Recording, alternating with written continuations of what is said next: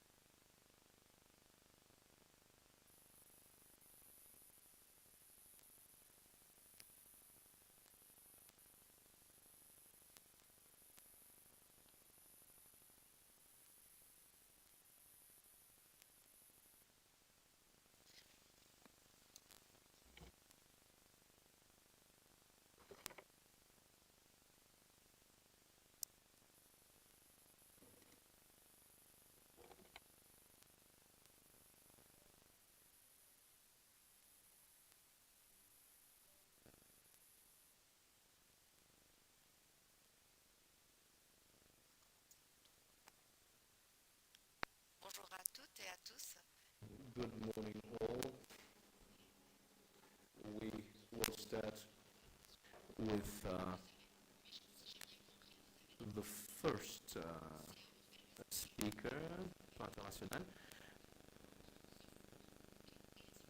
You have the floor. Thank you, Madam Chairperson. Experts on the rights and welfare of the child, esteemed committee members, distinguished representatives of member states, children of Africa, ladies and gentlemen, all protocol observed. We, the Joining Forces Alliance, namely Child Fund Alliance, Plan International, Save the Children International, SOS Villages International, Terre des Hommes. We respectfully urge the committee to advance the systematically and follow up on the implementation of General Comment Number 10, including its monitoring and evaluation framework, by promoting the integration of General Comment Number 10 indicators into state party reporting processes and tracking processes and the gaps through concluding observations and reinforcing accountability through evidence-based reporting. According to the AU-led continental study on children without parental care, an estimated 35 million children in Africa live without parental care, many of whom are disproportionately affected by protracted conflicts, war, climate change, poverty, and displacements.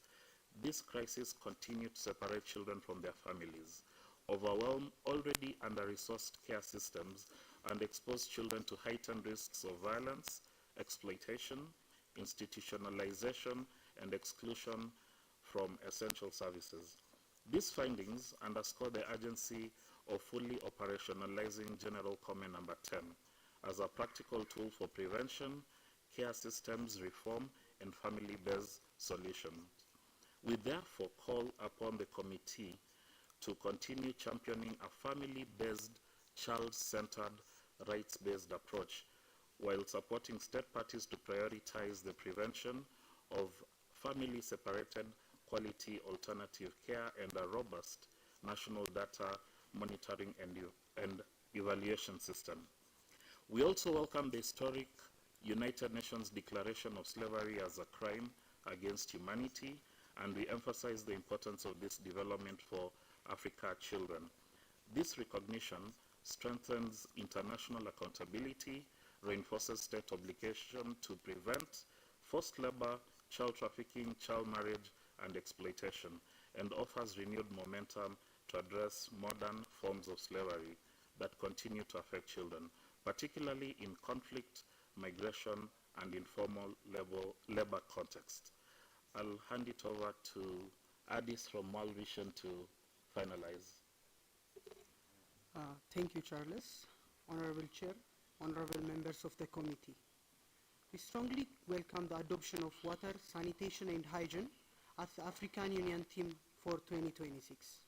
This is a timely and strategic choice, as access to safe water and sanitation remains a fundamental yet unrealized right for millions of children across Africa. Inadequate wash affects children's health, nutrition, school attendance, dignity and protection, particularly for girls. The lack for wash facilities in schools and health centers continues to expose children to preventable diseases, learning disruptions, and harmful coping practices. We urge the committee to use its mandate under the Charter to elevate WASH as a child right issue and to encourage member states integrate child-sensitive WASH targets and financing into national development plans, education strategies, and climate responses. We also commend the committee for the theme selected for 2020 alignment with the AU theme on WASH and the broader development and dignity of children in Africa. We see the 2026 Day of the African Child as a strategic opportunity to mobilize political attention, public awareness, and concrete commitments toward ensuring every child has access to safe water, sanitation, hygiene, nutrition, and healthy environment. We look forward to support the commemoration of the Day of the African Child at all levels. In conclusion, we respectfully recommend that the committee, first, strengthen guidance to member states on accelerating investment in children, particularly in education, health, nutrition, WASH, and child protection. Second, leverage the AU 2026 WASH team to advance child-specific standards, monitoring, and accountability. Third, advance the general comment on Article 14 through inclusive, evidence-based consultations. Fourth, deepen integration of climate change and environmental risks into reporting, jurisprudence, and advocacy. Fifth, encourage implementation of concluding observations supported by civil societies and partners. Sixth, continue championing children's voice, particularly those most affected by armed conflict, poverty, and climate shocks. Seven, urge member states to intensify collective action to protect children from grave violations of human rights in armed conflicts, harmful practices, exploitation, and emerging risks in the digital environment. Honorable Chairperson and members of the committee, we thank you for your leadership and dedication to the right and welfare of Africa's children. We firmly remain committed to standing with you, with member states, with partners, and with children themselves to ensure that the promise of the African Children's Charter are fully realized. We thank you for your attention. Merci. Je vous remercie énormément. Thank you very much. I thank you for this presentation that enlightens and guides the work of the committee, because through your presentation with regards to difficulties and barriers in terms of the implementation of the Charter on the rights and the welfare of the child, Nous, par la suite, travailler avec les représentants des gouvernements, travailler avec les États membres pour qu'il y ait plus de mise en œuvre de la Charte africaine.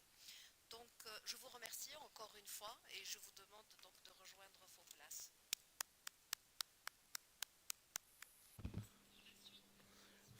for the rest of the program, and given that we have a whole list, we have a big number of organizations. We will start without further ado Dans la journée, with the representative of my. midi. Et je vous rappelle, s'il vous plaît, I would like vu que nous avons une grande grande liste d'intervenants. Please respect the time because we have several organizations that will have to speak. Prendre en considération Kindly be concise and brief. We want to take into account all your recommendations. et We're having a technical issue if you're hearing the interruptions.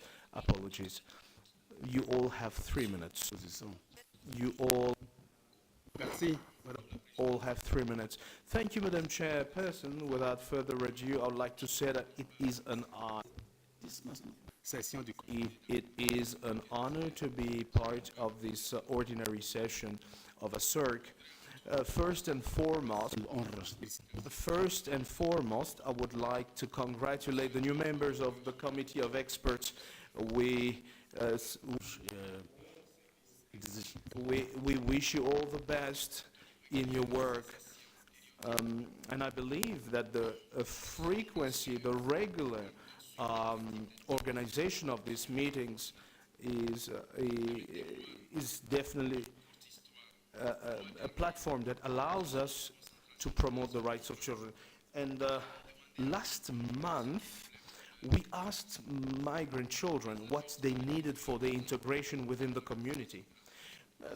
There were courses that were planned for professional training of these children. However, the children told us, we want a soccer field so that we could play with other children. And this initiative truly removed the barriers to integration, and it brought about, integration and, children participation. Without their participation, we would not have been able to achieve what we were able to achieve. Therefore, participation is no luxury to us. It is the very foundation of efficacy. And hence, I would like to seize this opportunity to tell you that I have a copy of the guide for the participation of children, which is called the Protocol of Implementation for of Effective Participation of Children. And this protocol is a powerful tool for including children so that they can participate effectively and efficiently.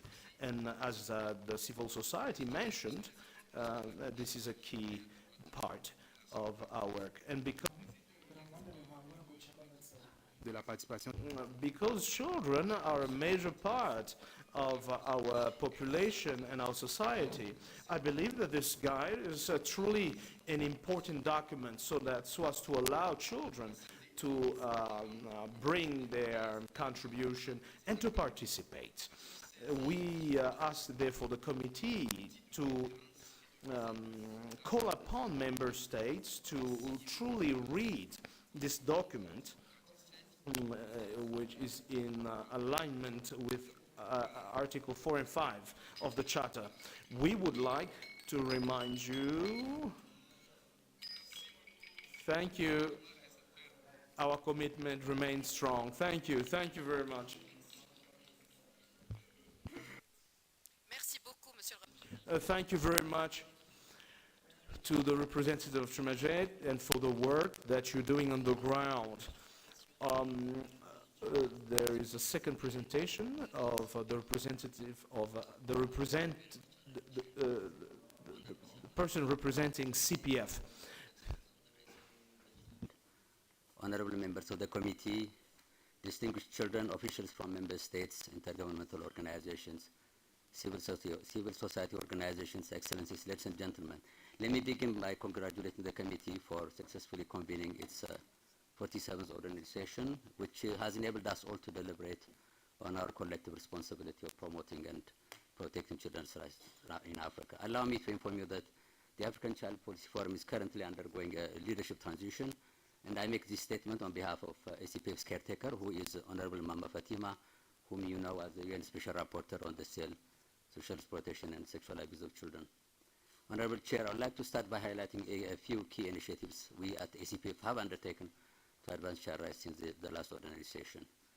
The first relates to our multi-year project on evidence-based advocacy to expand access to pre-primary education for children with disabilities in Africa. The CPF recently completed a multi-country study on disability inclusive pre-primary education, drawing on both primary and secondary data. The study examines national policy frameworks, classroom practices, and the key barriers and enablers to disability inclusion for young learners. Its findings will guide our upcoming national advocacy engagements in each of the case study countries.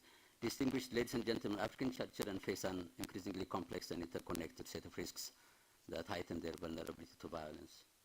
Our continental platform, the African Partnership to End Violence Against Children, has been playing an important role in galvanizing the voice of stakeholders working to prevent and respond to violence against children in Africa. This year, in close collaboration with the African Committee of Experts, we are currently working towards building consensus for an African common position on ending violence against children, which will inform the second Global Ministerial Conference on ending violence plan to be held in the Philippines around mid-November. We seek to achieve through multiple pathways, including through the upcoming Interrex panel, scheduled to take place during the committee session, and through the Continental Conference, which will be convened in September. I am also pleased to inform you that we have begun work on the 8th edition of the African Report on Child Wellbeing, to be released by the end of the year. This year's edition of this highly anticipated report will focus on the African child and the family, shedding light on the state of the African family and the evolving challenges it faces, and the implications of this for the well-being of our children. In March, we convened an experts roundtable to solicit feedback on the scope, architecture, and methodology of the report. We were honored by the presence of Honorable Anne Musiwa at the convening, and we thank her for her insights and for championing this issue.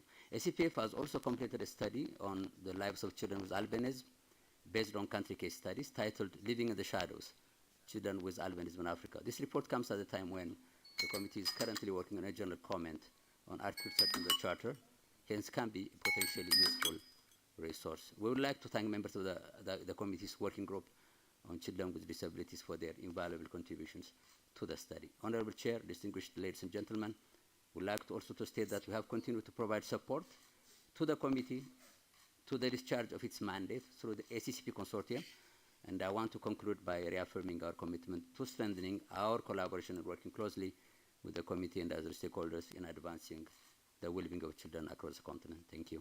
Merci beaucoup, Monsieur le Représentant. Thank you so very much to the representative of CPS. We would like to commend all your realizations on the field, and equally for your unwavering support and further support to the committee and the working group, and equally so the special mechanisms. Without further ado, we are going to proceed with the presentation of Hilda. Thank you for observing the time allocated to you. You have the floor. Thank you.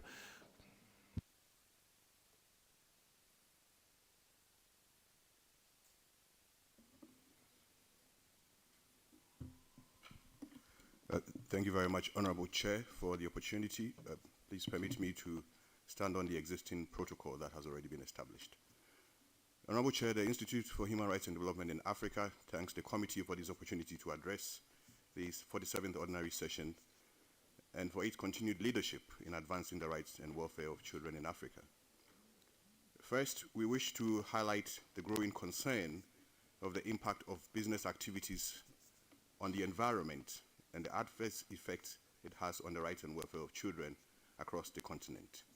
In Kabwe, Zambia, decades of lead and zinc mining have left behind vast quantities of toxic waste, which continues to contaminate surrounding soil and water resources. Reports indicate that more than 95% of children living near the former mines in Kabwe have elevated blood lead levels, leading to irreversible health consequences, including neurological damage and developmental delays.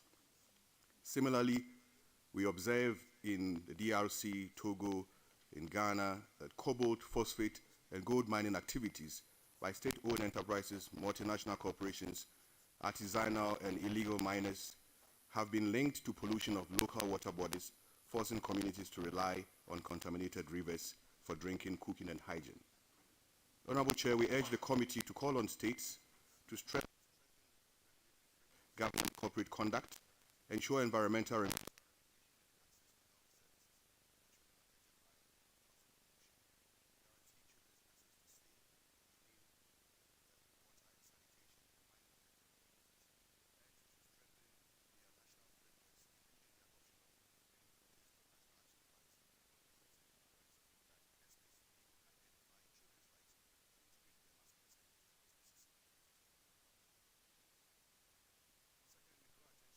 issue of statelessness across the continent, with gaps in registration systems, restrictive nationality laws, and difficulties in obtaining identity documentation, which continue to affect children and places them at risk of statelessness in many contexts across the continent.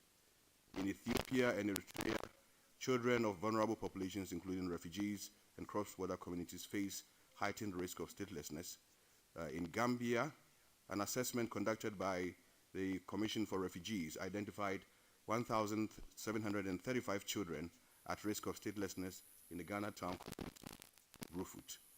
We urge the committee to call on states to strengthen birth registration systems, adopt legal safeguards that prevent children from becoming stateless, establish mechanisms to identify, register, and protect stateless children, accelerate ratification of the Protocol on Nationality and Eradication of Statelessness.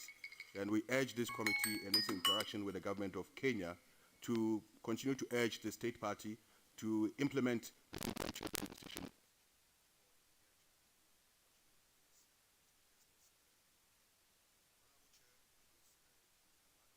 This committee to continue to work towards implementation of the decision against Tanzania on behalf of children with autism who are facing severe challenges in education, healthcare, among others. And we hope that together with the efforts of the African Court, this decision will be implemented. Honourable Chair, with those brief remarks, we wish the committee, we encourage the committee to continue on its record of protecting children across the continent. We wish you fruitful deliberations, and we thank you for this opportunity. Merci beaucoup. Merci beaucoup. Thank you so very much to the representative of IRDA. I can guarantee you unfetteredly that we are committed to stand shoulder to shoulders in this regard. Now, equality now. The representative of this organization, you have the floor. Please respect the time. Thank you. The Honorable Chairperson of the committee, committee members, state party representatives, and fellow civil society organization. Equality Now, an international human rights organization, commends and congratulates the Honorable Chairperson and the Honorable expert members for the successful convening of the 47th Ordinary Session of the Africa Committee of Experts on the Rights and Welfare of the Child. While member states and stakeholders have made commendable progress in advancing the rights of children in Africa, the pace of progress remains disturbingly slow, affected by resource limitations, climate change-related and conflict emergencies, inadequate participation of children in planning and budgeting for programs, and essential services affecting them, increasing online risks and harms. Legal protection gaps and inadequacies leading to impunity and lack of sustained protection of children against harmful practices, sexual exploitation, violence, and abuse. In view of the foregoing, we submit our statement as follows. Call for strengthening legal protection mechanisms to protect children from sexual exploitation and violence. Children across Africa, particularly girls, face increasing sexual exploitation and trafficking, both online and offline. Evidence from recent reports, including studies by Child Fund, UNICEF, UNODC, and Interpol, show that online grooming, digital exploitation, and child trafficking are rising at alarming rates across Kenya, Uganda, South Africa, Ethiopia, and other countries. Further, the report shows that more than half of trafficked persons in sub-Saharan Africa are children, with girls disproportionately affected by sex trafficking. Trafficking cases are misidentified or downgraded, investigations are delayed, and weak protection systems allow continued revictimization. Despite existing laws, implementation remains inconsistent as frontline officers often lack specialized training, referral pathways are fragmented, and survivors and children are at risk face significant barriers to reporting due to stigma, fear, and the absence of child-friendly services. Technology-facilitated trafficking is growing rapidly, yet many member states have not updated legal frameworks to address sexual exploitation and abuse in the digital environment, including online grooming, child sexual coercion and extortion, and the use of generative AI in exploitation and abuse of children.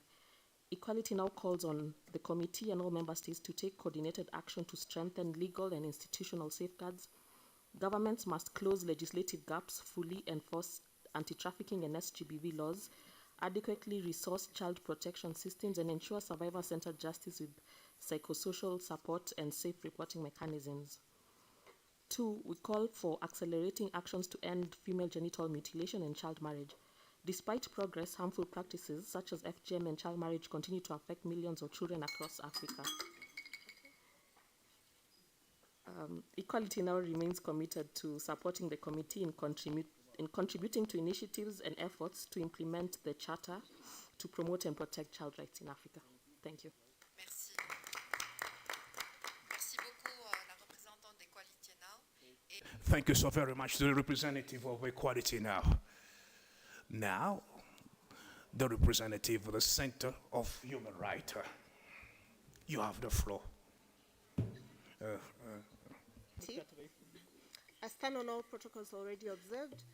On behalf of the Center for Human Rights and in the interest of time, I would like to take this opportunity to highlight 2 main issues for the committee's consideration during the current session.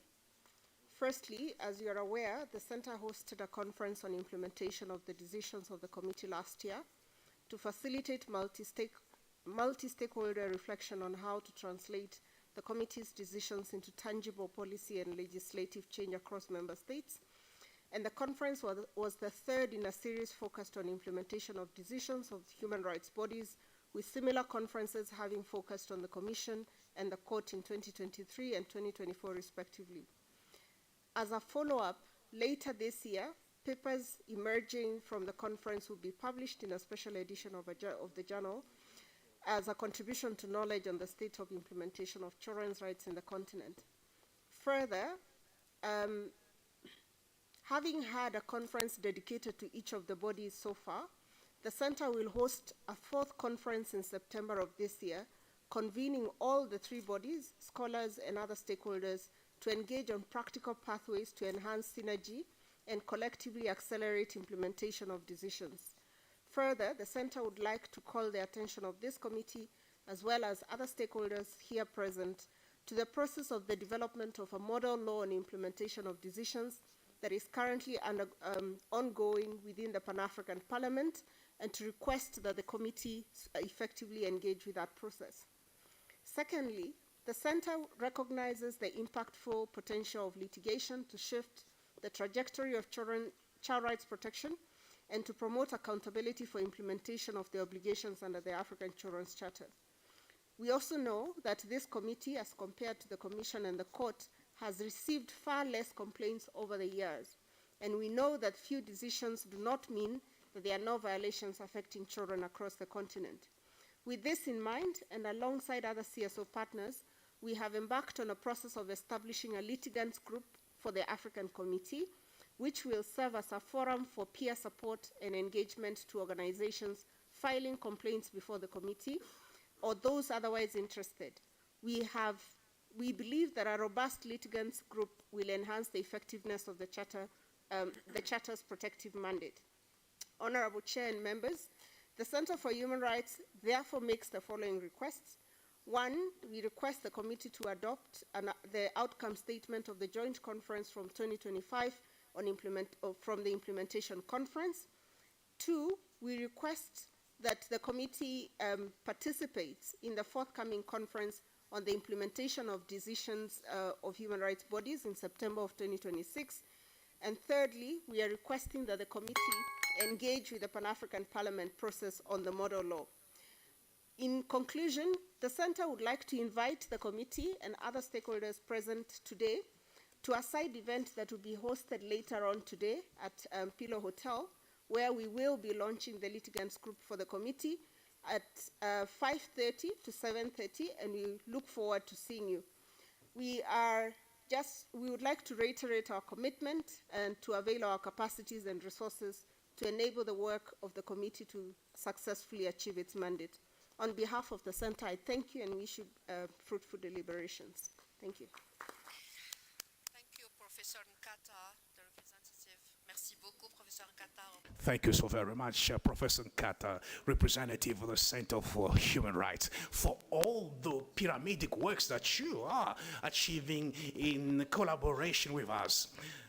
The next speaker will be the representative of the Center of Reproductive Rights. You have duly the floor. Honorable Chair, the Chairperson, honorable members of the committee, distinguished delegates, allow me to stand on existing protocol. The Center for Reproductive Rights appreciates the opportunity to address this 47th session and commends the committee's continued leadership in advancing children's rights across the continent. Its normative frameworks and their implementation remain vital in shaping state accountability and strengthening protections, particularly in adolescent sexual reproductive health and rights. Yet, persistent structural inequalities, stigma, and restrictive laws continue to hinder adolescents, especially girls, survivors of sexual violence, and marginalized groups from accessing the essential sexual and reproductive health information and services. Despite these challenges, important advances have been achieved. In Nigeria, the High Court affirmed the state's duty to remove barriers and ensure access to accurate information and care.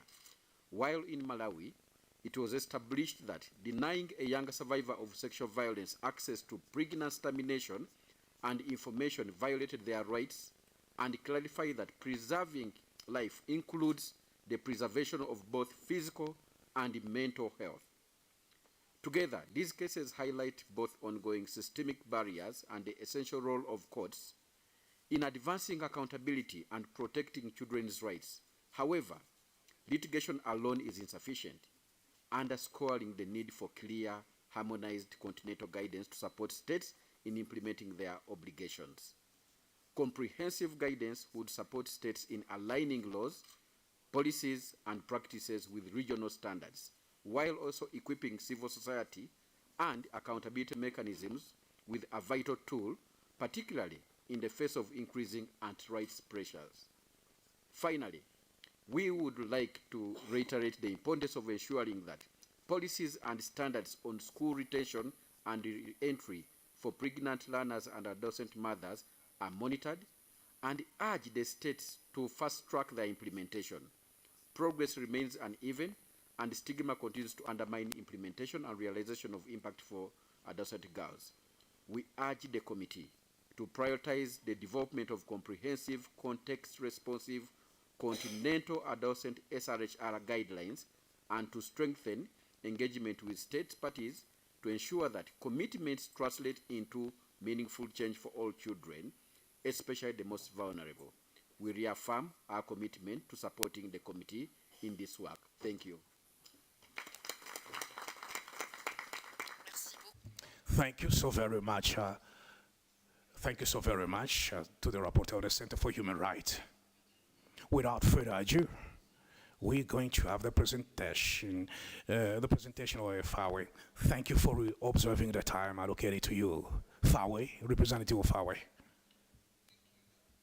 Honorable Chairperson, Your Excellencies, our beloved children, colleagues from the civil society organization, distinguished ladies and gentlemen, greetings from the Forum for African Women Educationalists. We are honored to address the African Committee of Experts at its 47th ordinary session and warmly congratulate the newly appointed members of the committee. I would like to mention that over the past 30 years, FAWE has worked to ensure that every girl accesses inclusive, safe, and high-quality education. We reaffirm our commitment to partnering with this committee to advance the rights and welfare of all children in our continent. FAWE draws attention its continued engagement with this committee, particularly our call for member states to domesticate and implement the Continental Education Strategy for Africa, that is the CESA 2026-2025.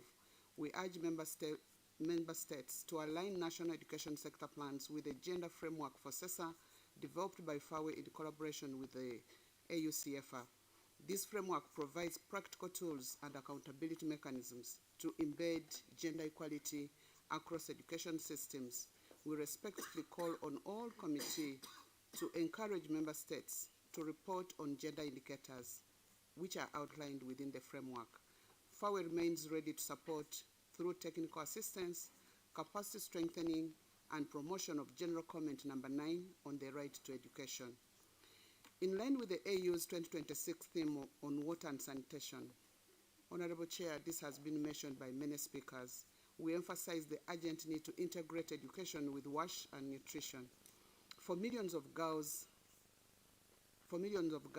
lack of safe water and sanitation is a direct barrier to school attendance. We urge member states to strengthen multi-sector financing across education, water, health, and the gender ministries, and to institutionalize gender transformative WASH within the education systems. You will agree with me that globally, 1 in 8 girls experiences sexual violence before the age of 18, with sub-Saharan Africa disproportionately affected. School-related gender-based violence continues to undermine girls' rights to education. We therefore call on the member states to ratify and implement the AU Convention on Violence Against Women and Girls, to fully operationalize the Safe Schools Declaration and adequately finance re-entry policies for the adolescent mothers and the vulnerable girls. Children with disabilities, Honorable Chair, this is another issue that has been mentioned since yesterday. Children with disabilities are up to 10 times more likely to be out of school, with girls facing compounded discrimination and heightened risk of violence. We therefore urge member states to adopt inclusive education frameworks, invest in assistive technologies and trained personnel, and strengthen education data systems with disaggregation by gender, disability, socioeconomic status in line with the General Comment number 9. In conclusion, Honorable Chairperson, girls' education is not a sectoral issue. It is a foundation for Africa's future. FAWE remains committed to working with the committee, the African Union, member states, and partners to ensure that every girl in Africa learns, thrives, and leads. Thank you very much. Thank you so very much, Madame the Director of FAWE, for your brilliant presentation. The next one will be buttressed by Madame the Representative of Grassa Machel Trust. Distinguished members of the committee, excellencies, colleagues, and our children, warm greetings from the Grassa Machel Trust, a Pan-African advocacy organization committed to advancing adolescent girls' rights and opportunities across our continent. We commend the committee for its leadership and for holding all of us accountable to the vision of the African Charter. This year's focus on water, sanitation, and hygiene is not an abstract. It is lived every day by millions of African children, especially girls. Imagine a 13-year-old. She wakes up before sunrise, not for school, but to walk along a long distance in search of water. By the time she returns to school, the school day has begun or her energy is gone. Now imagine it is her menstrual cycle. At school, there is no privacy, no clean water, no dignity. So she chooses absence over shame. And that absence slowly becomes a life altered. According to the 2022 UNICEF report, women and girls are responsible for water collection in 7 out of 10 households. They travel further, they lose time for education, and they face greater risks. So for adolescent girls, water is dignity. Menstrual hygiene management is essential to retention. It is essential to confidence and learning outcomes. Yet, Honorable Chair, this remains a reality for millions of girls across our continent, and this is not the Africa we believe in. At the Grassa Machel Trust, we hold a clear conviction that every girl has a right to dignity, every girl has a right to education, safety, and opportunity. And through the Pan-African Adolescent Girls Movement, now active in 10 countries, reaching over 144,000 girls, we have a vision to reach 20 million girls in 30 countries by 2035. We believe that girls are busy organizing, advocating, and leading change, and nearly 77% stronger confidence and voice and agency, and they practice that. In Malawi and Kenya, they are leading school cleanups, they are creating peer support systems, and engaging leaders to demand better WASH services. They are not waiting for change, Honorable Chair, they are driving it. But their leadership must be matched by ours. We must invest in WASH at scales At scale, institutionalize menstrual hygiene in every school and include girls as decision makers in the solution that affects them. Honorable Chair, as one of your implementing agents, the Grasa Machel Trust stands ready to work alongside you to ensure that policy development and implementation includes our Pan-African girls. When we speak of children, Honorable Chair, we are walking on sacred ground, as we will be judged quietly but decisively by whether we choose action over delay and whether we stood up for every child when it mattered most. I thank you. Merci beaucoup, Madame la représentante. La prochaine présentation. Thank you so very much. The next presentation. Nelson Mandela Children's Fund. Vous avez la parole. Honourable Chairperson, distinguished members of the committee, colleagues, partners, and most importantly, the children. We feel it only correct to start with the voice of a child, and I would like to share a quote from the young lady that shared her poem with us yesterday. I was struck by it. One line read, I quote, "Dignity grows where water flows." I cannot think of a more powerful statement on the importance of WASH, and it's true when we listen to children, we hear the voice of truth. In our work, under child survival, development, and thriving, we see how WASH shapes children's chances from the very start. For pregnant women, inadequate WASH increases the risk of infection, undermines maternal health, and strips away dignity. Where WASH fails in health facilities, the consequences are serious. Infection prevention breaks down, health workers are constrained, trust in clinics is weakened, safe pregnancy, safe childbirth, and early childhood survival depend on something very simple: clean water, safe sanitation, and hygiene. For children, especially those in their early years, poor WASH contributes to diarrheal diseases, malnutrition, stunting, developmental delays, and preventable deaths. It disrupts school attendance, it exposes children to unsafe environments. In South Africa, WASH challenges are deepening and unevenly felt. Water scarcity, aging infrastructure, sanitation backlogs in informal settlements in rural areas, and environmental degradation continue to shape daily realities. Crucially, effective WASH responses must be shaped by children, not only for them. Child participation is a cornerstone of rights-based WASH work. Our work with 48 young community activists in our Legacy Academy has shown us that children are experts in their own environments. They identify unsafe toilets, broken taps, poor hygiene conditions, dirty parks, and risks of violence that adults frequently overlook. When children participate, WASH interventions are more relevant and safer and, importantly, more sustainable. We urge this committee and member states to prioritize 1. WASH in healthcare facilities, especially those serving pregnant women and young children, 2. to help us address inequality in access, and 3. to institutionalize meaningful child participation in WASH policy, planning, and monitoring. And we assure you, Madam Chair, that the Nelson Mandela Children's Fund stands ready to support all the other colleagues and partners and yourself in this important mission. I thank you. Merci beaucoup, Monsieur le Représentant. Thank you very much.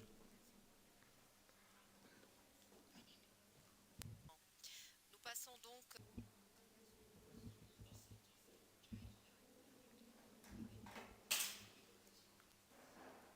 You have 3 minutes, please. We extend our gratitude to the committee for this opportunity to make these remarks. The Center for Child Loss work for the past 27 years, as further guided by the African Charter on the Rights and Welfare of the Child, is grounded in strategic litigation, advocacy, and research.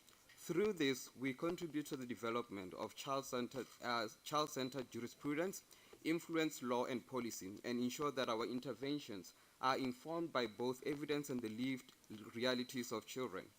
We begin by echoing the powerful interventions made yesterday by the children's representative. Their contribution reminds us that children are not merely beneficiaries of rights, but active rights holders whose voices must be heard and taken seriously. The issues raised, particularly those relating to sanitation and the need for safe, healthy, and conducive learning environments, reflect the daily realities faced by many children across the continent. These are not isolated concerns. They are systemic challenges that directly affect children's dignity.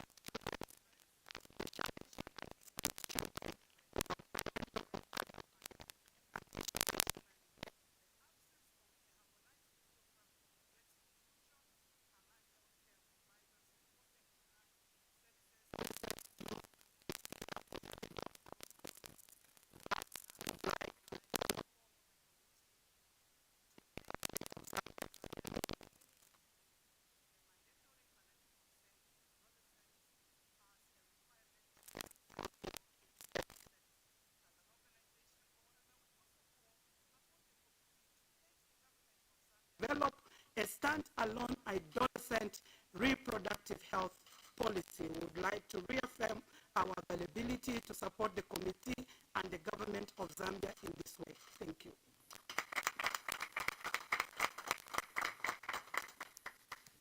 Thank you, Madam, for the presentation. With that, we have come to the end of the presentations by affiliated CSOs. Would like to indicate to the participants and presenters that we understand that you came a long way to come and we understand that you have come a long way to come and share with us whatever that it was of concern that you would be given another chance during the open sessions to make further contributions on your reports or on your concerns. We understand that 3 minutes is not adequate. So please bear with us. Know that as we continue with the program, whenever you get an opportunity to share more information, please do so. At this moment, I'll call the chair of working groups to the front so that they can come and share with us their presentations on intersession activities.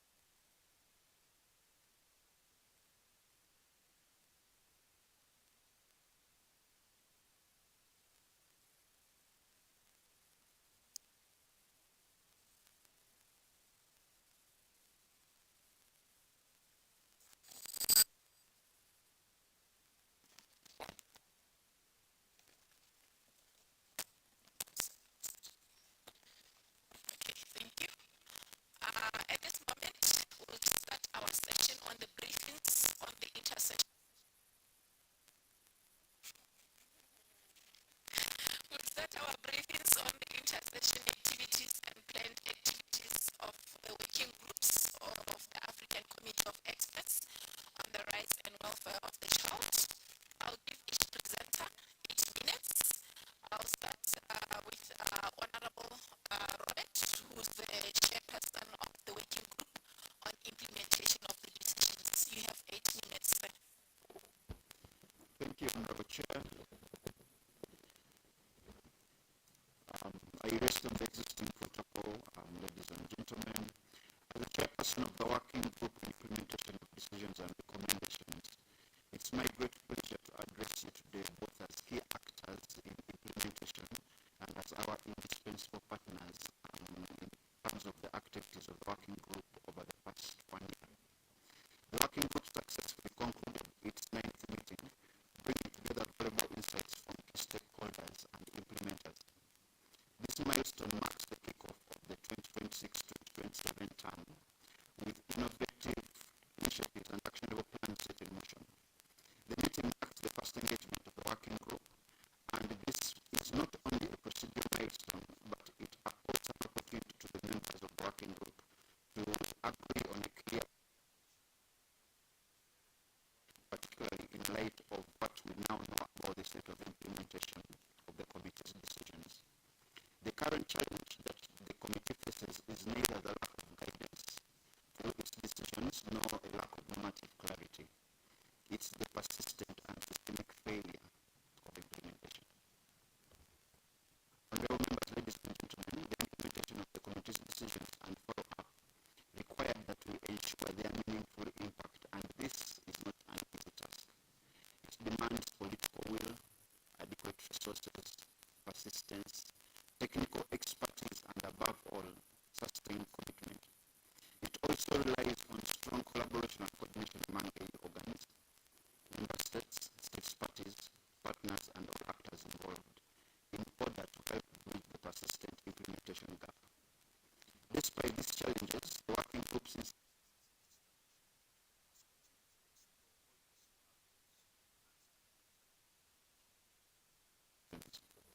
it's precisely in this context that the working group gathered for its 9th meeting, held just 2 days ago, to take stock of the progress achieved, reflect on the challenges encountered, and agree on actions required and activities to strengthen its work going forward. In this regard, a new milestone has been achieved, marking an important step in shaping the trajectory of our future activities. In particular, the Executive Council at its February 2026 session adopted a decision relevant to the committee in which it encouraged member states to establish legally grounded and well-resourced national mechanisms for implementation, reporting, and follow-up. It further calls on the committee to engage with the PRC Subcommittee on Democracy, Governance, and Human Rights to address challenges hindering the effective discharge of its monitoring mandate, and requests the committee to report to the PRC Subcommittee on the status of implementation of its decisions. This decision, honorable members, ladies and gentlemen, reflects and reinforces the proposals put forward by the working group adopted by the committee during its ordinary session. The working group during its meeting held briefings with key partners and actors involved in implementation, including the African Court on Human and People's Rights, the Center for Human Rights, and the Office of the United Nations High Commissioner for Human Rights, both the AU and the Geneva offices. These exchanges identified opportunities to strengthen collaboration, promote cross-fertilization of the practices, and build on existing synergies among Africa human rights mechanisms and partners. Recognizing the need to enhance coordination and collective action by leveraging on existing platforms and harmonizing these efforts, the working group deliberated and agreed on a work plan, which includes, among others, the following. 1. The launch of a publication on the status of implementation of the committee's decisions and recommendations. The developing of a second implementation of the committee's decisions. Organize a regional workshop on the establishment of focal points for the committee. Engage the Office of the United Nations High Commissioner for Human Rights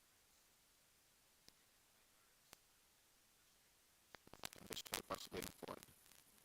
And finally, to strengthen engagement with civil society organizations, national human rights institutions, including these of organized group sessions, whether virtual or in person, to support the implementation and follow-up of specific activities. It should be noted that this working group is the first mechanism of its kind in the AU human rights system, with a mandate devoted exclusively to implementation and follow-up.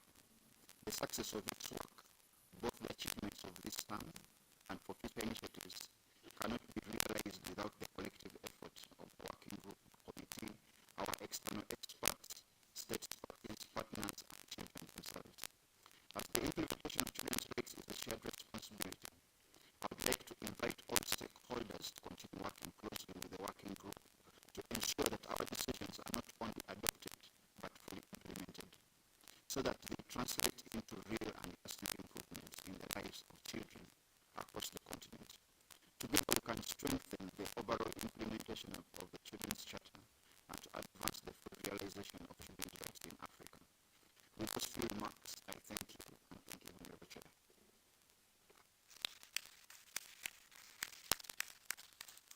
Thank you, Honorable Robert, for the presentation. Kimbo, to the floor, who is the chairperson of the Working Group on Children's Rights and Business. Thank you, Chair, for giving the floor. A brief summary of what we've been doing and the prospects of our working group. I'd like to remind that the working group aims to integrate child right-based approach into business practices with a view to addressing business-related child rights challenges in Africa. It continues to advance a continued vision where business operation contribute positively to the well-being of the children. Ladies and gentlemen, in the past few months, the working group has undertaken some activities and initiatives to advance children's rights in the context of business. To begin with, we issued a statement in the commemoration of the Safer Internet Day 2026, and this statement highlighted the importance of ensuring a safe, inclusive and empowering digital environment for children, and underscored responsibilities of state business actors and other stakeholders in protecting children's rights online. The working group further took part in other activities to commemorate the Safer Internet Day, including a high-level leadership forum organized by Child Online Africa in partnership with the African Telecommunication Union and the International Telecommunication Union Regional Office for Africa, and a local commemoration organized here in Skillshare, Lesotho. In these events, the working group emphasized the need for effective implementation of AU online child safety and empowerment policy at the national level, including its integration into legal and policy frameworks, capacity building, and strengthening accountability. It also highlighted the need to align national frameworks with continental standards to adopt coordinated child-sensitive measures to address online risk. This participation contributed to raising awareness of the committee's work and advancing advocacy on children's rights in digital environment. Furthermore, the working group was represented at the launch of a study, State of Play 2025, ACERWC and Human Rights Report, organized by the Raoul Wallenberg Institute and Konrad Adenauer Stiftung. The working group's contribution focused on the impact of African continental free trade areas agreement on children's rights, highlighting both opportunities and risks and emphasizing the importance of integrating child rights impact assessment into trade and investment processes. Last but not the least, the week on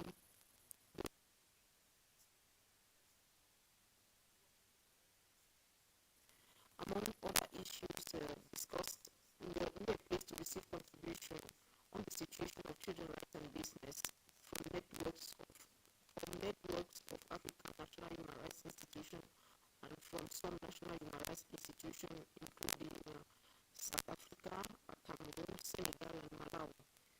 We believe that the continued collaboration with NANRO is important as they play a vital role in advancing children's rights at the national level, including in the area of children's rights and business.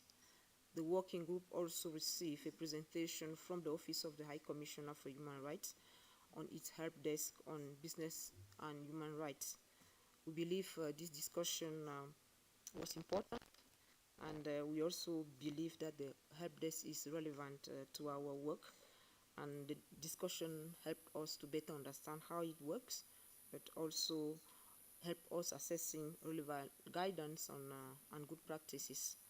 And we hope that this collaboration will strengthen the integration of child rights into business policies and processes, that also help our working group in monitoring the state's obligation in this area.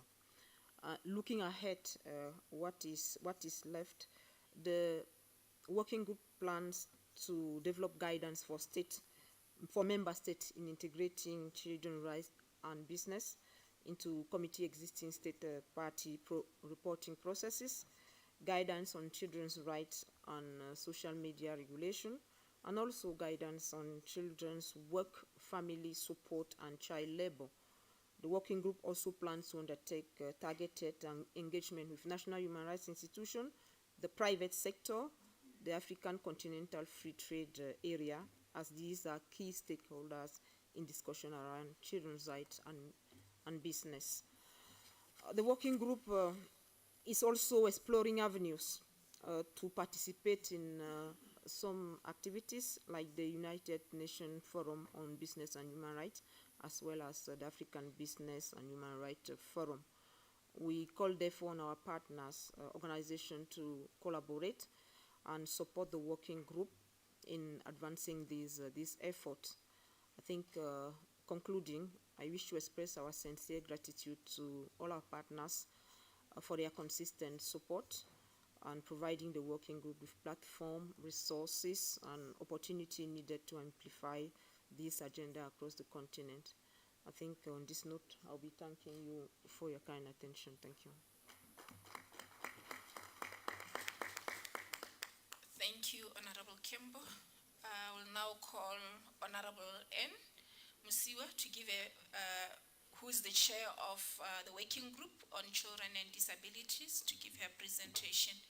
Honorable N, the floor is yours. Thank you very much, Chair of the session, and thank you very much for the good way you are conducting this session.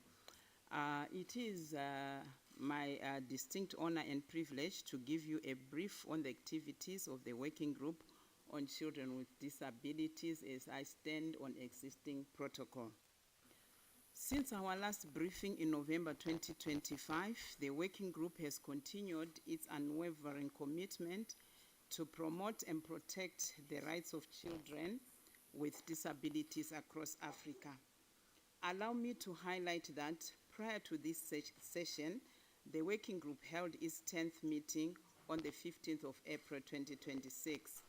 The group welcomed the new committee members and external experts, recognizing their invaluable expertise, that it will greatly strengthen our collective efforts and enrich the quality of our work. A key segment of our meeting was dedicated to a briefing by the Department of Health, Humanitarian Affairs and Social Development. Particularly, the working group discussed on how to work with the department on the Continental Initiative on Inclusive Vision and Hearing.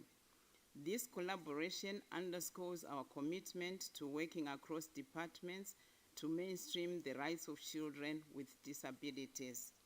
The working group identified activities to be carried out for the next 2 years and highly emphasized the need to expand the pool of partners.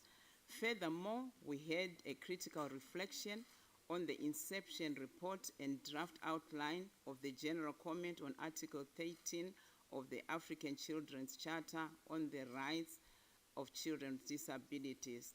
This draft shall be presented to us all during this 47th ordinary session. Ladies and gentlemen, Excellencies here present, I would also like to highlight that in collaboration with the Africa Albinism Network, the working group held a discussion on the guiding note on the reporting on the rights of wealth of children with albinism during the 28th session of the Civil Society Organization Forum.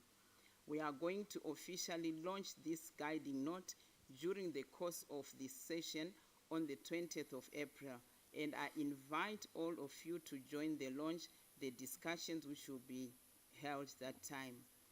Allow me to highlight some of the main activities the working group intends to undertake in line with its work plan. We are mindful on building on our previous work, hence we'll focus on the popularization of the study on the status of children with disabilities in Africa through a policy brief and other modalities. Our flagship activity between 2026 and 2027 is the development, finalization, and dissemination of the general comment on Article 13 on children with disabilities. The working group is committed to making the process of the development of the general comment as inclusive as possible. Various targeted consultations are going to be held with different stakeholders. The working group invites all stakeholders to bring their expertise and insights to enrich the drafting and validation process.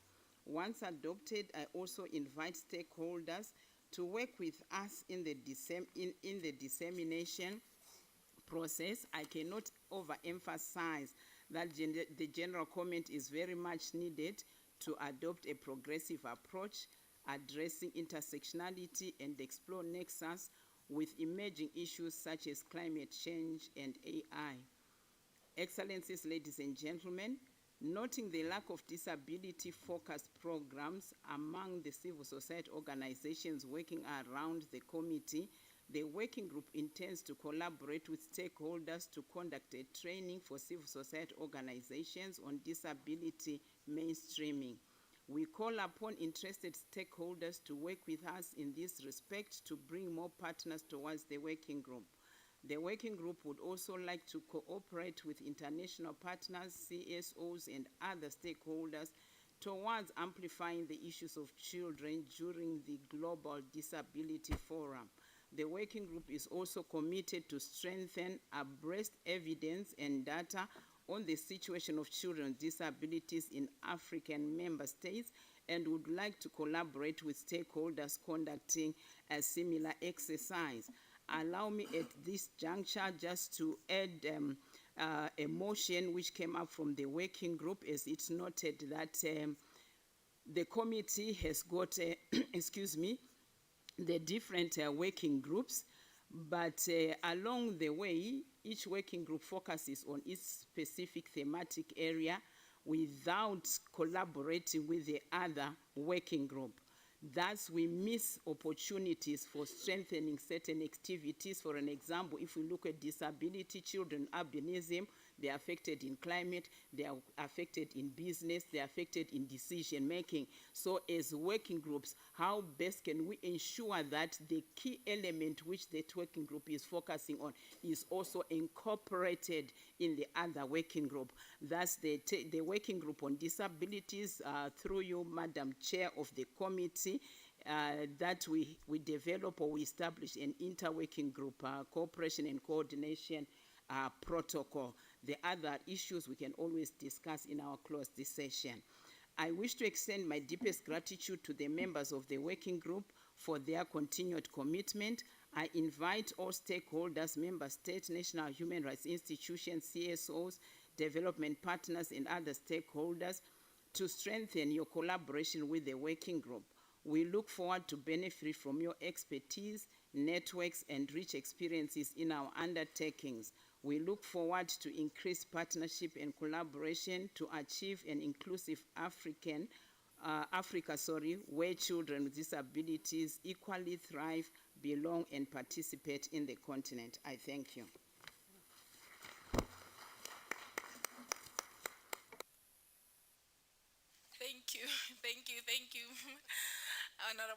for the presentation. I will now give the floor to Honorable Sabrina, the chair. Thank you, Honorable Poloko, the chairperson of this session. And now, because through you, I want to thank all the chairpersons of working group and the members of the working group, even the external consultants and the members of the secretariat for the big effort they held until now. Now, let me give the floor to Honorable Poloko. She's the chairperson of Child Rights and Climate Change for your statement. You have the floor, Honorable. Madam Chairperson of the African Committee of Experts on the Rights and Welfare of the Child, honorable members of the committee, excellencies, distinguished representatives of member states, representatives of the African Union Commission, distinguished partners from United Nations agencies, civil society organizations, national human rights institutions, dear children and colleagues, protocol observed. It is my honor to address the 47th Ordinary Session delegates in my capacity as chairperson of the Working Group on Children's Rights and Climate Change on the outcomes of our 10th meeting of the Working Group held here in Maseru, Lesotho on the 16th of April 2026 and on the work plan for the period April 2026 to December 2027. The 10th meeting allowed the working group to reflect on the activities undertaken under its previous mandate and to deliberate on the possible activities the working group would like to do to respond to issues of climate change and children's rights. First and foremost, I would like to convey that the working group has decided to continue to deepen its campaign entitled 1.12 High, a child rights-based approach to climate action in Africa. The slogan is deliberate. It reminds the world that even at the current level of 1.1 degrees Celsius above pre-industrial levels, African children are already bearing the effects of the crisis. The message is therefore simple and urgent. 1.1 is already too high for the children of the continent or Africa. The campaign calls for action that responds to the problem and for the prioritization of child-sensitive mitigation and the prioritization calls for child-sensitive climate mitigation and adaptation. The campaign will serve as the umbrella under which every activity of the working group will be undertaken.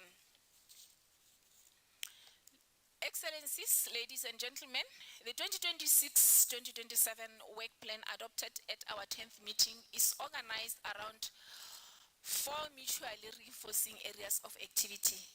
First, on awareness raising, by participating in key commemorations such as the Africa Environment and Wangari Maathai Day, Earth Day, the Africa Day of Seas and Oceans, and the Africa Food Security and Nutrition Day. It plans to convene workshops with civil society organizations and national human rights institutions and conduct a seminar on children's rights and climate change on the sidelines of the 3rd African Climate Summit in 2027. Second, on development of advocacy briefs on climate migration and children's rights, as well as on children's rights to food, water, and climate change. Third, on global and regional engagement, the working group will work on an engagement strategy for COP32, which will take place in Ethiopia and the African Climate Summit. It aims to establish relations with key stakeholders such as the African Climate Summit. It aims to establish relations with key stakeholders such as the African Group of Negotiators to the United Nations Framework Convention on Climate Change. Fourth, on the development of guidelines and standards. The working group's plans to subject to resource availability to develop guidelines for member states on integrating climate mitigation and adaptation to their national development plans. Excellencies, ladies and gentlemen, I wish to place on record the working group's appreciation for the timely intervention made by Save the Children during our meeting, where Mr. Solomon Gezahin presented the guidelines to integrate environment and climate change issues into CSO's monitoring and alternative reports. This is a practical tool that will strengthen the quality of alternative reports received by the committee. It will deepen the evidence base on how climate change is affecting children across the continent and build a common language between civil society and the committee on the nexus of climate and children's rights. The working group endorses the guidelines and looks forward to supporting its rollout in the coming reporting cycles. Excellencies, ladies and gentlemen, this work plan cannot be implemented by the working group alone. Therefore, on behalf of the working group, I kindly request our partners to work more closely with us to achieve the goals and activities of the working group. We call on our long-standing partners such as Save the Children, ACPF, TD Homes, the Center for Human Rights, and the Dollar Omar Institute to continue their strategic engagement with us, particularly in rolling out the CSO guidelines document. We call on national human rights institutions, civil society organizations, and academic partners across the continent to support our agenda. In conclusion, I would like to encourage all the partners to promote child participation and engagement as we implement the work plan. I also want to thank our external experts as well as CSOs for their contribution in ensuring that we fulfill our agenda. I would also want to thank all the presenters this morning who managed to indicate their commitment to issues of climate change and children's rights in their work. I'll also call for collaboration, technical, financial, and political support from our partners present here today that we need you in order to accomplish our activities and goals. I thank you for your attention. Thank you, Honorable Poloko, Chairperson of Child Rights and Climate Change. And now I hand over the reins to you to continue presiding this session. So you have the floor. Okay, thank you, Honorable Chair. At this moment, the floor is open to comments. Thank you. Oh, okay, I'll start with the members, the honorable members of the committee. From there, I'll open to the states. Honorable members of the committee, do you want to respond?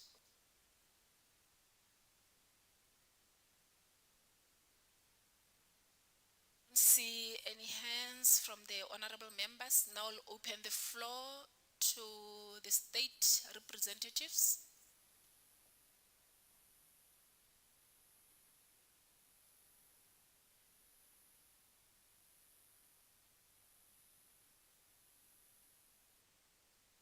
All right, there's no response from the state representatives.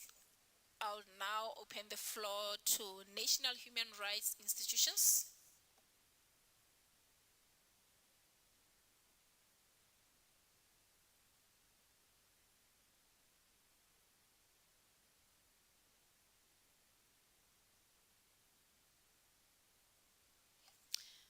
This is an opportunity for you to add more information if you want to concerning the earlier presentations that you made.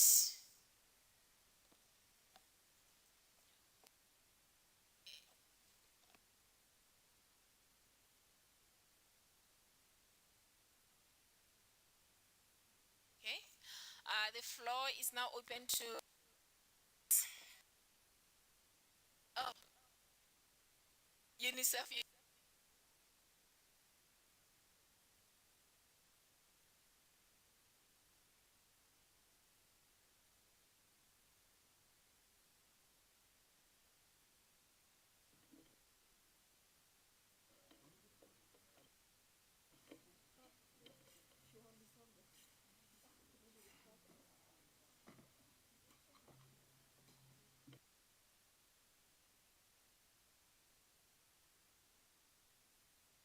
We need a mic for UNICEF.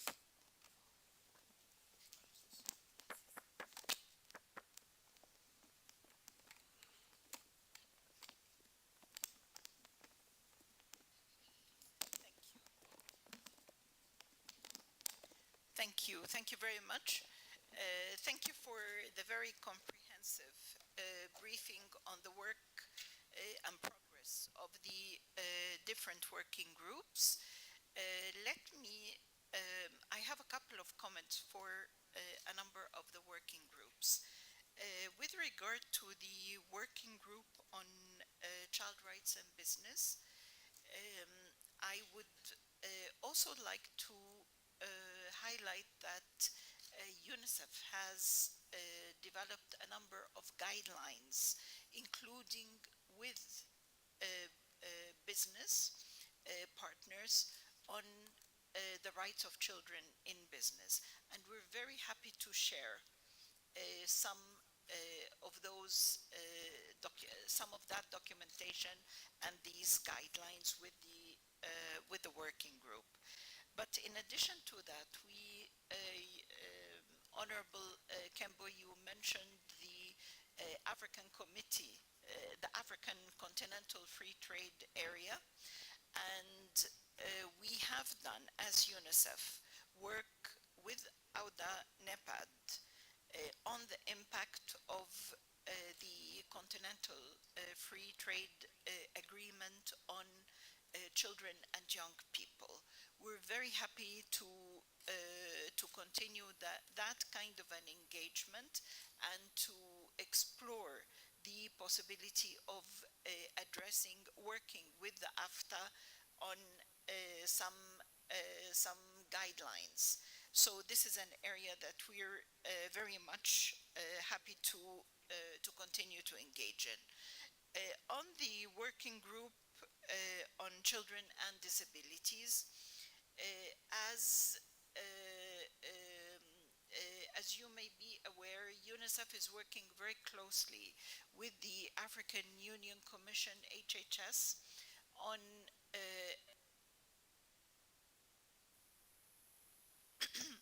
on a comprehensive program on disability. And I think that they provided a draft for your kind review. So this is again an area where we are very happy to work with you. On the working group, child rights and climate change, we're very much engaged with the African Union, of course, through our office in Ethiopia as well, on the COP 32. And I think it would be a great opportunity to work with the committee and with the working group on seeing what are the opportunities for advocating for children rights and climate change. So just an opportunity to recognize and to thank you for the very constructive work that you're doing, and just to reiterate that we're happy to continue to work very closely in sharing the various guidelines that we have and collaborating with you as needed in organizing some advocacy events in some of these global fora. Thank you. Thank you, UNICEF. Any other UN agencies? Okay, In the absence of any UN agencies, I'll call upon CSOs for their contributions. Or maybe before the CSOs, I'll call the external experts. Yes, I see a hand is up at that corner. I can see. Okay, Dr. Stress, the floor is yours. Thank you very much. Thank you, Honorable Chair, and thank you, Honorable Anne, for the presentation on behalf of the working group. It's really an honor to work under your leadership. I just wanted to reinforce the point that Honorable Anne made on the interworking group cooperation and coordination protocol that the working group is, that our working group on the rights of children with disabilities is proposing for adoption during this session. So we recognize that each of the working groups were created to focus thematically on specific issues that did not want to be missed. But in doing that, a gap then emerged, and the gap was that the fact that the children's issues are cross-cutting, it means when we're thematically focusing on just one issue, we miss the opportunity to collaborate within our groups to collectively work on these issues. In the sessions, each working group develops their strategic plan and they set their priorities. However, because the other working groups are not aware of what the priorities are within working groups, it means that they are also not able to support each other to ensure that those strategic activities are achieved. So this particular protocol would help cover that gap. Each working group will provide the details of their strategic plan to the rest of the working group and request them to provide in writing how they would incorporate these priorities into their work. And that would be done across all 4 working groups. So we believe that with using this approach, children can be reached at multiple levels. There will be strategic coherence so that mandates will be mutually reinforcing rather than operating in parallel. So thank you so much. That's what we're working on. Thank you. Now the floor is open to the CSOs. Merci beaucoup. Thank you so very much. I am Adelis from SOS Village. Please wear your headphone. I'm Adelis from CSO.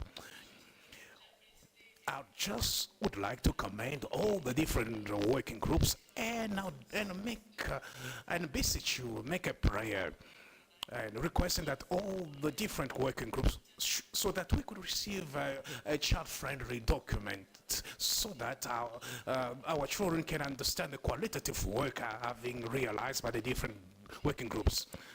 Given that this is a document directed to adults, our children do not grasp what you are doing of greatness.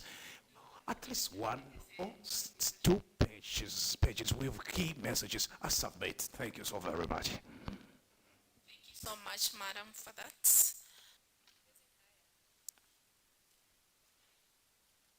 The floor is yours, Uganda. Madam Chair, my points have been taken. Thank you so much. Thank you. I believe we have also received. Oh, okay. Oh, some. Yeah. Same son. Okay. My mic doesn't want to work. Yeah, thank you so much, Madam Chairperson. I just want to commend the working groups on their work, especially the working group on children with disabilities, for their extensive work with the Africa Albinism Network, as well as the independent experts on the enjoyment of human rights by persons with albinism. I have some recommendations, possibly, because I realize that participation of people with disabilities in this committee's engagement is very less. I rarely see anyone. I only see the Minister from Lesotho who has disability yesterday, but throughout this session I didn't see. I want to know what are your plans in engaging the disability community to increase their engagement in this committee level. And the same apply to even at the African Commission level. I didn't see any engagement. What are your plans? I am sure probably many of us do not understand how we can engage with this committee. Are you planning to do a sort of training for the disability committee to enhance their engagement at this level? Thank you. Thank you so much for that valuable contribution, sir. At this moment, I'll give our presenters just a minute to say their final remarks. Honorable Robert. Thank you very much, Honorable Chair. I would start by discombobulating by saying implementation is a big problem. It's not a preserve of only the committee. It's not a preserve of only the commission. It's not a preserve of only the court. Even the European Court, as well resourced as it is, it has problems with implementation. So this is a preserve for all of us. We all have what we can do together in our different spaces to speak to implementation. And I urge all of you to walk this walk with us. Thank you very much. Thank you, sir. Honorable Kembo. Yes, I just want to seize this occasion to welcome the offer from UNICEF. I think this offer speaks of convergence among EU organs and other institutions. I think that convergence would just lead to greater coherence in the actions we are taking. So I just welcome the offer, and then we take note of that. Thank you. Thank you, Honorable Kimbo. Honorable N. Thank you, Madam Chair. I just want to say that thank you very much, UNICEF. We already received the draft concept. We've looked into it. We've inputted into it. And we are really keen to work on this together with you and the HSD. They've also made their presentations so that at least there's no duplication. We are speaking the same language from the highest level. And to our colleague who is requesting for child-friendly documents, you are very, very right. And riding on to my colleague and brother, Honorable Robert, it takes us all to do this thing. In terms of resources, we need to support each other, and we do that, all of us. And the last thing is that I'll repeat, we'll call upon civil society organizations, especially those who are into disability, that you join us just to respond to his request. If you listened well in my presentation, we are planning to carry out sensitization workshops, training workshops with civil society organizations, so that we are all on board and everybody knows how to link with which level of the AU mechanisms. Otherwise, I thank you very much. Thank you, Honorable N. I would like to take this opportunity to thank UNICEF for the offer.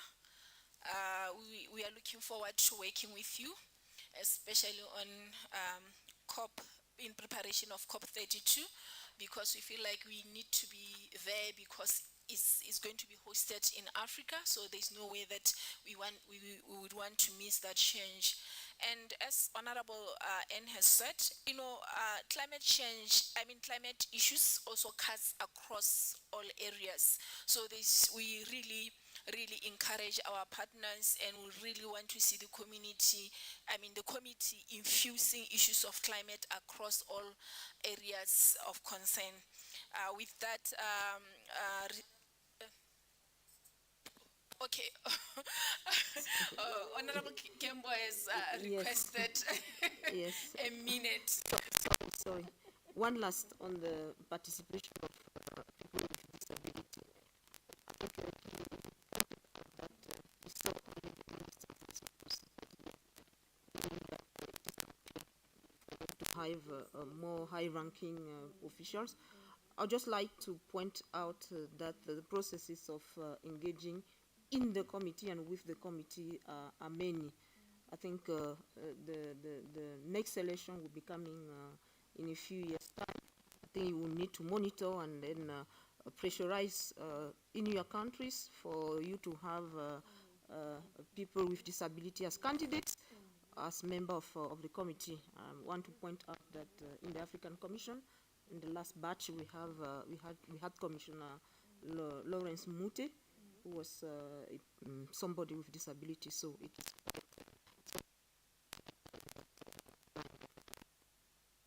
Thank you. Thank you, Honorable Campbell, for such valuable contribution.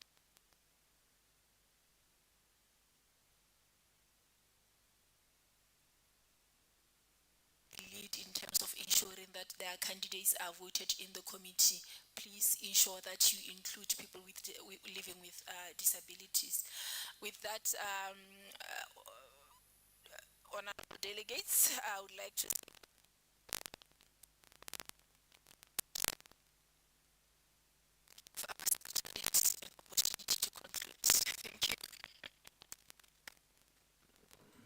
Merci beaucoup.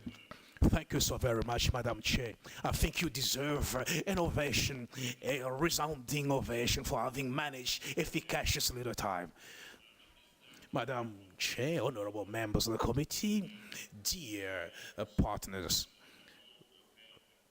we are going to observe a lunch break for 1 hour, and then shall we resume our works at 14:15. Afterwards, we'll have 3 sessions. The first one, a round table on the thematic of the African Child Day for 2026, which shall be anchored on guaranteeing the universal access to water, sanitation for each child in Africa. Then subsequently, we'll have a conversation with a special envoy of the African Union on children in armed conflict, His Excellency Ambassador Gineba, who was here with us at the opening ceremony, and it's going to be a momentous occasion to have information with regard to his mandate, and which is very pyramidic and important, linked to the works that we are undertaking here as a committee. And in fine, we will have a presentation of the assessment report on the second phases of the implementation of the Agenda 2040 for an Africa worthy of our children, buttress presented by Professor France here in amongst us. You can see that this afternoon we are going to have a plethora of beautiful things and so many discussions which we shall have together. And other information pertains to the lunch that will be served at the same place. We are calling upon the heads of delegations and the chiefs of the delegation to follow our protocol. I'd like to remind those who arrived yesterday and today and desirous a visa, or those who receive a visa on arrival, please give your passport to our distinguished colleagues of the Secretariat so that we deal with your entry visa, because the stamp that you receive at the airport is not a visa. My colleague is telling me that they did not receive the information. Heads of delegation and members of the committee have a designated area for their launch. Our colleagues of the Secretariat are going to lead you, and civil society organizations have their own designated place. We wish you bon appetit, and we shall resume here at 14:40. Thank you so very much, Madam Chair.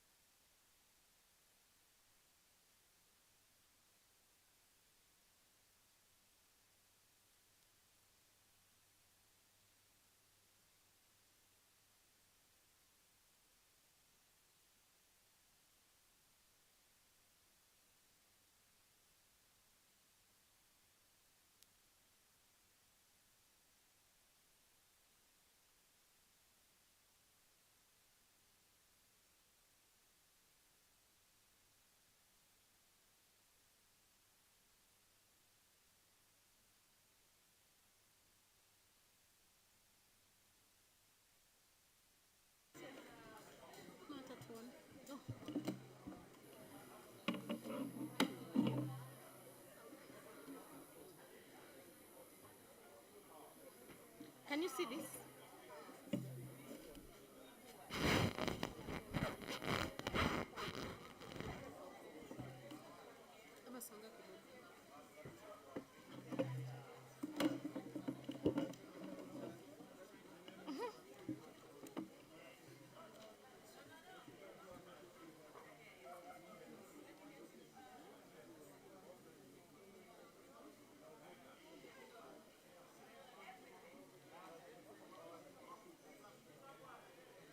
So don't zoom.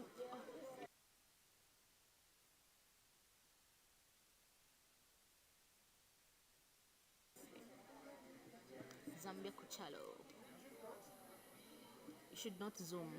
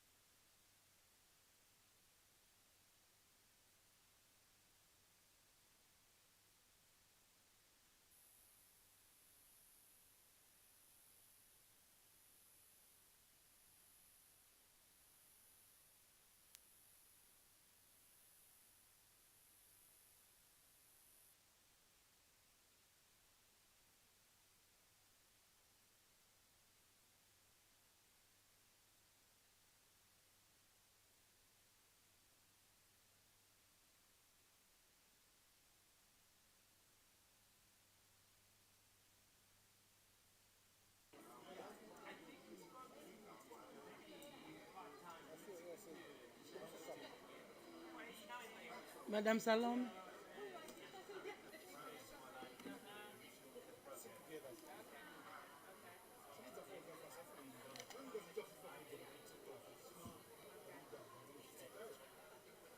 Bakuthi babuyele sinzawunika. Oh.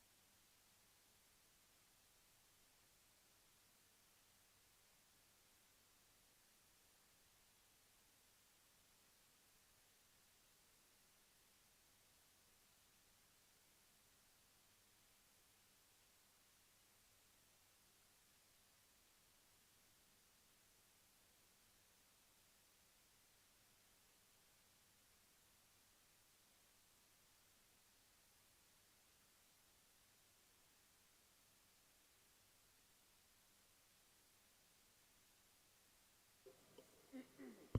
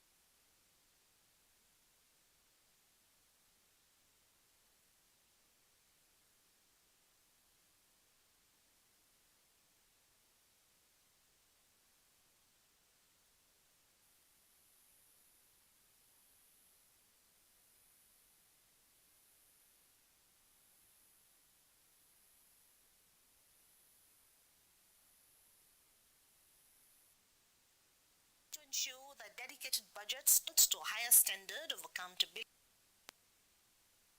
and responsiveness. We need leaders with the ability to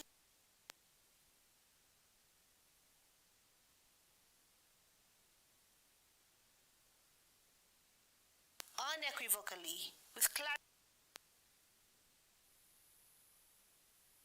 of purpose, with the ability with the ability to speak truth to power. But more importantly, with collective during this its commitments to its commitments to children and to interrogate the depth, rich, and lived reality. It's precisely here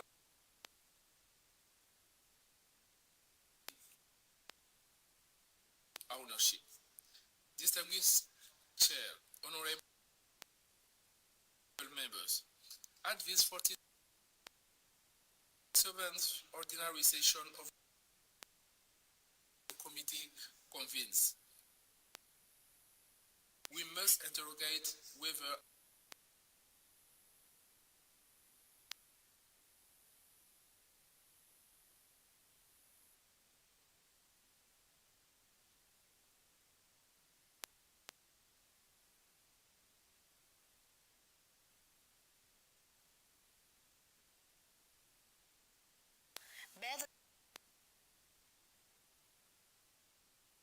speaks directly leave alone. But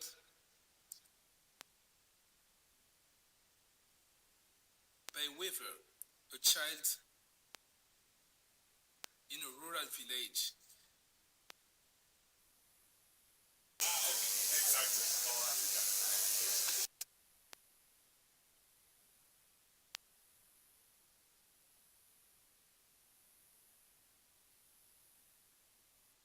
Africa as the AU theme of the year and Day of the African Child theme for this year are most welcome.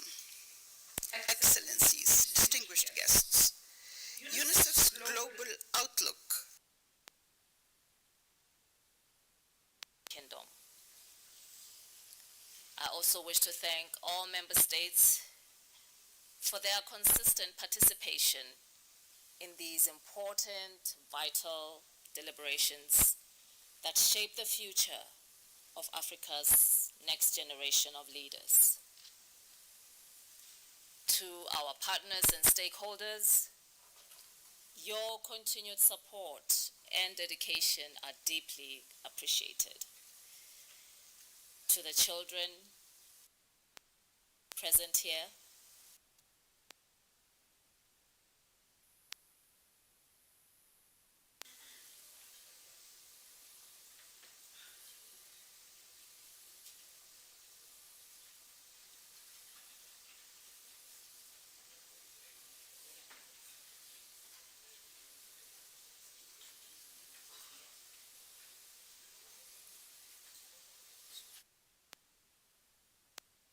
and I decided to build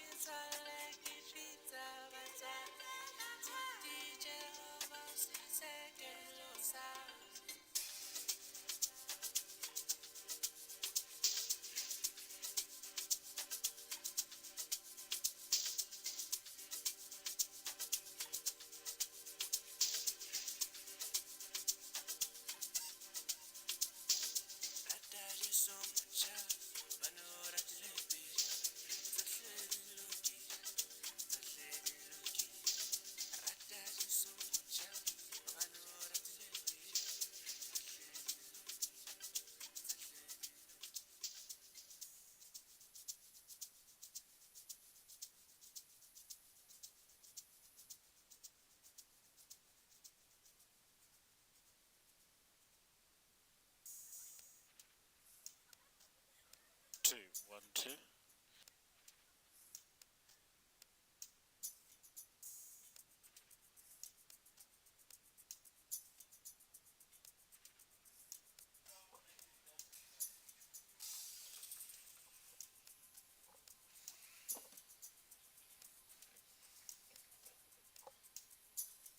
Two, 1, 2.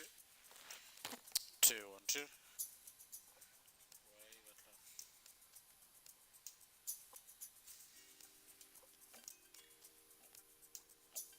2, 1, 2.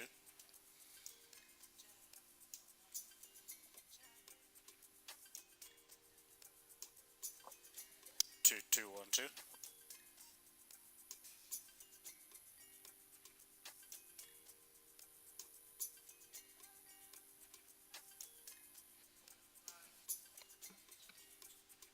2, 2, 1, 2.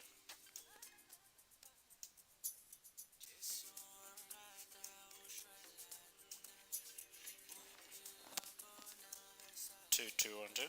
1, 2. Okay.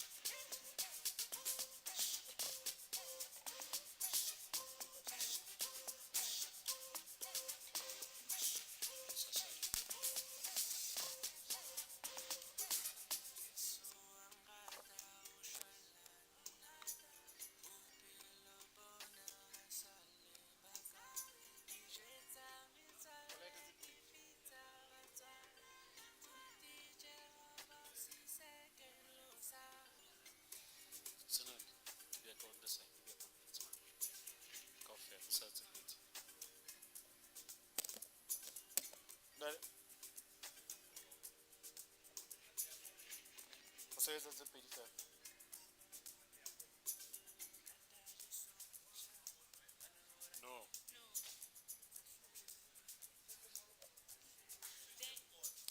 We are.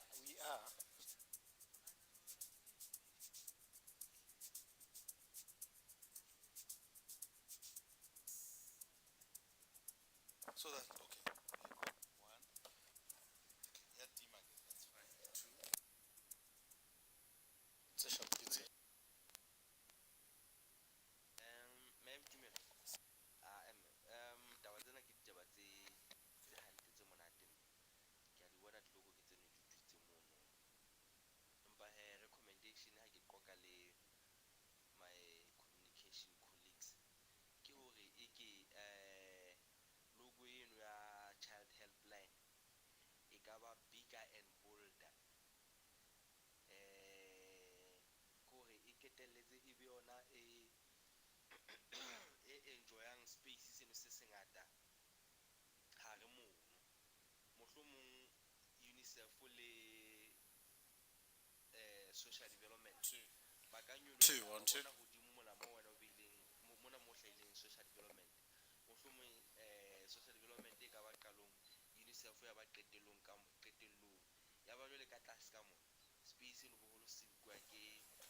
1 2 1 2.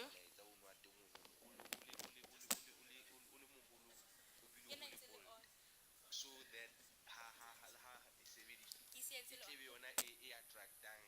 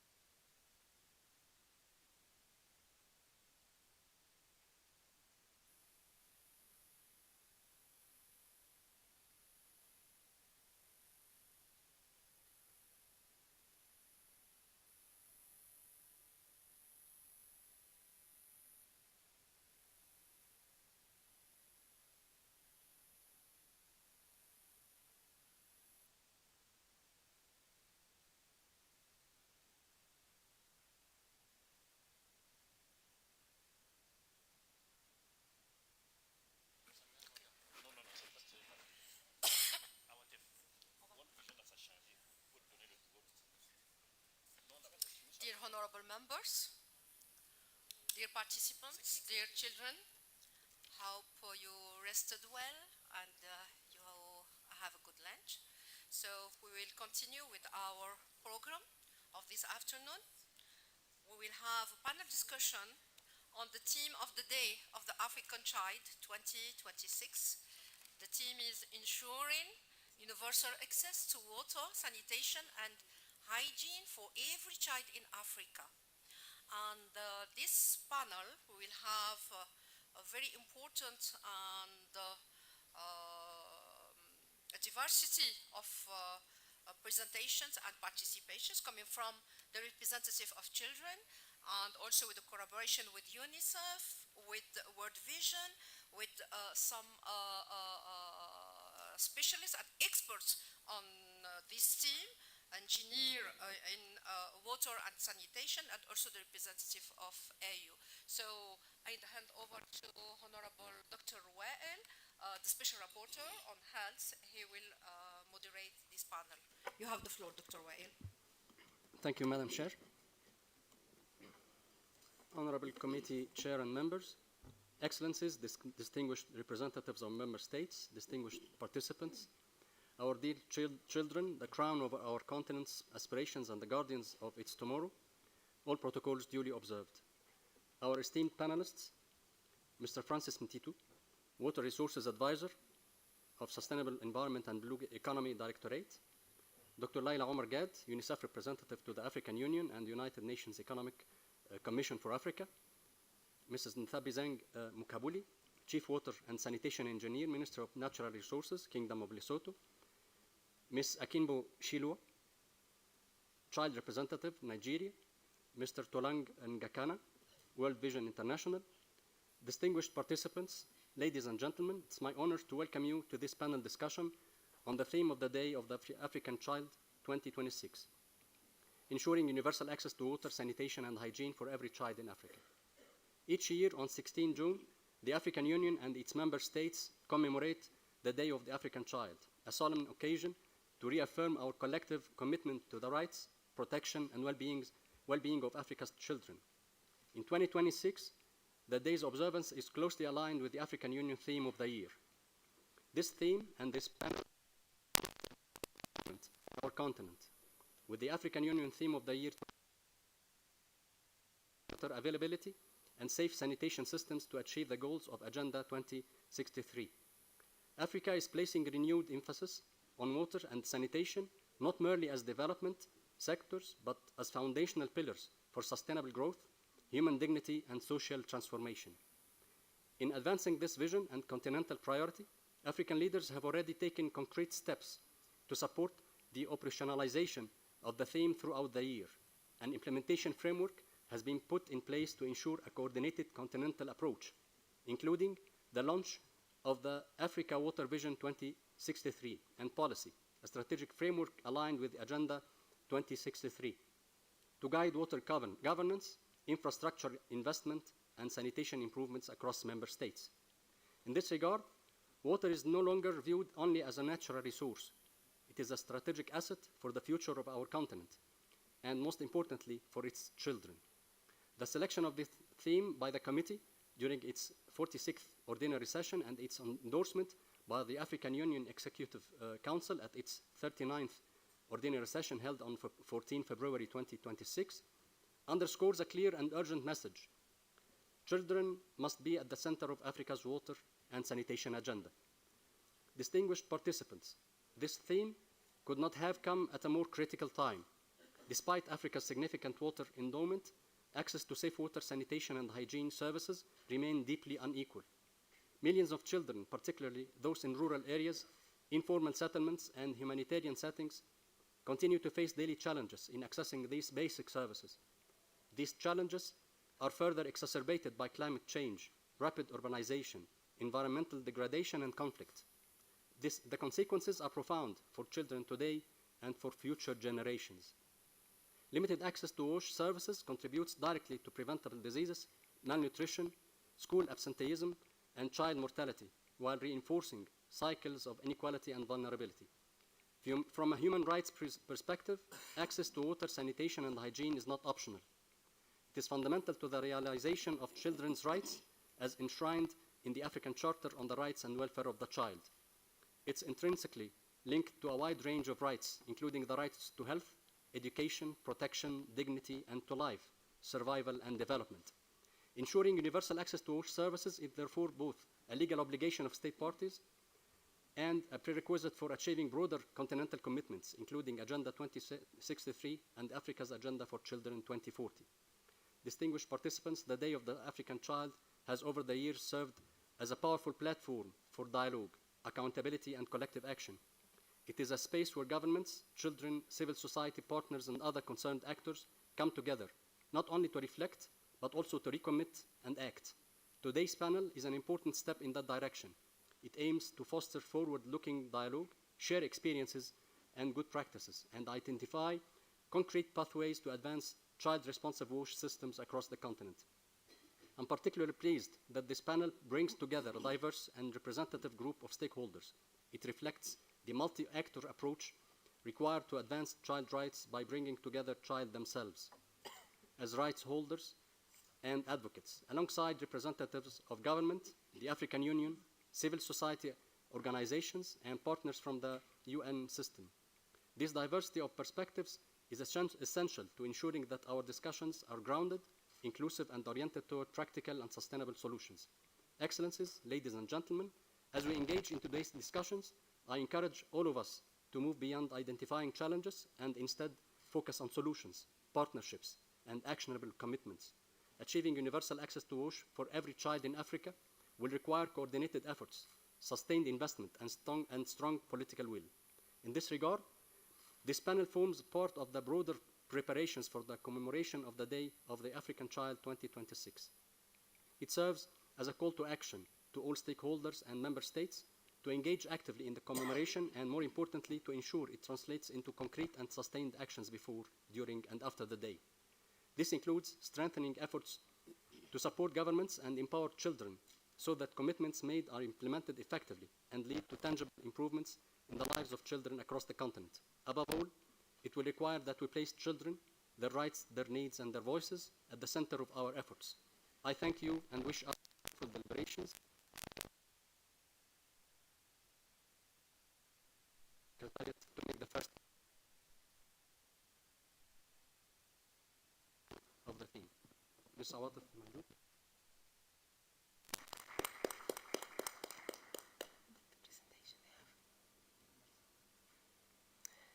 Thank you, Honorable Wael, Honorable Committee members, Excellencies, distinguished representative of Member State and participant, esteemed panelists.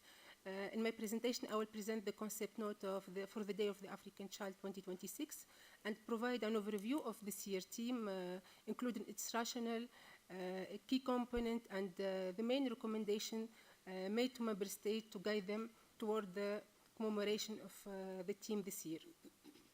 So the Day of the African Child was established in 1991 by the Assembly of Heads of State and Governments of then the Organization of the African Unity, to be commemorated annually on the 16th of June to pay tribute to the 1976 student uprising in Soweto, South Africa, where children demonstrated against the poor quality of education and demanded the right to education in their own language.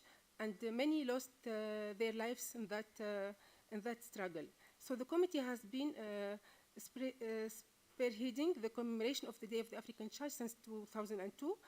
Each year, the committee identifies a theme that reflects present challenges affecting children across the continent, ensuring that this is done through consultation with children and the stakeholders.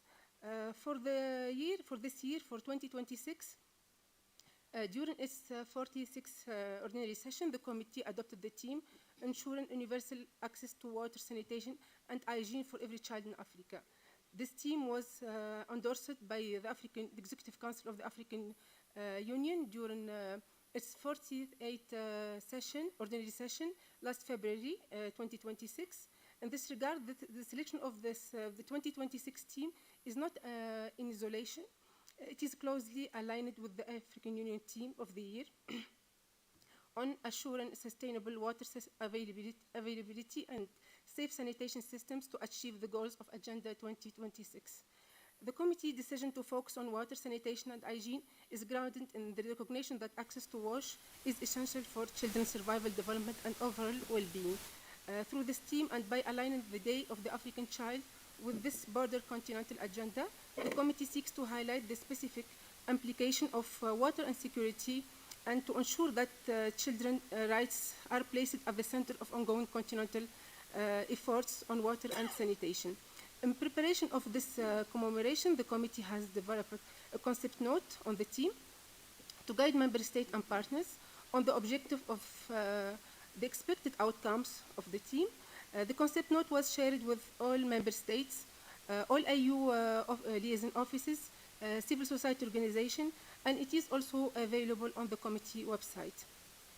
The concept note outlines the rational, key objective, and key component of the theme and identifies the measures that should be undertaken at national and regional level to commemorate the theme. More importantly, it provides a framework for action, ensuring that the commemoration goes beyond symbolic activities and contributes to concrete progress in the realization of children's rights regarding this theme in the context of the theme of the year. So the rationale behind the selection of the year theme is grounded in a number of critical and interconnected challenges affecting children across the continent. Africa is endowed with significant water resources. The continent is faced with increasing population growth, urbanization, and rising demand for water and sanitation services. Despite the progress that was noted, more inequalities persist, particularly between urban and rural area, with significant gaps in access to safely managed water and sanitation services. In many communities, girls continue to spend considerable time collecting water, with direct implication for education, health, and protection. So this pressure have a severe impact on children, affecting their health, nutrition, education, protection, and overall development. In this context, ensuring universal access to wash is both a development priority and a human rights obligation as reflected in the African Children's Charter. It is also essential to achieve broader continental and global commitment, including with the Agenda 2040 and Agenda 63 and the Sustainable Development Goals. So the selection of this team ensures that children's rights and needs are firmly positioned within the African Union continental priority on water and sanitation, bringing a child-centered perspective into the broader policy agenda. So the objective, in light of this challenge, the concept note sets out clear objective to guide the commemoration and ensure it translates its translation into a concrete action. The objective and the overall objective of the DAC 2026 is to mobilize political commitment, resources, coordinated action across Africa to ensure equitable, safe, and sustainable access to water, sanitation, and hygiene for every child, in line with the state's obligation under the Charter and other relevant frameworks. Also, the team has specific objective, including to raise awareness of WASH as an essential right, as an essential rights issue for children, and highlight its interdependence and with health, education, nutrition, and protection.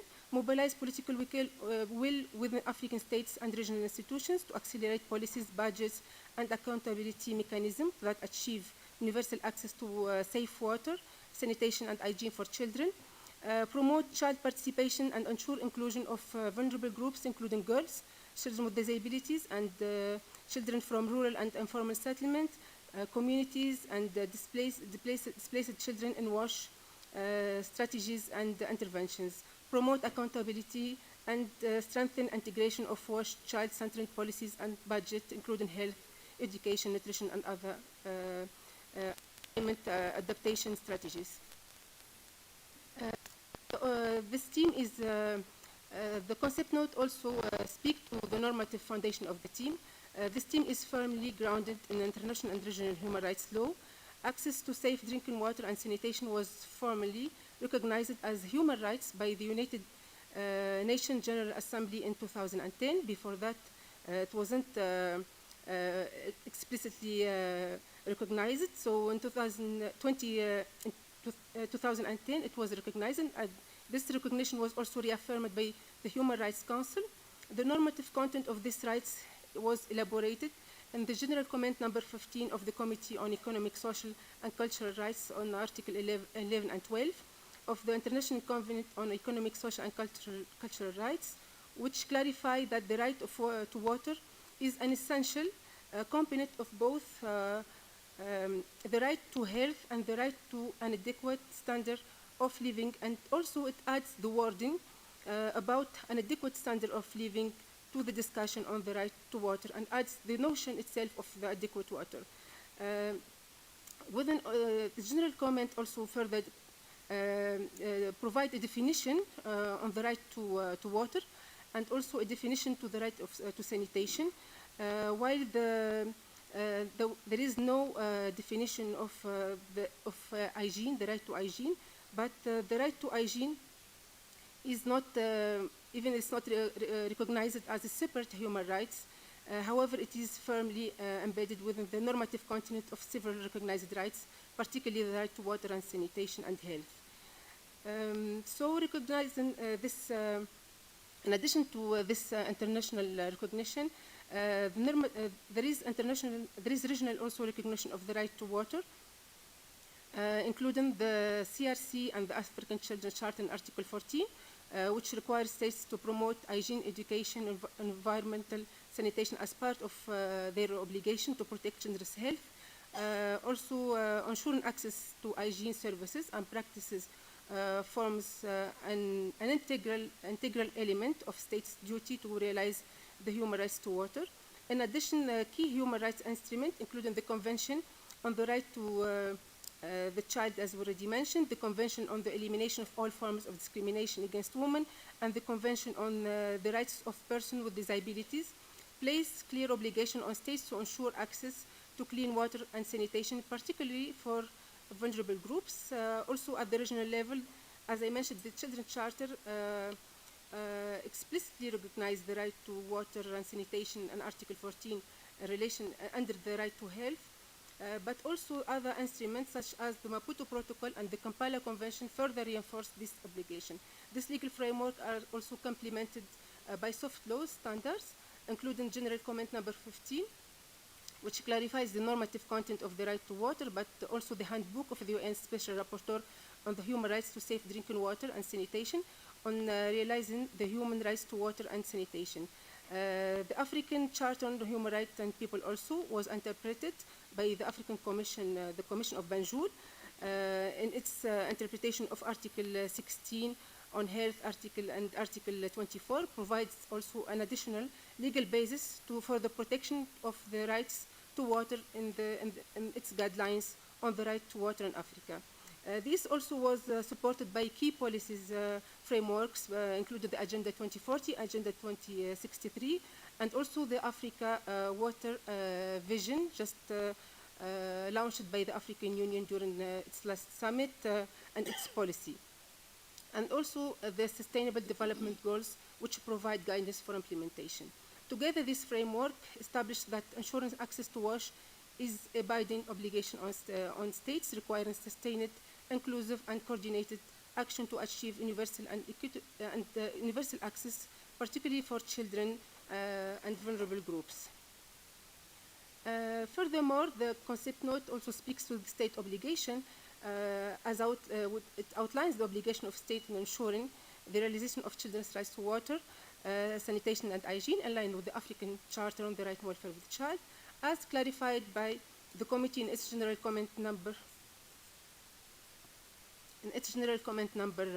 5 on state obligation, which provide that state parties are required to take all necessary legislative and administrative and budgetary measures to ensure the effective implementation of all rights under the Charter. So these obligations are understood under three key dimensions: the obligation to respect, obligation to protect, and the obligation to fulfill children's rights. So for obligation to respect requires states to refrain from interfering with existing access to water and sanitation. This means, for example, that states should not take action that disturb or limit access without providing safe and adequate alternative. Second, obligation to protect requires states to regulate and monitor third parties, including private actors, to ensure that they do not undermine access to wash services. The obligation to fulfill requires states to take proactive measures such as building infrastructure, adopting policies, and allocating resources to ensure that all children can effectively enjoy these rights. Importantly, these rights remain the primary duty, states remain the primary duty bearer, regardless of whether services are delivered by public or private actors. The General Comment also further emphasizes that these obligations apply equally to all rights and must be implemented in a comprehensive and integrated manner, with particular attention to the most vulnerable and marginalized children. While implementing, during implementation, even implementation may be progressive, states are expected to demonstrate concrete and measurable progress and cannot justify inaction based on resource constraints. The concept note also provides an overview on the core component of adequate wash. So, next slide, please.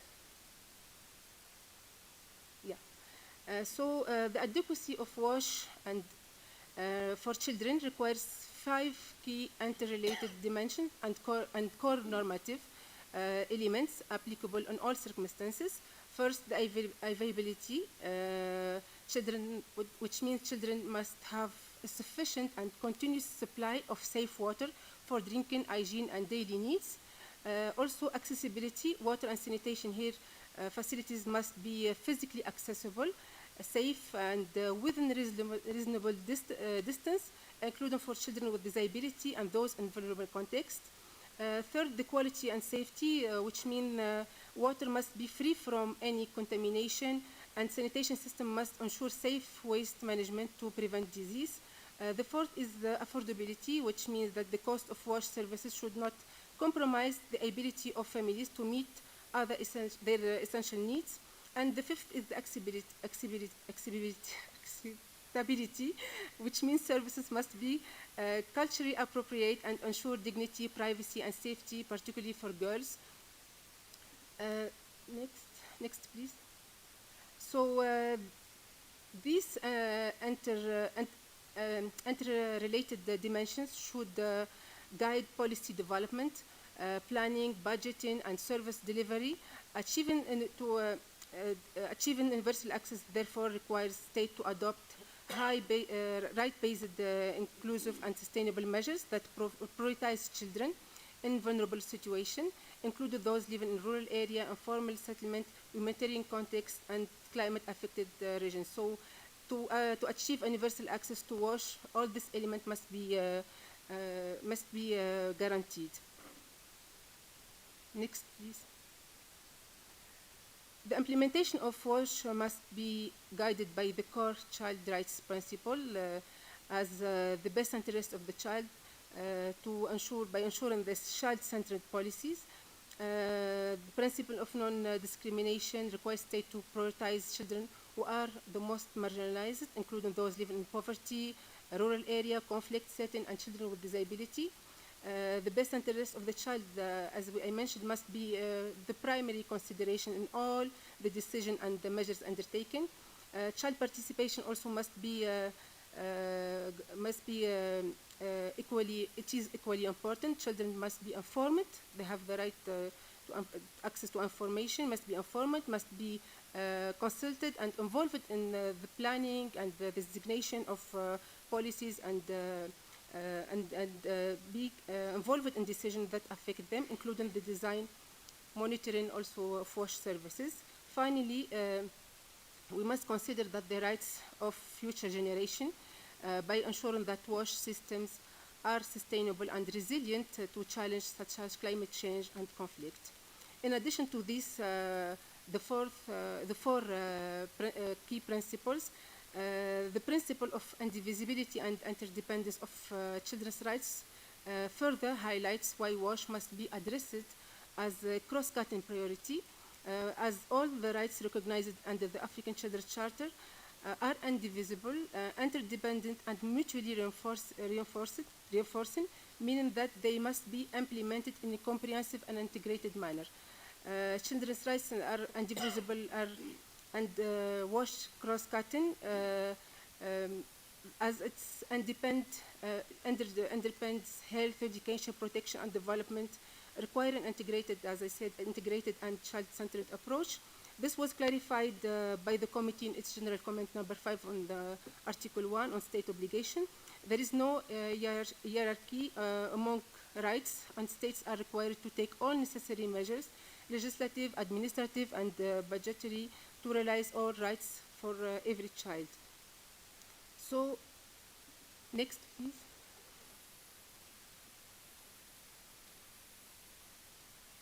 As I said, it's this WASH is linked and can undermine all the children's rights, including health, survival, nutrition, education, protection, and especially also children with disability. Next, please.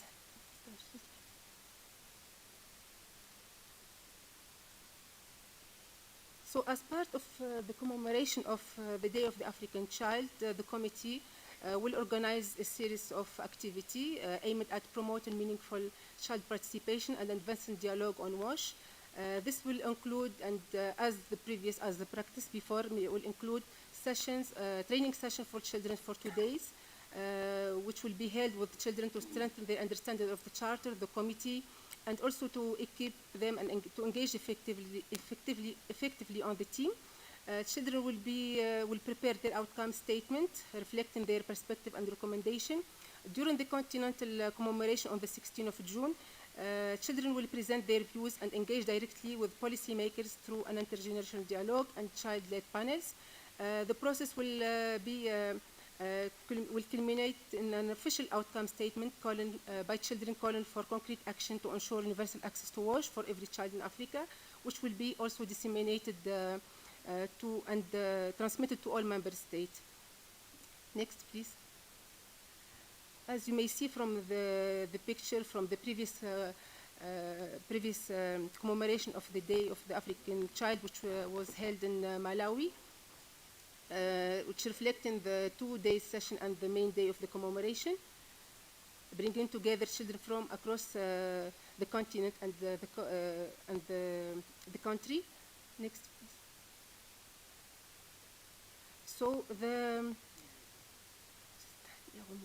So the concept note also to support the implementation of the DAC team, the committee has identified key area on action for member states covering legal policy, services delivery, and accountability dimension, including legislative and policy measures, safety, equality, and environment protection.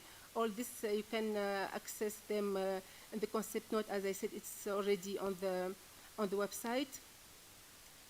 So under each, the committee under each area provided clear guidance to member states on how to implement or how to protect children's rights to wash. And so the committee also in the concept note annexed the member states and partners are invited actually to report on the national and regional activity undertaken to commemorate the Day of the African Child, and the template for reporting is also annexed to the concept note. So the committee look forward to your support in promoting the children's rights and also to support member states and in the commemoration of the day. By providing, facilitating national and sub-regional events and awareness raising activity, policy dialogue, and other initiatives in collaboration with member states, civil society organization, UN agency, and relevant stakeholders. Thank you. Okay. Thank you. It's my honor to present Mr. Francis Ntito, Water Resources Advisor, Sustainable Environment and Blue Economy. For a 10-minute speak, please. If he's online available with us.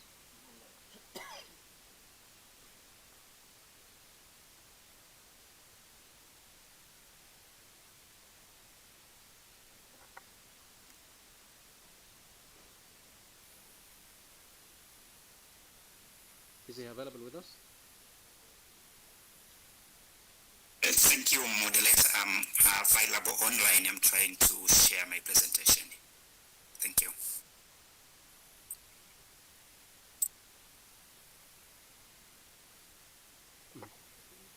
Thank you in advance for respecting the 10-time period. Thank you. Thank you.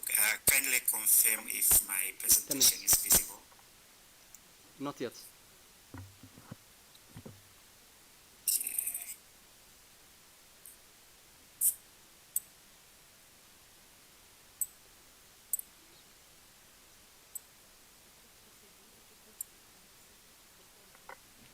We may continue.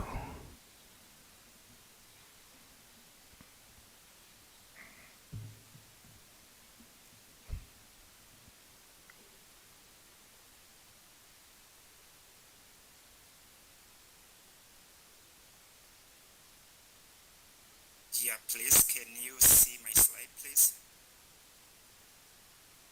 Yes, can go ahead. Okay, thank you. Thank you very much. I'm stepping in on behalf of the Director of Sustainable Environment and the Blue Economy to share a snapshot about the theme of the year on water and sanitation. As introduced, my name is Francis Ntito. I'm the Technical Advisor on Water Management and Investment at the African Union. My presentation In my presentation, I will share a rationale why water and sanitation in 2026, and also share the status of water and sanitation in our continent. What are the objectives of having the theme of the year on water and sanitation, its expected outcomes, implementation framework. We have a quarterly priorities which will be guiding us to implement the theme of the year. I'll take through that one, and who are the partners who are involved in the implementation of the theme of the year. Yeah, so maybe to kickstart the discussion is why water and sanitation is very important in 2026. There is a lot of reason why water and sanitation is very important for 2020. It's very important actually for the continent, not only for 2026. It's important for all the years. Yeah, but some of the reasons are, one, we are living in the continent where we are much affected by the climate change. So whether we have too much water or less water is always becoming urban, which also requires advanced ways of providing water and sanitation services. But also we are in the continent which is having a large number of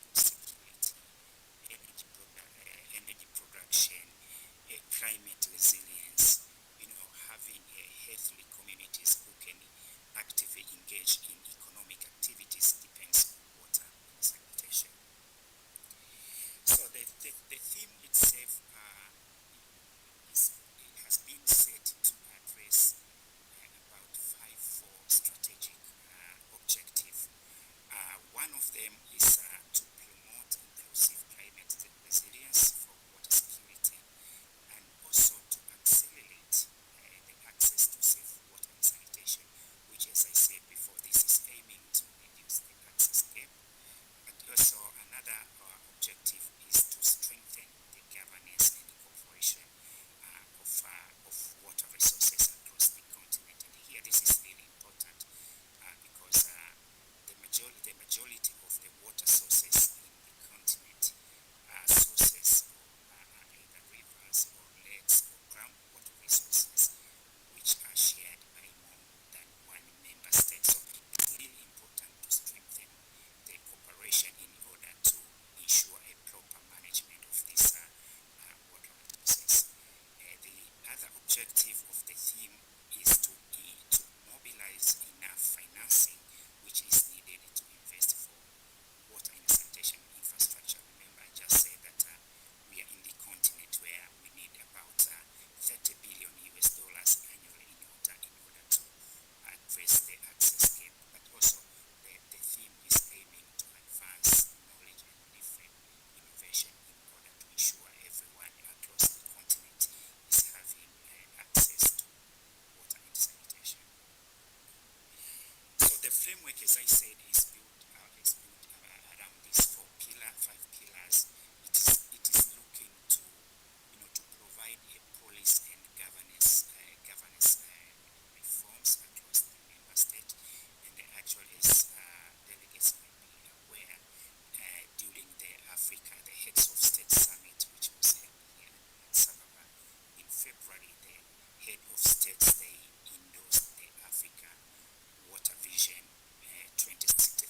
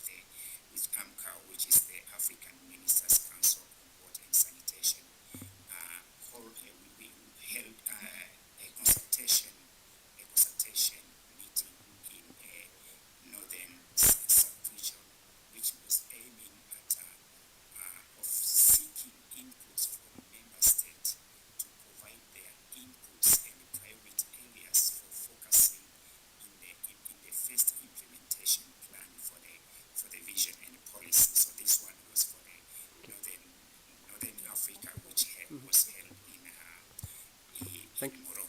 Thank you for wrapping up in the next half a minute. Okay. So as you can see, we have a specific theme throughout the year, which will be looking on different aspects that is within the theme of the year. And here it's most important to note that we are looking water across different sectors that we see. There is a month which is focusing water for food security. There is a month which is focusing water for regional cooperation. Just to wind up, I wanted to wind up my presentation by sharing with the participants that water is really important for African transformation. The economic transformation that's well articulated in the Agenda 2063 depends much on well-managed water resources, availability of water supply, and proper sanitation and system. And also, water security and safe sanitation is also important for healthy Africa, for food system, for energy. And to achieve the Agenda 2063, to achieve the Sustainable Development Goals, it's really important that water and sanitation needs to be given a high priority.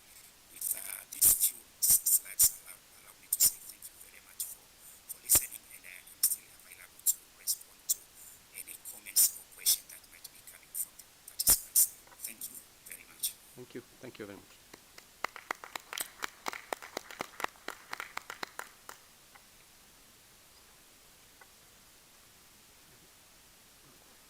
Okay. Thank you very much, Mr. Tito. Now I call Dr. Laila Omar Gad from the UNICEF representative to AU and UNICEF. Please, the floor. Thank you. Thank you very much. I would like to start off by repeating a quote from Her Majesty the Queen yesterday. She said that water is life. And I would like to also quote the commissioner, the AU commissioner on RB, who said also that sanitation is dignity. Therefore, water and sanitation as a theme of the year is about survival and thriving. It is very difficult to imagine why this was not selected as a theme of the year earlier, particularly if we look at some of the statistics. Some colleagues have indicated some of the statistics, but just to bring it a bit closer home, 1 in 3 Africans do not have access to basic water. 1 in 2 Africans do not have access to safe sanitation.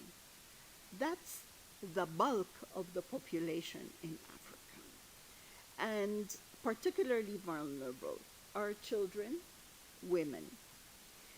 So in my presentation today, in my discussion today, I don't have a formal presentation. I will share what some of the proven solutions that UNICEF has done.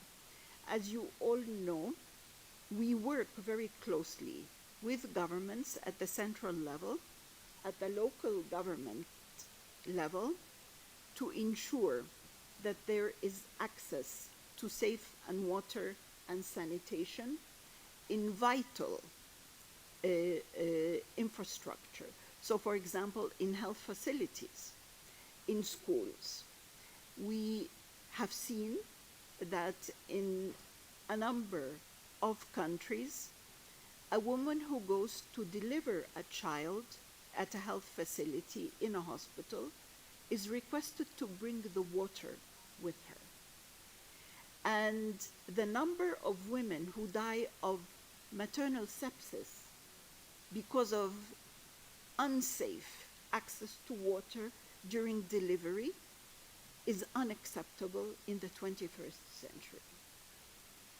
The number of girls who go to school but cannot continue going to school because they do not have access to gender segregated latrines is something that is also not acceptable. The number of girls who miss out on school and who compromise their ability to conclude their education because of menstrual hygiene issues is also unacceptable.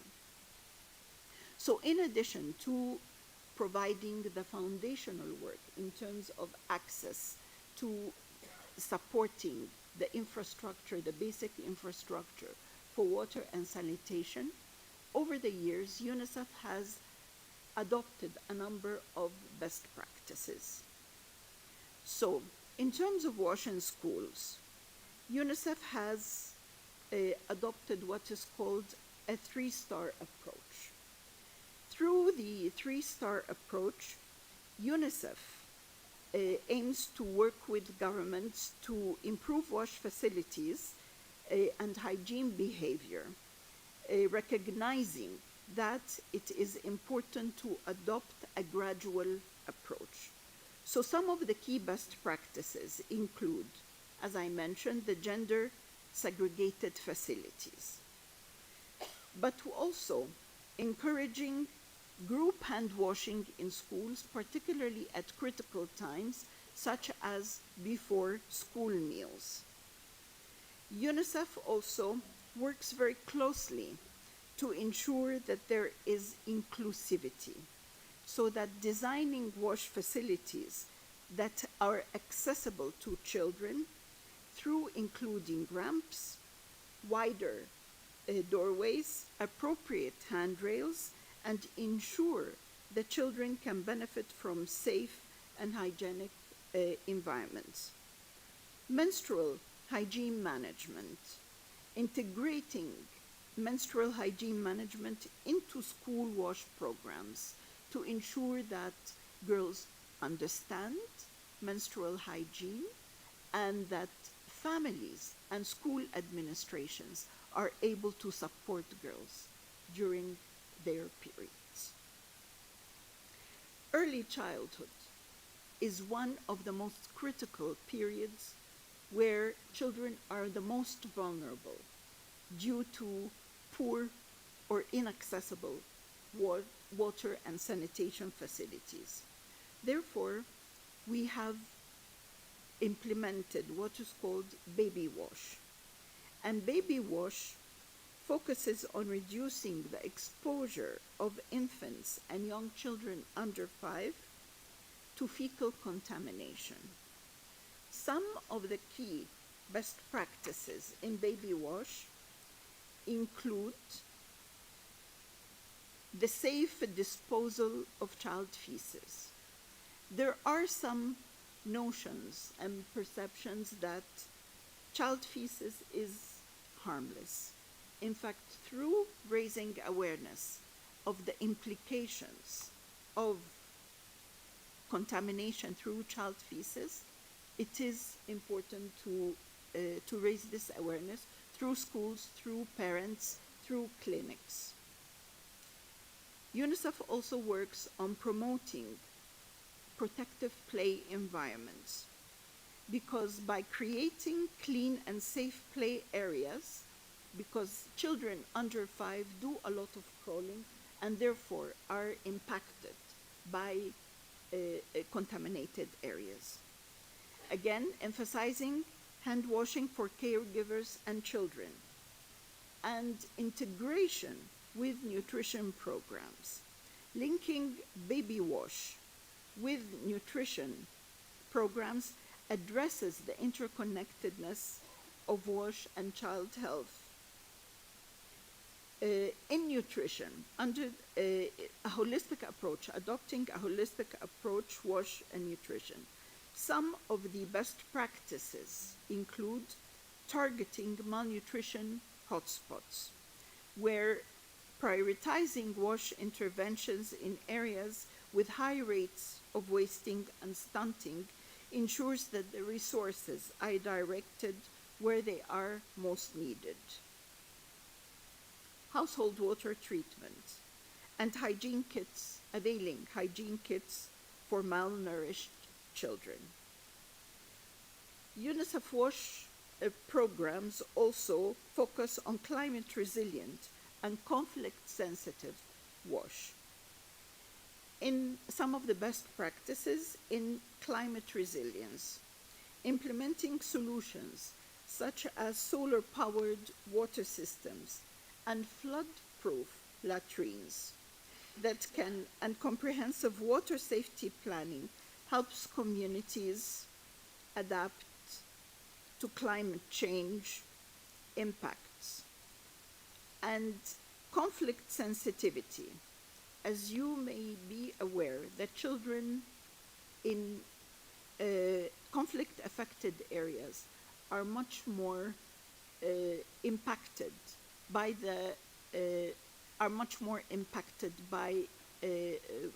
inavailability of WASH facilities.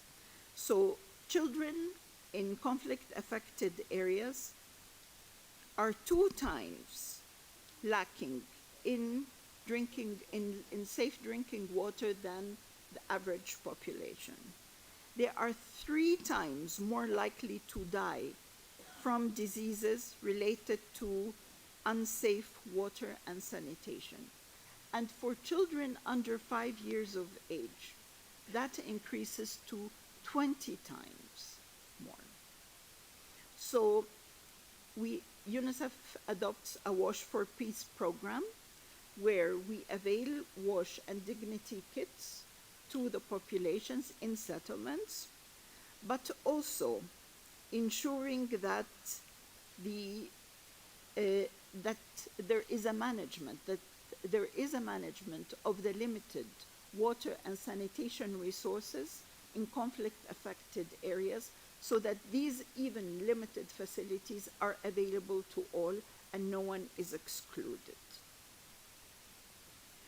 Social and behavior change is critical to ensuring that water and sanitation to promote hygiene, positive hygiene behavior. And that includes through hand washing, as mentioned earlier, but also by ensuring that child participation that children are involved and that children as agents of change. Thank you for wrapping up in the next minute. Yes. A couple of recommendations for the committee to consider. One of the challenges that face member states is lack of adequate data, particularly at the subnational level. And it is as members of the committee engage with member states, particularly on the reporting, it is important to bring up the significance of reporting on water and sanitation. There are a number of very high burden countries, and through the engagement with the member states, it is possible to highlight the focus on water and sanitation.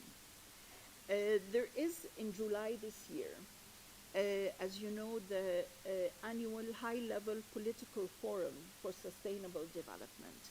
And this year, one of the focal areas is water and sanitation.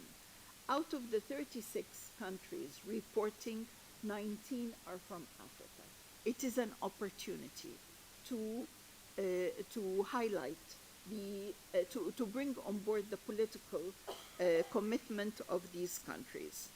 And finally, at the end of this year, in November 2026, there will be the water conference in the United Arab Emirates. It may be an opportunity to consider a side event by the committee to highlight the impact of water and sanitation on children and what are some of the best practices that can be incorporated. Thank you very much for this. Thank you, Dr. Laila Gad. Now it's my pleasure to introduce Mrs. Ntabizang Mukabul, Chief Water and Sanitation Engineer, Minister of Natural Resources, Kingdom of Lesotho. Please. The floor is yours.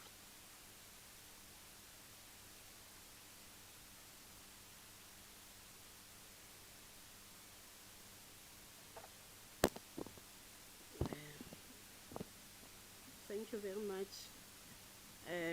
Before I start my discussion, allow me to explain how how are we dealing with WASH within the water sector in Lesotho. Because the initiatives that I'm going to talk about, some of them happen through the collaboration and the efforts of other institutions, not an individual institution. So within the water sector, we have a WASH technical working group, which consists of members from government departments, NGOs, civil societies, academia, development partners, and UN agencies. So the technical working group is being coordinated under the Ministry of Natural Resources, under the Office of Commissioner of Water, where I am from. In actual fact, I'm the one who is coordinating the team. So we do have several projects that the aim is to increase the access of water within the country, but I will only talk about two initiatives because they are directed to children. We have developed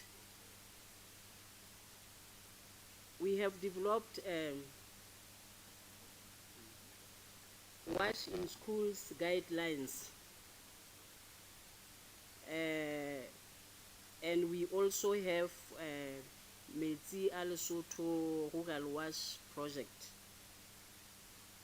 These two initiatives, they are already scaled up nationwide, and they are targeting the most remote places within the country. The WASH school guidelines, they are based on the UNICEF 3-star approach, and it was the effort of this team that I have talked about that these guidelines were developed through the financial support from UNICEF. And they are focusing on the inclusive access, ensuring that children with disabilities also benefit through these guidelines. And their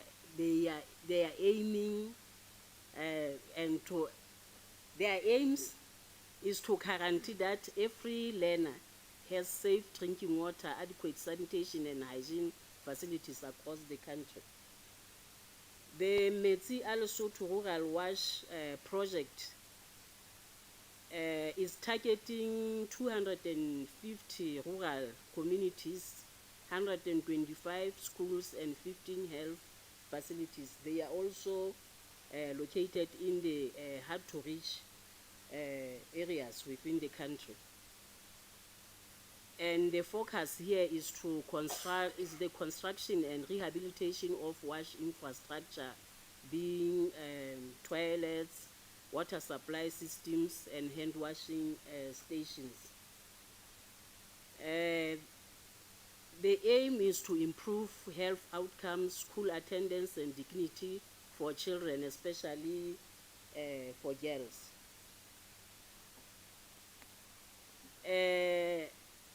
The experience of the government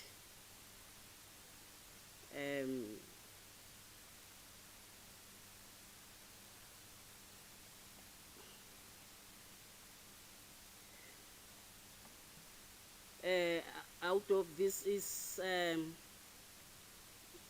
as a government, we have learned that equitable wash access for children requires embedding the inclusion standards into national policies, and also to prioritize underserved areas and scaling the already existing best practice up gradually through community engagement and partnership for sustainability. Because we have realized that the approach will help us to ensure that every child, whether in the rural village or school in Maseru, at the urban areas, or living with disability, can access safe water, sanitation, and hygiene services. With that, thank you. Thank you very much for the speech and for saving us some minutes. Now it's my pleasure to introduce Ms. Akimbo Shilu, child representative from Nigeria, to give us kindly the child perspective in this issue. Your Majesty, the Queen, Excellencies, distinguished ladies and gentlemen, all child representatives present. My name is Meshula Akimbo Asimi. I am 10 years old. I am child representative from West Africa. I am from Nigeria. I am here to talk on water, sanitation, and hygiene, which means wash. Water, sanitation, and hygiene access is very important for children's rights, health. Proper wash prevents disease and malnutrition and other sickness.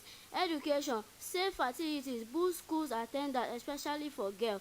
Protection, reduce risks for exploitation abuse. For example, some children don't have access to clean water in their communities, and they have to trek far from their homes before getting water from stream. However, some of these girls can be kidnapped, abused, and taken as bride. This is not good at all, but can be seen as part of child early marriage and other harmful practices. Child early marriage is a significant issue in Nigeria, with many girls getting married before 18. These practices have several consequences. 1. Education disruption. Girls often dropped out from school. 2. Health risks. Early pregnancy and childbirth complications. 3. Poverty cycle. Limited economic opportunities. Nigeria laws. 1. Child Rights Act. Set 18 as the minimum marriage age. 2. Violence Against Person Prohibition Act. Criminalize child marriage. Efforts to combat. 1. Awareness campaign. Sensitizing communities. 2. Girls' education, promoting schooling and scholarship. 3. Support service, providing help for victims. Child early marriage and other harmful practices affecting the girl child in Nigeria. Child early marriage refers to the practice of marrying off a girl before she turns 18. In West Africa and Nigeria, this unfortunate reality persists in many communities, driven by cultural norms, poverty, and a lack of education. This practice is detrimental because girls aren't physically, emotionally, or mentally prepared for marriage.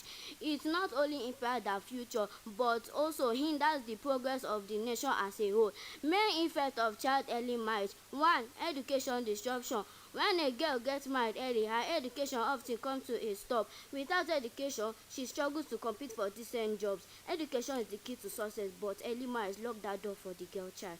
2. Poverty cycle. An uneducated girl often finds it hard to earn a decent living. She relies on her husband, and her children may also face poverty. Early marriage doesn't break the cycle of poverty, it keeps it going. 3. Losses of childhood. Instead of enjoying her childhood, she becomes a wife, a mother. Early marriage robs girls of their childhood. 4. Gender equality. This situation highlights how girls are often reviewed as less valuable than boys. While boys are encouraged to pursue education, girls are pushed towards marriage. It fosters inequality and hinders women's progress in society. Other harmful practices affecting the girl child. 1. Child labor affects education. 2. Trafficking puts girls in high risk. 3. Denial of education restrict their future opportunities. These harmful practices are collectively safely and potential of the girl child. Solutions. 1. Awareness campaign. Educate communities about the risks associated with early marriage. 2. Girl child education. Girls who are educated are less likely to marry young. 3. Law enforcement. The government needs to hold accountable those who violate the law. 4. Economic support. Assist low income families so they don't feel feel complete to marry off their daughters for financial reasons. Counseling. Child marriage is detrimental not just to the girl but also to our family and the nation. By safeguarding the girl child, we are paving the way for a brighter future for West Africa and Nigeria. Empower a girl and you empower a nation. Neglect her and you jeopardize the future. African Union should please enforce it. Recommendation to the government includes implementing laws that make access to clean water accessible to all and those in communities, improve funding for child protection, education on wash in schools and sanitation where necessary, address issues affecting girl child in Nigeria, affecting girl child on early marriage and other harmful practices. Recommendation to the ASEC includes creating awareness on water, sanitation and hygiene, which means wash, organizing campaigns against harmful traditional practice, supporting the member states more on wash issues. Recommendation to partners: improve funding for child protection, address emerging health challenges involving child participation. I call on all governments, parents, schools and communities to join hands in protecting every African child. We must ensure that every child is safe, every child is given the opportunity to achieve their dreams. Children are not just leaders of tomorrow, but are the leaders of today, and we need support now. Thank you.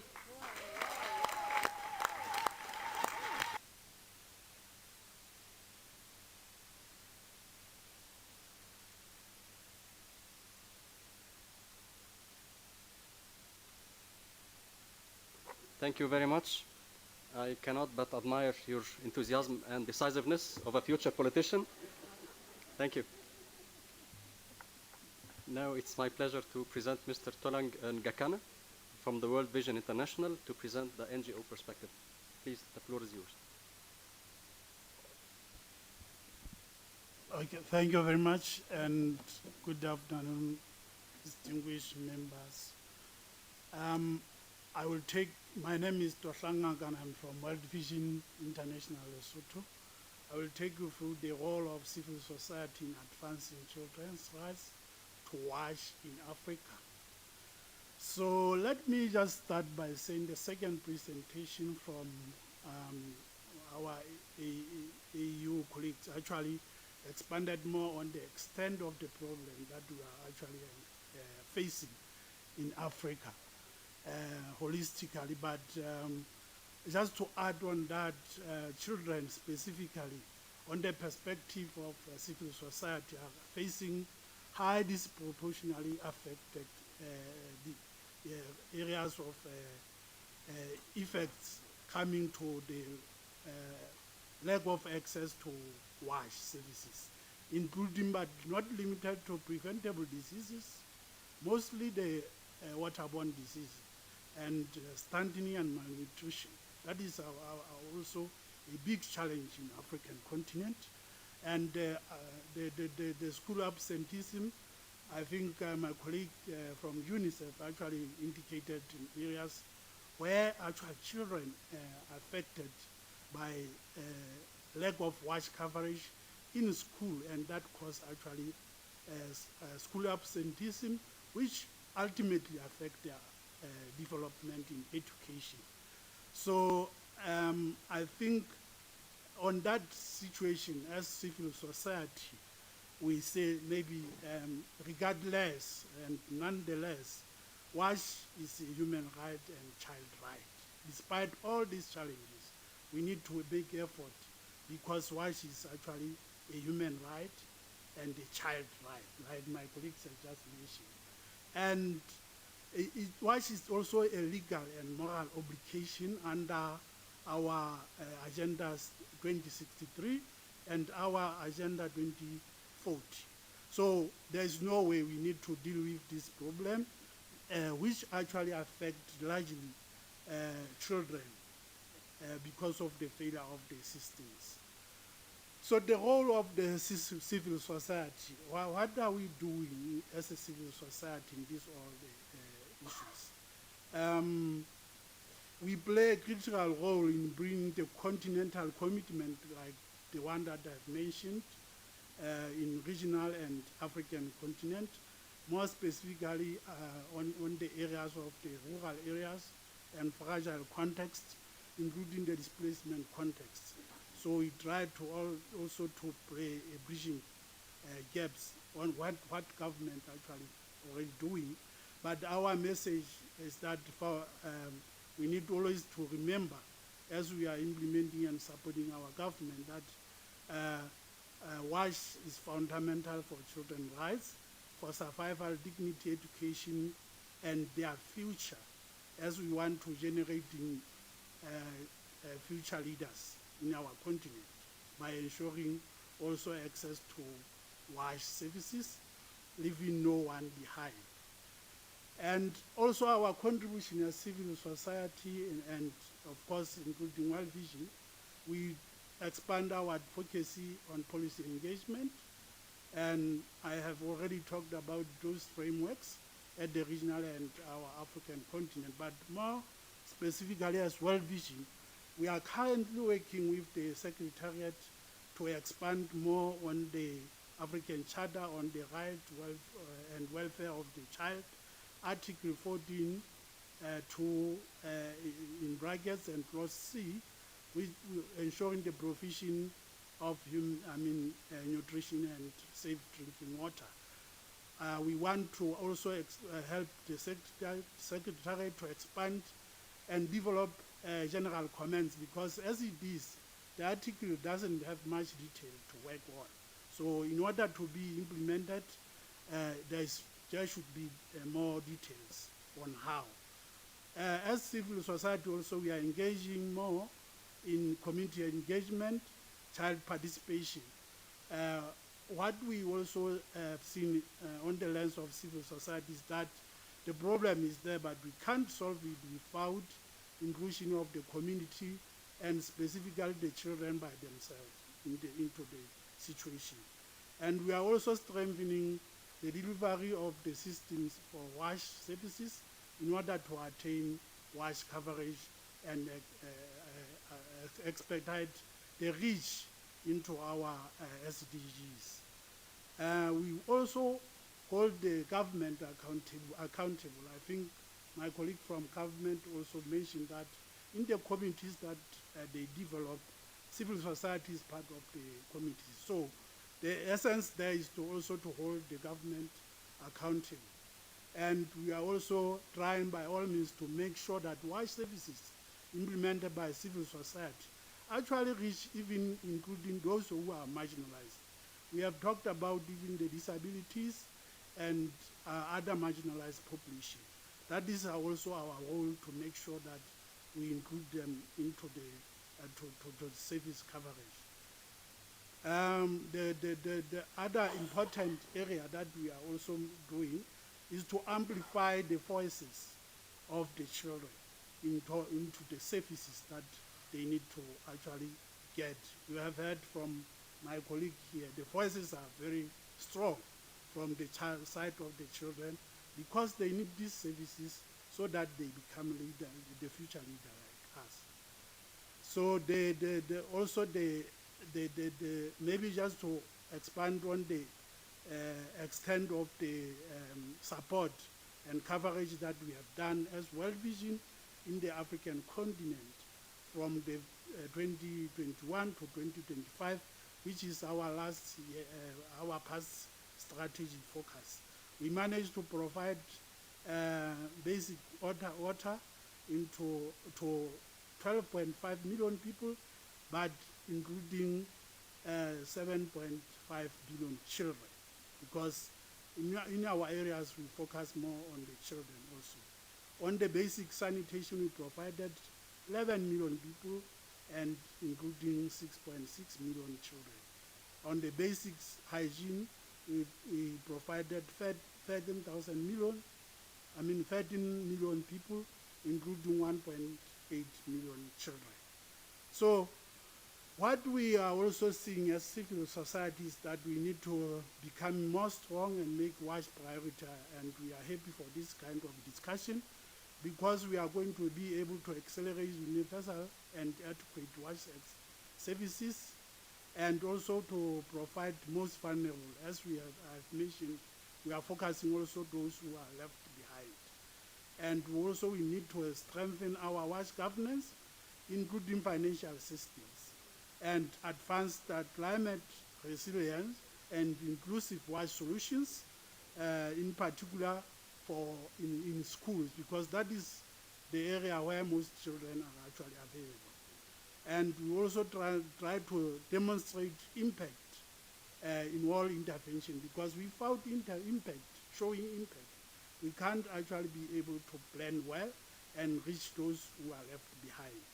So in concluding, I just want to emphasize that while we are talking about WASH, we are, as civil society organization, we actually focusing on leaving no one behind, and that begins with ours not denying children the services on WASH. Also, we need to ensure that we articulate and implement our frameworks as planned from the region and in our local government and countries. Thank you very much. Okay. Thank you very much. Excellencies, distinguished participants, as we conclude today's deliberations, it is clear that the discussion before us is no longer about recognizing challenges, but about exercising leadership and responsibility. The well-being of Africa's children demands deliberate choices, sustained commitment, and concrete results. The exchanges during this panel have highlighted the imperative of aligning continental ambitions with national action, ensuring that water and sanitation priorities are reflected not only in policies, but in planning, financing, and delivery at the community level. In this regard, I invite member states to accelerate the integration of child-focused considerations into water and sanitation strategies, to strengthen institutional coordination and to direct resources where the needs are greatest, particularly for children living in conditions of vulnerability and exclusion. I also encourage partners, regional institutions, and civil society to maintain strong collaboration with governments, to support innovation, reinforce accountability, and accompany countries as they move from commitment to implementation. As we look ahead to the commemoration of the Day of the African Child 2026, let us ensure that this engagement marks a turning point, one defined by decisiveness, partnership, and measurable progress for children across the continent. Allow me to borrow a useful framing shared by Dr. Laila Gad, the three-star approach. In our context, however, we choose to focus on one guiding star, the African child. Let that be the reference point for our policies, our budgets, and our delivery. I thank you for your valued participation. I also extend my sincere appreciation to the chairperson of the ACERWC for this opportunity. This concludes my role as moderator for this session, and I now have the honor to hand the floor back to you, Madam Chairperson. Thank you. Thank you, Honorable Waher, for the way that you rate this panel. Allow me also to thank all the speakers. We noted your recommendations, all the recommendations, and especially the recommendations of Ms. Akimbo. Big clap to you, Ms. Akimbo. So, before we close this session or this panel, and we have here, we can, on the behalf of the members of the committee, allow me to express a warm welcome to the delegation that will just join us, the delegation of Mozambique, and we have also the delegation of Burundi and the Hon Deputy Minister of Liberia. So we can say better later than never. So your physically presence here is highly appreciated, and it enriches our discussion. Now we can close this session, so we have another. Thank you for the time.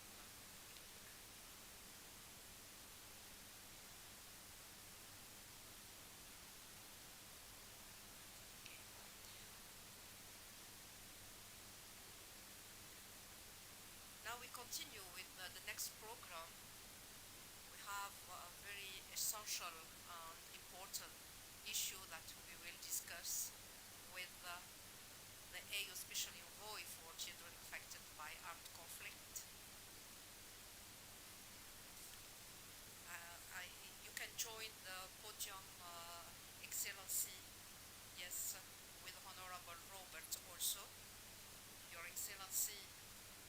Jainaba Jain,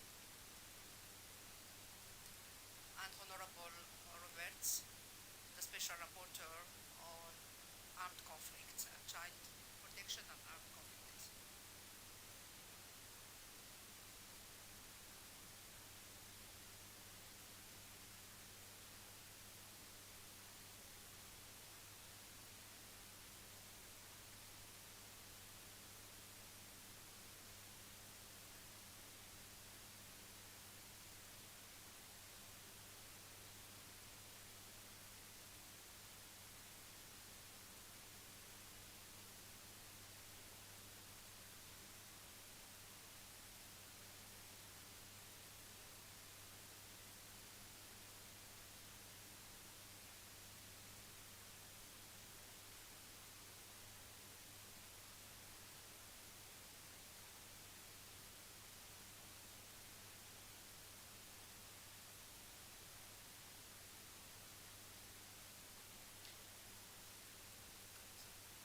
So in my capacity as chairperson of the African Committee of Experts on the Rights and Welfare of the Child, and on the behalf of the members of the committee, I have the honor to open this panel dedicated to the protection of children affected by armed conflict.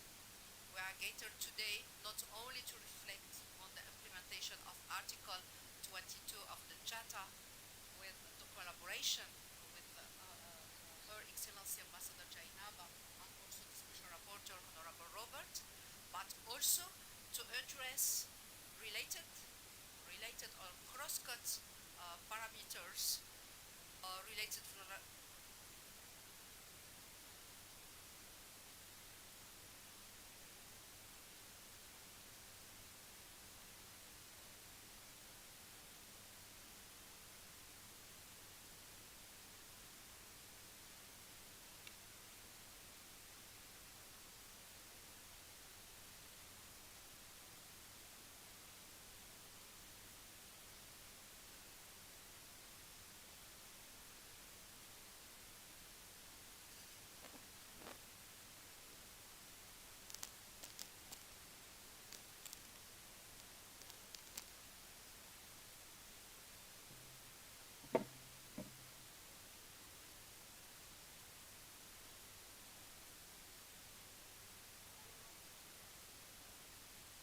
including sexual violence as well as other cross-cutting issues such as mental health, exploitation, family reparation.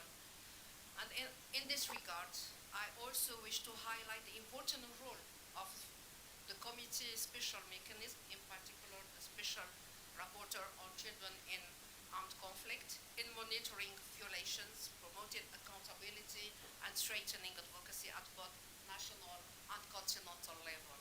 So our shared objective is to identify concrete, measurable, and coordinated actions to strengthen protection, ensure reintegration, guarantee access to justice for child victims, and mobilize sustained political commitment from member states.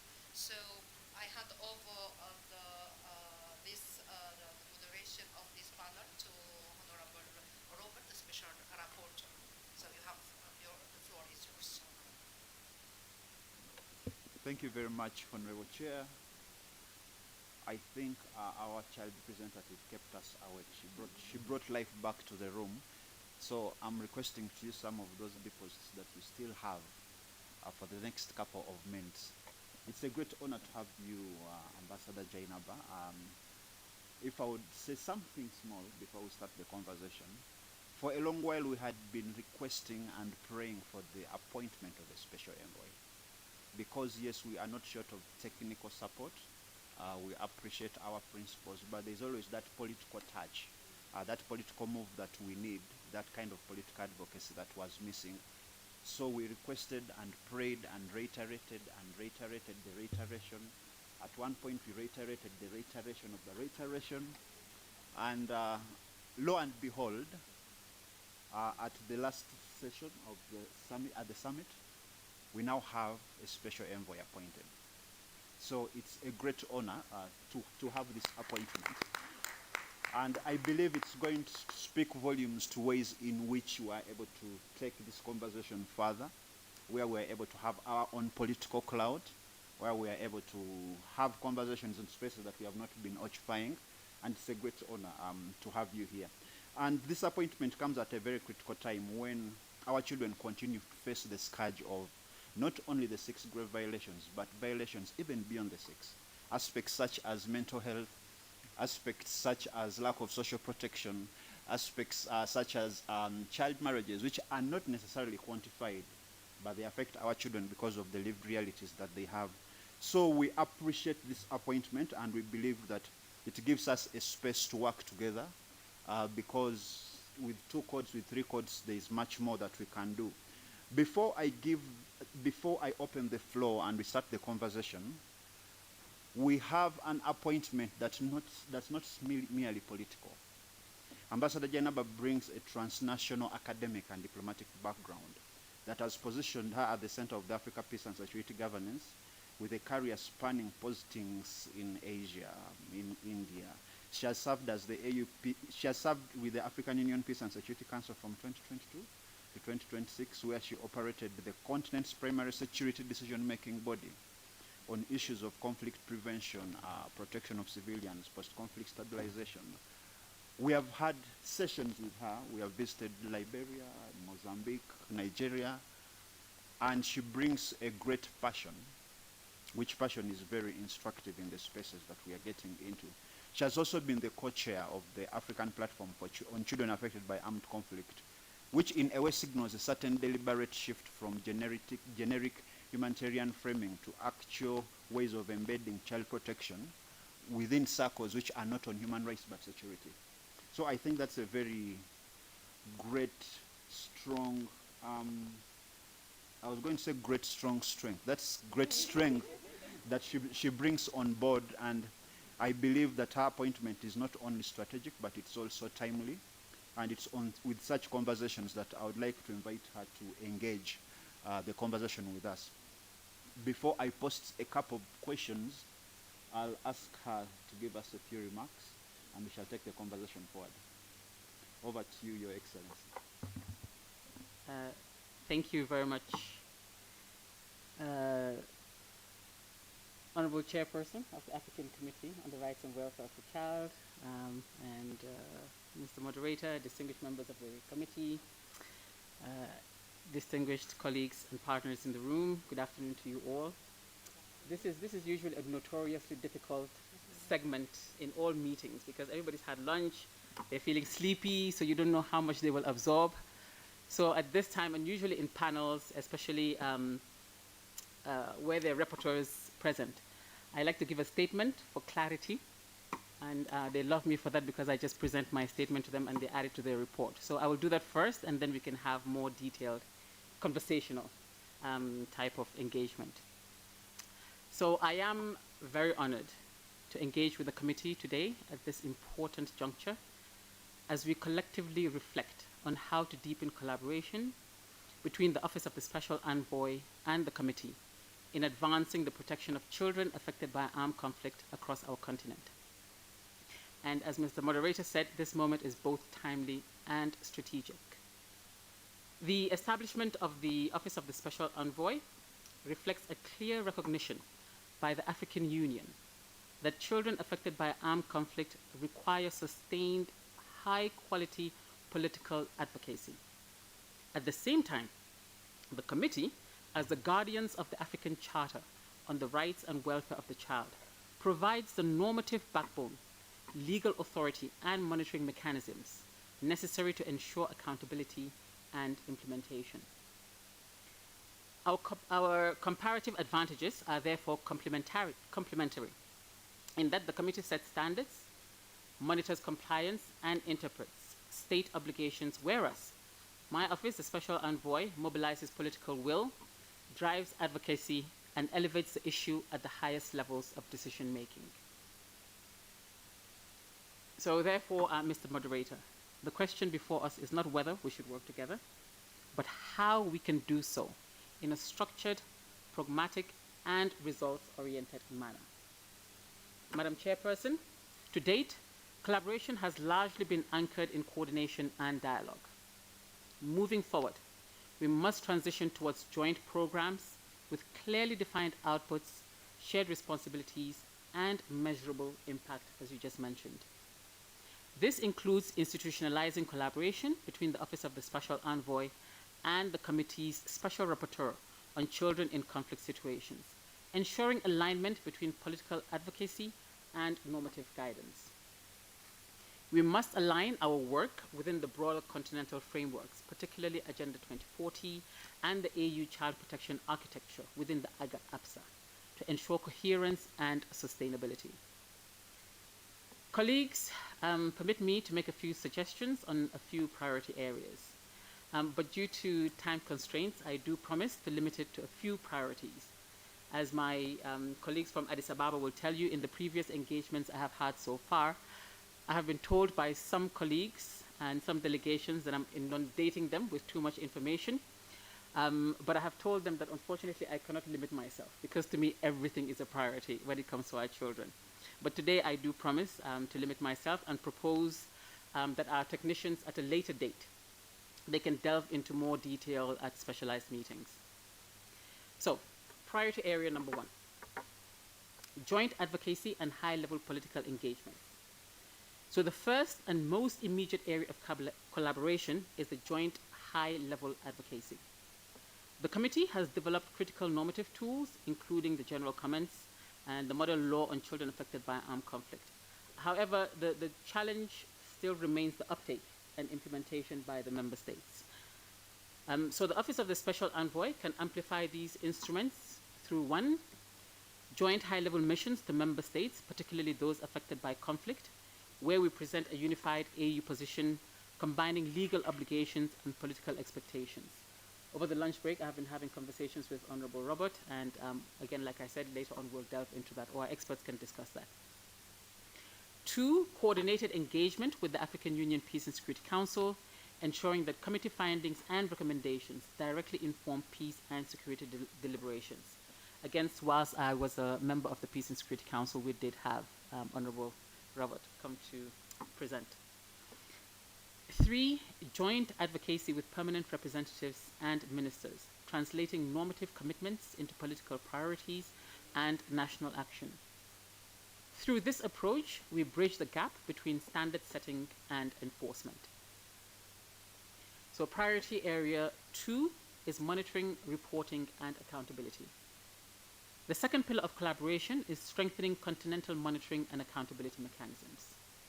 The committee has a well-established reporting and communications procedure, while the Special Envoy's mandate includes political monitoring, field engagement, and reporting to AU policy organs.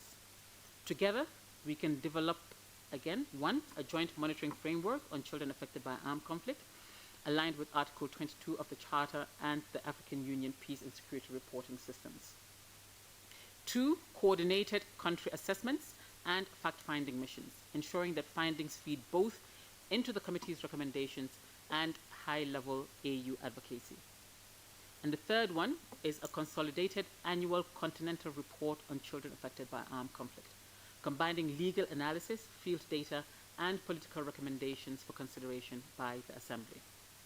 This will significantly enhance visibility, credibility, and accountability at continental level. Priority area 3 is a legal and policy domestication support. So a critical gap remains the domestication of continental standards into national frameworks. While the committee has developed the model law, many member states still lack adequate legal and policy frameworks addressing children in conflict situations. So again, joint programs that we can have together, Madam Chairperson, is 1, technical support missions to member states for domestication of the model law and alignment with national legislation. Again, my team in Addis Ababa discussed with one of the member states, and we'll delve into that later. 2, capacity building for government institutions, including justice, defense, and social sectors, to operationalize child protection commitments. Again, we'll delve into this later when we talk about the Banjul process and the prioritization of accountability. 3, guidance on implementation of complementary instruments, including the Safe Schools Declaration, particularly in ensuring continuity of education in conflict settings. Again, one of the flagship projects that we're going to be working on will be education in emergencies and providing statutory education in the camps. So here, the committee provides the normative tools, while the special envoy mobilizes political entry points and partnerships for implementation. Priority area number 4 is joint field-based programs. So our collaboration must not remain at headquarters level. It must be visible where it matters most in the lives of the children on the ground. We therefore propose joint field-based programs in priority regions, including the Sahel, the Horn of Africa, and the Great Lakes. And some of my staff have decided that for safety they will not join me on some of these errands, but I hope honorable members are braver and will join me on the ground in some of these conflict areas. So these programs should focus on prevention of grave violations, including recruitment and use of children and attacks on schools and hospitals. 2, reintegration and rehabilitation programs for children affected by armed conflicts. 3, access to education in emergencies, including through the Learning Beyond Conflict initiative. 4, mental health and psychosocial support services, which remain critically under-resourced. And such joint initiatives will demonstrate the AU's ability to translate commitments into tangible impact. Priority area number 5 would be strategic partnerships and resource mobilization. Finally, collaboration between our offices must also extend to joint partnership building and resource mobilization, as I've said. So both the committee and the Office of the Special Envoy engage in a wide range of stakeholders, including UN agencies, civil society, and development partners. And here again, like I did at the opening yesterday, I have to thank Dr. Leila Gad, who has already been so supportive. But I'm sure we can get more when we do this together. So a coordinated approach would allow us to present a unified African Union platform on children affected by armed conflict, which increases our credibility and influence. And 2, leveraging partnerships, including the United Nations Special Representative of the Secretary General for Children and Armed Conflict and key child protection actors. And I must point out that she was very very dynamic and wasn't the first to reach out when the announcement was made. And 3, mobilize sustainable and predictable financing for joint programs in line with the mandate of the Special Envoy. So this is essential if we are to move beyond fragmented interventions towards a scaled, continent-wide impact. So, Madam Chairperson, to ensure sustainability, our collaboration must be formalized. And I propose that we consider the development of a joint AU Special Envoy, Children Affected by Armed Conflict, and the African Committee of Experts on the Rights and Welfare of the Child framework on children affected by armed conflict, outlining our priority areas, our roles, and our deliverables. And establishment of a standing coordination mechanism between our 2 offices, and regular joint reporting and review processes to track progress and adjust priorities. This will ensure that our collaboration is not ad hoc, but systematic and institutionalized. So, distinguished colleagues, I promised that I will not throw all our priorities at you, but children affected by armed conflict represents one of the most urgent moral and strategic challenges facing our continent, which is why I'm coming in with a deluge of priorities and programs and projects that we can have. So we do have the frameworks, we have the mandates, we have the institutional architecture. What is required now is coherence, coordination, and collective action. The partnership between the Office of the Special Envoy and the committee is not optional, it is indispensable. Together, we can ensure that the commitments under the Charter are not merely aspirational, but realized in the daily lives of children across the continent. Together, we can strengthen prevention, enhance accountability, and restore hope. And together, we can advance our shared vision of an Africa where no child is left behind, especially in times of conflict. Thank you. Asante sana. Shukran. Obrigada. Thank you very much. Thank you, Madam President. Thank you very much, Your Excellency. Colleagues, if you're clapping, clap.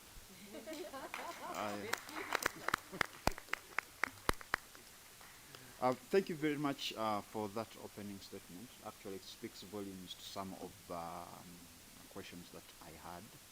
I'll give maybe one or two, and then we shall open up the floor for the purposes of hearing from the rest of our colleagues. You have spoken to most of the priority areas and the vision, the 5 areas that you have spoken to. Thank you very much. And you've hinted on the role that the committee would play in terms of the formalization of the relationship, the aspect of the political advocacy, and the technical and normative mandate that we carry from this end. Could you give us some more insights on some opportunities that you feel exist to strengthen this political commitment that is at its infancy stages in terms of the appointment among AU member states to address especially the grave violations that affect children? As you know, usually about June or July, there is a report that comes out from the Special Representative of the Secretary General on CAC, but it's usually on what has happened about a year before. What are some of those opportunities that you think we would use to strengthen our political commitments among member states to take this conversation forward? Thank you. Thank you, Mr. Moderator. So we have some that we're already working on. And one, as I mentioned, that we can strengthen is the Banjul process. Now, the Banjul process is an annual statutory meeting of the African Union. And it is high level and open at ministerial level. And this year we want to ensure that we also have all the special envoys and the high level voices on the continent to add some political weight behind what the Banjul process is about. The Banjul process is one of the meetings that focuses on the child protection agenda of the continent. And we, this year, I think, are going to have it hosted by Uganda when they chair the Peace and Security Council in July. And one of the things that I really admire about this one is the fact that they're not going to have the usual, now I'm in a situation where I'm saying this, but the usual meetings in the conference rooms. I'm saying this as we're all sitting here, but we'll actually get on the ground. They'll be taking the high-level representatives to, and now they've told me that they're not calling them refugee camps, they're calling them settlements, so that we can actually interact with the, again, they're not refugees, they're what was the name they used? Community members or something like that. I'm sure they'll correct me. And this helps raise the image of the African Union in that if you've come with us at Peace and Security Council sessions and we interact with some of these member states and at national level, the complaint that they always have is that we don't know the AU, we don't see the AU, we don't feel the AU. But projects like this, and not only do they add political weight and view to what we're doing, but also ensures that those at the grassroots know what the African Union is doing for them. So this is an area where we seek your support, and we can work together to ensure that the Banjul process is given the weight and the impetus that it deserves to ensure that we have the political will behind this and for people to know what we're doing regarding the child protection agenda on the continent. Thank you very much. You've also spoken about collaboration, which would be another question that I was going to ask, and I think you've hinted on it. You've also spoken about some of the joint engagements that we'd have. Perhaps in a minute or two, what do you foresee to be some of the joint outputs that you could latch on as a committee and your office going forward? I know you've hinted on it, but just a little. Thank you. So again, to give you a concrete example of some of these joint programs that we can have. We will be joining the High Representative of the Sudan, His Excellency Ibn Chambers, on his next mission. And where his office is going for mediation efforts, we are going for advocacy, and we'll be speaking to all the armed groups, regardless of whether they're state or non-state, to say simply that we're not here to mediate and tell you what is wrong and what is right, who is wrong and who is right, but we're saying that during your conflict, please leave the children out of it. Whatever it is that you're doing, leave the schools, the hospitals where they need humanitarian services, leave them to have access to it, do not recruit them, and all the 6 violations, basically. So again, like I hinted at earlier, I had started the conversation with Honorable Robert, that those responsible in the different areas can come and join us on missions like this. So it is not just the Sudan. We have we'll be having some in the Sahel, and the Horn of Africa, and the Great Lakes as well. So this is an example of a joint program that we can have where we're actually on the ground in the conflict zones. And again, I hope everybody, you know, like I said, everybody has insurance. Some of my team have already said, we're not coming with you, but I'm sure you lot are not afraid to come on these missions. Thank you very much. Interesting, Sudan was the first state that I went to for a visit, a mission, so there will not be a lot of nostalgia going back. At this moment, I'll open up the floor. I'll start with colleagues, members of the committee, for comments or questions or points of clarification that you might need. Honorable Poloko, you have the floor. Then it will be followed by Honorable Satang, in that order. Honorable Poloko, you have the floor. Thank you, Honorable Chair, for giving me the floor. Mine is just an appreciation to the Commissioner. Thank you for the presentation. I would just like to thank you that you have education in your agenda. As the Special Rapporteur on Education, one of the hardest questions that we are often asked is, how are you going to ensure that children continue to go to school during conflicts? You know, that has been one of the hardest questions that I personally had to answer myself. And I'm glad that you thought of that in your agenda. Thank you so much. I guess we'll continue to discuss on that outside this session. Thank you. Thank you, Madam. I think we shall first hear from Honorable Satang and Honorable Joseph, then we shall give you the floor with that first round of questions. Honorable Satang, you have the floor. Thank you. Thank you, Honorable Nanima. Your Excellency, Ambassador Janaba Jan, I wanted to start with extending again my deepest congratulations on your appointment as your Special Envoy. Also wear, you know, the Gambia flag. I just had to say that from a Gambian sister as well. As already indicated, your appointment and your role is very critical.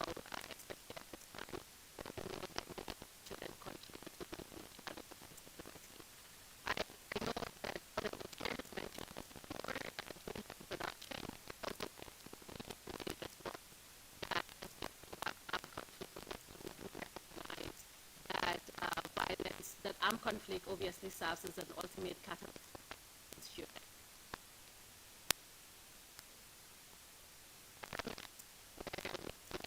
Around sexual violence, around abduction, but that's also highlighted as well, including harmful practices such as child marriage as well. And so when armed conflict happen and we see sexual violence weaponized, we do know that millions of children are put at risk, particularly the girl child. Data from UNICEF, obviously, as well as other organizations, highlights the gendered nature of these atrocities as well. And so we do welcome, again, the priority areas and appreciate that and look forward to working with you, but also wanted to highlight, especially as we align our efforts around some of the engagement, especially in your priority areas, that issues of violence against children, particularly sexual violence, could be a priority area and an area to look into as well. Again, congratulations and thank you. Over to you, Honorable Chair. Thank you, Honorable Satang. Honorable Joseph, you have the floor. Yeah, thank you very much, Chair, and I also join our colleagues to congratulate Her Excellency on the appointment.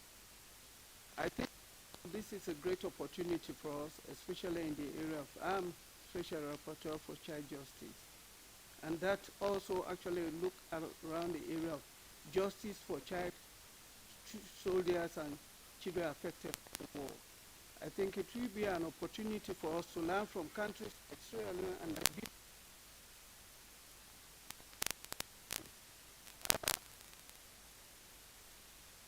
Issues we need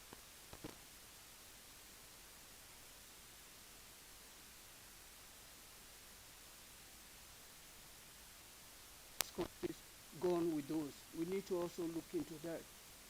I thank you very much. Honorable Anne, you have the floor. Thank you, Honorable Joseph. Thank you very much, Your Excellency. I join my colleagues in congratulating you into the new position. Mine is sort of a comment also that I'm really impressed that part of your priorities, you're looking at reintegration of children and focus on their mental health and psychosocial support, which is very, very critical. I'll speak from a biased point of view.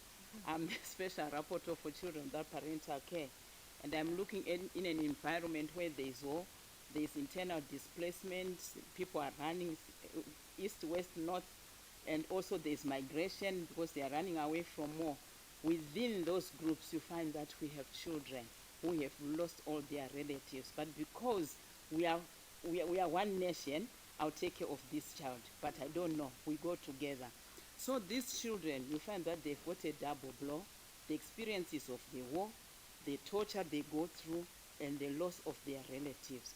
There's great psychological trauma, and they really need to be taken care of, issues of psychosocial support, and also the reintegration which you have mentioned. Yes, we're talking of care reform, but still you are still in an environment where war is still going on. What do? Do we put them in institutions? If we do put them in institutions, what type of care should we give to them pending maybe identifying a family for them? Thank you very much. Thank you so much, Honorable Anne. Honorable, Your Excellency, I will allow you to reflect on this, and then we shall take the conversation forward. Okay, thank you to you all. Honorable Poloka, thank you very much. So one of the things that we're working on is ensuring that we have statutory education provided in these camps or these settlements. So we have been advocating and lobbying with the member states and our partners as well to look into this, to put an ecosystem in place and to put policies in place to ensure that this is statutory. At the level of the African Union, we're establishing the African Humanitarian Agency. So we have been speaking to the permanent representatives, and we'll also speak to the Commission as well, to ensure that when they're developing the policies on the establishment of the standard operating procedures of the humanitarian agency, these are things that they take into consideration. And this is at the level of the AU. Also at the level of the UN, we have started discussing this with our partners, and this is a conversation that I'll be having with the ACERWC once I meet her, Her Excellency Vanessa, on ensuring that we have hopefully a resolution on this also at the United Nations Security Council, so that we don't have, this is a word that one of the ambassadors used when I met him, we don't have a lost generation. If in Sudan alone we have 15 million children that are out of school, that have no education, in the next 10 to 15 years, what is our continent going to look like? And this is in one conflict alone. And I've been told we have 50 ongoing conflicts on our continent. So how many millions are you talking about in total? My experts have said that they'll get me those figures. On our continent, let us calculate in the next 15 to 20 years, if all of these people don't have an education right now, we will not be competing globally on a socioeconomic level. So this is one of the things that we're trying to campaign for now, to ensure that education is statutory. The same way that you've been discussing WASH all afternoon, it's provided by some of the UN agencies at most of these camps. The way that nutrition is provided and medication, health facilities are provided, we're insisting that education is statutory. That yes, it's going to have a different look, it's going to have a different feel. How does it happen? We leave it to you experts to tell us, how that's going to happen. But it is a must. It is not if or but when these children have access to education. This helps us in many ways. Like I said, we'll have an educated population who, when I'm 70 years old or 80 years old and decrepit, I know that this generation now will be there to take care of me. They will be engaged so that they're not bored and idle in the camps and have fundamentalists taking advantage of them and recruiting them. And it also helps Excellency Honorable Anne mentioned earlier about psychosocial support. When they're not sitting there idle and doing nothing and replaying their trauma and their anxiety in their minds, they're occupied by education. It contributes towards their therapy. So this is one of the areas that we will work together. We will continue to advocate and ensure that we have the laws in place for our humanitarian agencies to provide this. Honorable Satang, thank you very much. Thank you for the expression of the sisterhood. For the topic that you've mentioned, violence against children. Earlier on, somebody spoke about the Day of the African Child, June 16th. Am I correct? What we're hoping to do is also work on the Year of the African Child in 2028. I had discussed this with the chairperson at the very first meeting that we have. I had wanted it next year, but I was told next year has been dedicated to the single air transport market. And I'm being told that at the subcommittee level, at the Permanent Representatives Committee, that they are considering endorsing something to do with human rights. But I think we can work with them on that. Maybe we have something around children, and then there is a sub-theme for them. But one of those sub-themes, if we have the theme of the year on the African child, is for you to dedicate a sub-theme on violence against children. I think this is a way of raising awareness about it, addressing this issue. So this is an area that we can also work together on. Once we're discussing what the theme of the year for 2028 will be, we'll also be discussing the sub-themes, and I think you can make it a prominent priority area for the theme of the year for 2028. So I use this opportunity to campaign to all of the member states that are in the room to please reach out to your permanent representatives, your missions in Addis Ababa, to try and make sure that we give priority to our children. We have so many themes of the year, but what will it look like in the next 10 to 15 years if we don't focus on the people who are supposed to take that theme forward? So let us invest on the investments that we're making now. Honorable Joseph, thank you very much. Also, once again, child justice. This is one of the areas that are being prioritized in the Banjul process that I spoke about, this issue of accountability. Right now, there is so much impunity on those who violate, the sixth grade violations, who perpetrate the sixth grade violations. We are not focusing enough on justice for these children. As soon as we finish with these conflicts, people go about their business. You're right, as when I was a member of the Africa Platform on Children Affected by Armed Conflict, these are one of the areas that we had tried to focus on. So we did visit Sierra Leone. The experts are sitting there. I think there were some other countries that we were supposed to visit. I'm not sure if Liberia was on the list, and Rwanda as well. For us to learn about how the citizens feel justice is. Justice in one place is not the same as another. So how did they feel they got justice? And they had some very innovative ways of doing this. We have the Save the Children representative here, Chantal, who has Save the Children, who are working on some of these things, along with UNICEF as well. So for the Banjul process, Honorable, I think you have a major role to play there to ensure that this priority area of accountability is taken seriously by the member states. So again, when we're having our high-level advocacy missions, we're hoping to do the 55 member states, where we'll be meeting with the presidents, the first ladies, but most importantly, we have now added ministers for justice to the list of people that we want to meet so that they can work on this issue. We'll also be meeting with parliamentarians so that when they're developing their national laws, these are things that they can take into consideration. Justice is a major factor in this issue of accountability. Honorable Anne, I had touched a little bit on, again, thank you for your comments. I had touched a little bit on psychosocial support. And I know my experts, perhaps, Mr. Moderator, we can permit them, one or two of them, to take the floor, are very focused on ensuring that psychosocial support is provided to these children that have been affected by armed conflict. But I had a very interesting conversation with one of the delegations as well in Addis Ababa. He was telling me that it is not only the children who have seen combat or who have run away from the conflict zones who are children affected by armed conflict. He gave an example of his daughter who at some point might have required psychosocial support. Because they were driving by, I think it was an entrance of a camp or somewhere, and his daughter was telling him, Daddy, Daddy, Daddy, stop the car, we have to take all of these people home. They're sleeping on the street. They cannot sleep on the street. They have to come home with us. And he said, my daughter, there's so many of them. There's only so much space we have in the house. I cannot take them. And she started crying. And when they got to the house, she went immediately to her grandmother, her father's mother, and said, Daddy is a very bad man. He has seen all of these children who are affected by conflict, and he's refusing to help them. She was upset at her father because she felt that he wasn't helping. So some other children who are in safe zones and see what is happening to their counterparts are also affected psychologically. So these are things that we need to take into consideration, and I completely agree with you. These are areas that we will also prioritize, and we'll be working with you on most of these things when we go to visit, when we go on our advocacy missions. Rest assured on that. So, Honorable, thank you.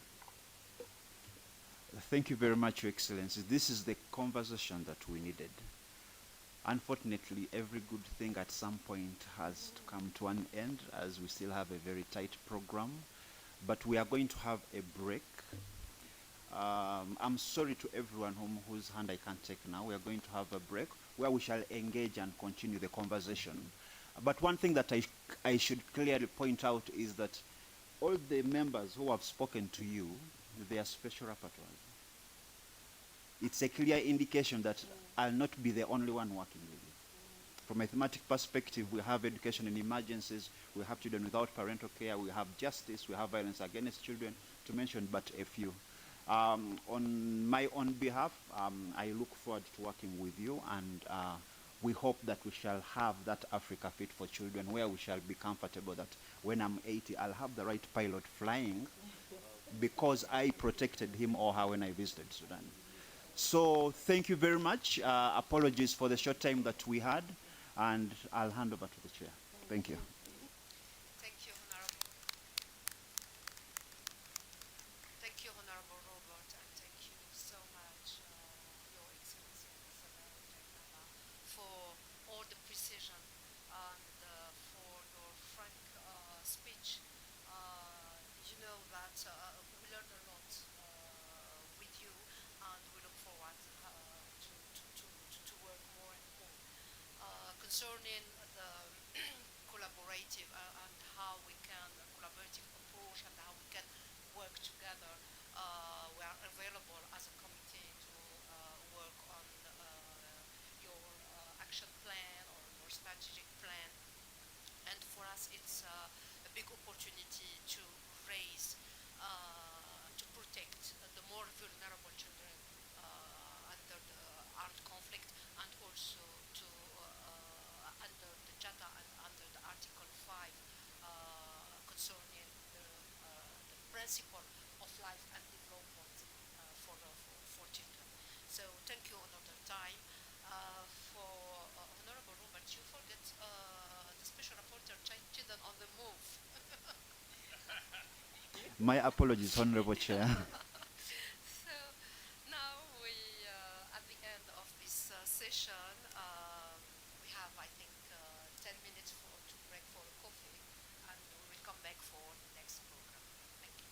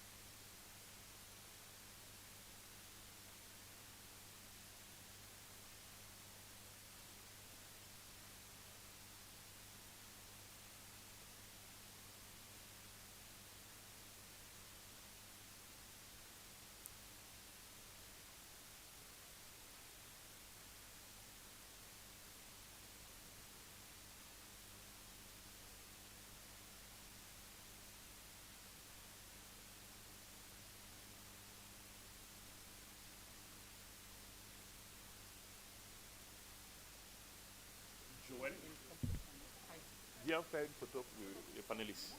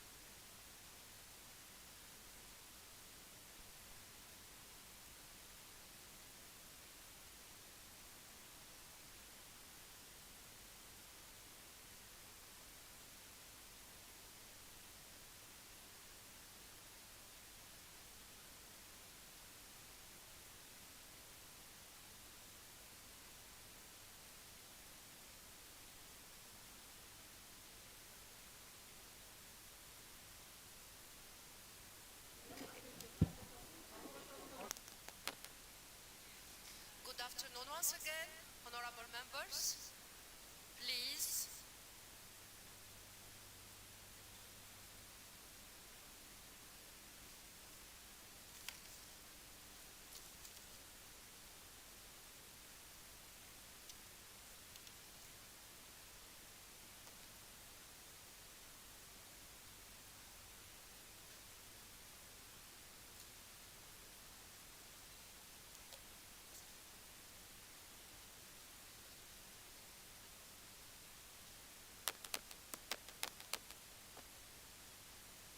Professor.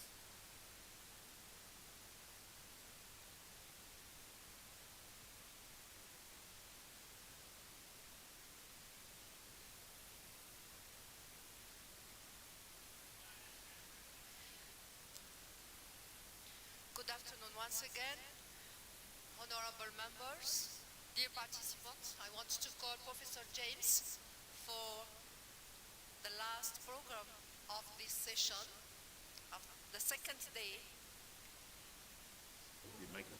Professor James, welcome to France. Sorry, France. Sorry, Professor France. Welcome to Professor France. He will present to us the report on the second phase assessment on the implementation of the Agenda 2040. So the floor is yours, Professor France.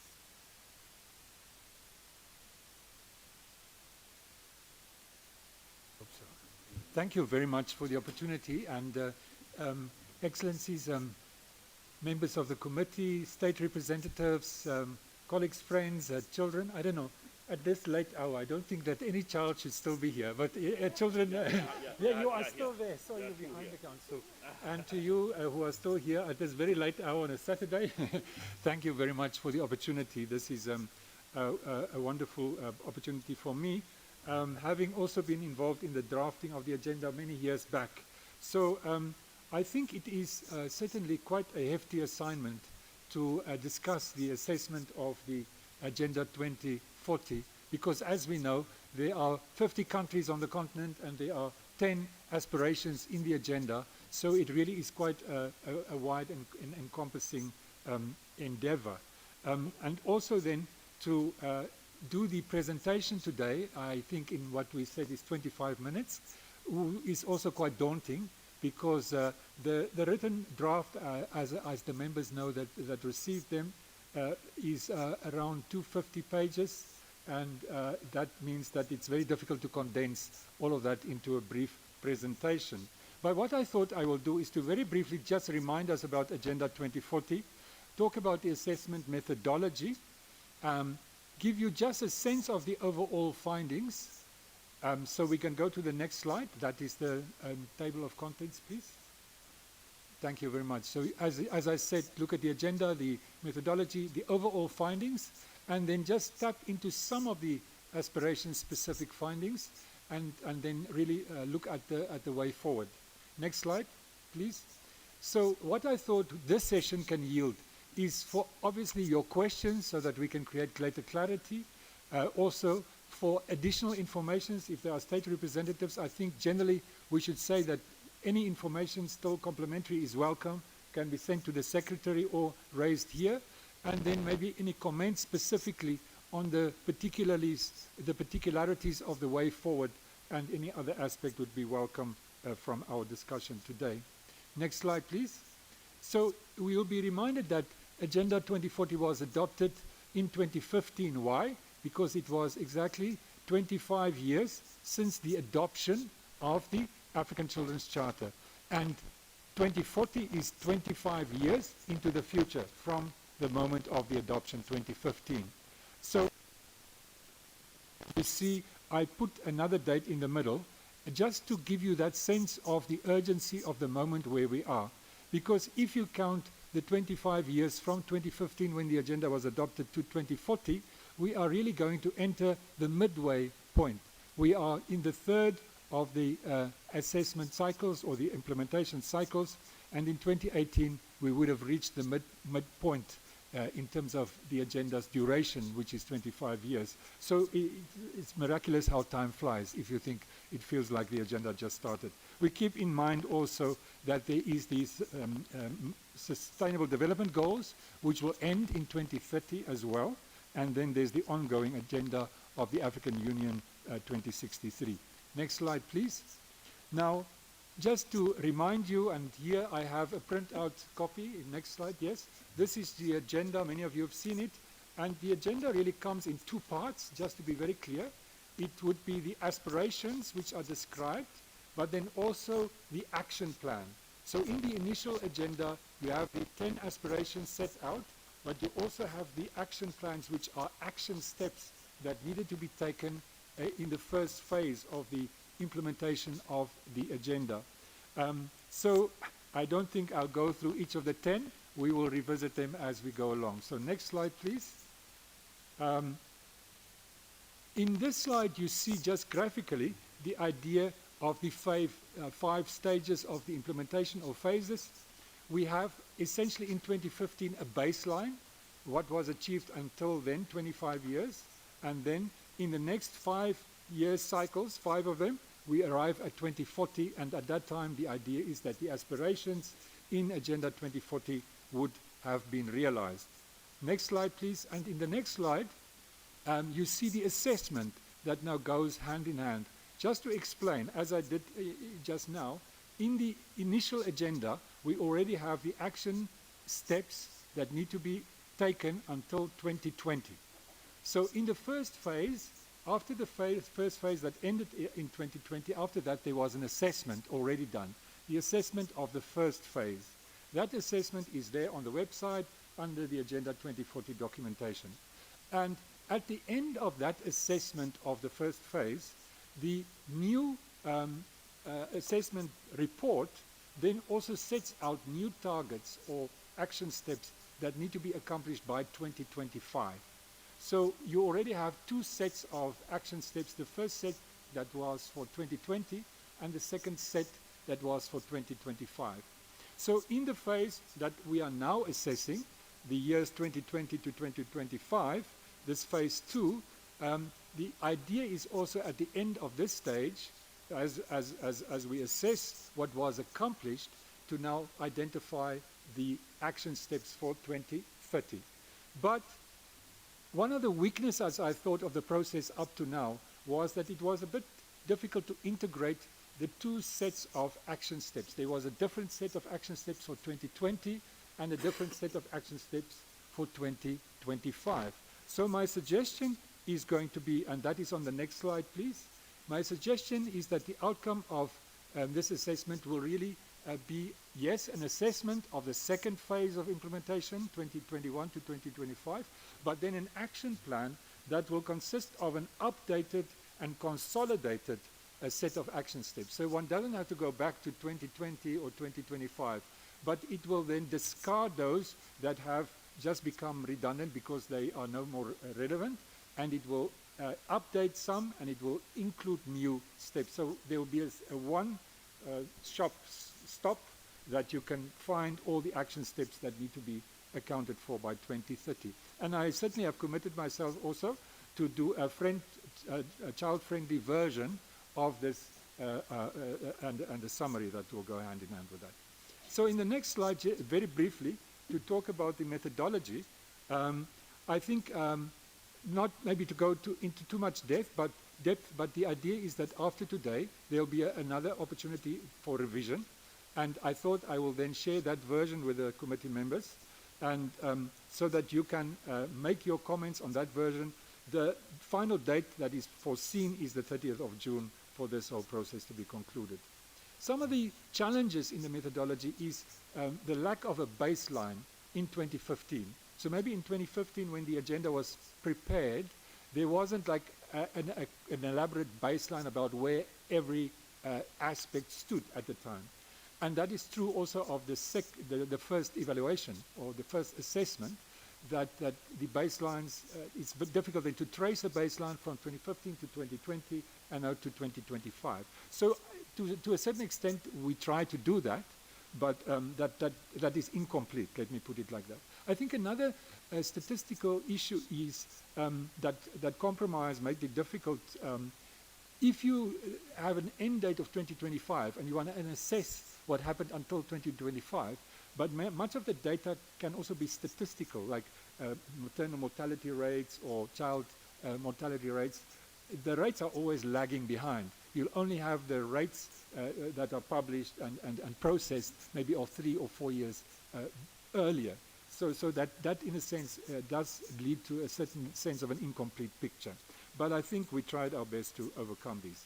In the next slide, if I may, I try to just give you some sense, very difficult to generalize, but if one has to say what would be the overall findings, certainly the Agenda 2040 is still very much unfinished business, because we can, in all sincerity, say that none of the aspirations had been fully realized. That is very clear. So definitely much work still has to be done in the next 25 years. At the same time, we should not be too hard on ourselves collectively, because this is everyone's joint endeavor. I use the word appreciable. I think there had been appreciable progress. It is uneven, it's slower than what we wanted, and it differs from aspiration to aspiration.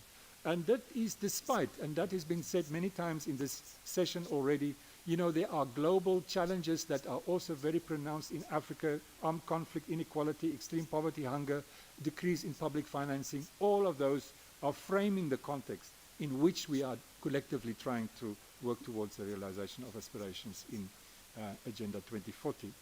But in terms of the achievements broadly stated, I think for me, looking from the outside in, it is the agenda's contribution to having engineered a discursive and conceptual shift. It's part of what the African Children's Charter itself also achieved, I think. The idea that children are rights bearers, that there are responsibilities, that they are to be treated with dignity, and that their views matter. All of that, I think, have been crystallized in the agenda, and in many detailed ways, the agenda, through various implementation steps, have shifted our discursive space and our conceptual understandings and the way in which we talk and expect a realization of children's rights. There's also been system consolidation in almost all of the aspirations, we can say, institutional strengthening, and normative expansion. So at those levels of institutional strengthening and normative expansion, there has been certainly great successes. But the challenges had always been the translation of those changes in law and even in policy to affect the lived realities of children. Again, that is a refrain that we heard many times. We see that the importance of fostering societal attitudinal and understanding changes has been emphasized, and without that, you cannot achieve just legal changes. Structural barriers are very deep-seated and affect some of the aspirations more than others, but certainly also have to be overcome in terms of the aspirations themselves. They are contextualized within a broader circle of structural issues. And there has been in all of the aspirations still worrisome inability to reach those most marginalized children who are affected.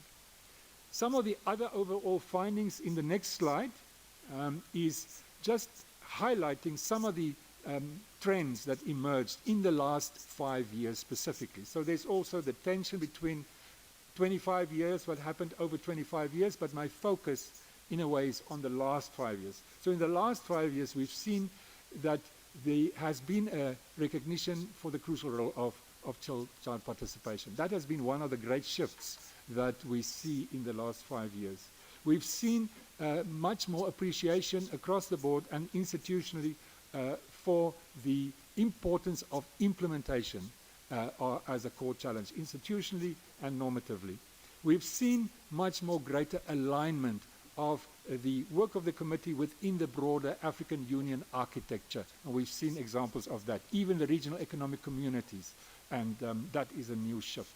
Another shift, I suppose, is the expansion of the normative guidance through soft law instruments that we have experienced in this period. We have also seen that norm setting, which has always been there, has also led more to systems building in a number of the aspirations, but it remains uneven. As for new issues, rapid digital transformation certainly has had a great effect, remains uneven, has positive and negative consequences, and we remain aware that there's always a risk of perpetuating inequalities and exclusion in the digital embrace. Partnerships have been expanded, and just to give you two figures there, the baseline in 2015 was 36 CSOs that had observer status with the committee, and that has increased to 61. No, sorry, that is actually in 2020. In 2020, that was 36. And so in a relatively short period, you can see the increase. And then the new development also in the last 5 years is the role of national human rights institutions, which increased from 0, because there was none in 2020, to 22 in 2025. So I then go to delve a little bit deeper into some of the aspirations in the next slide.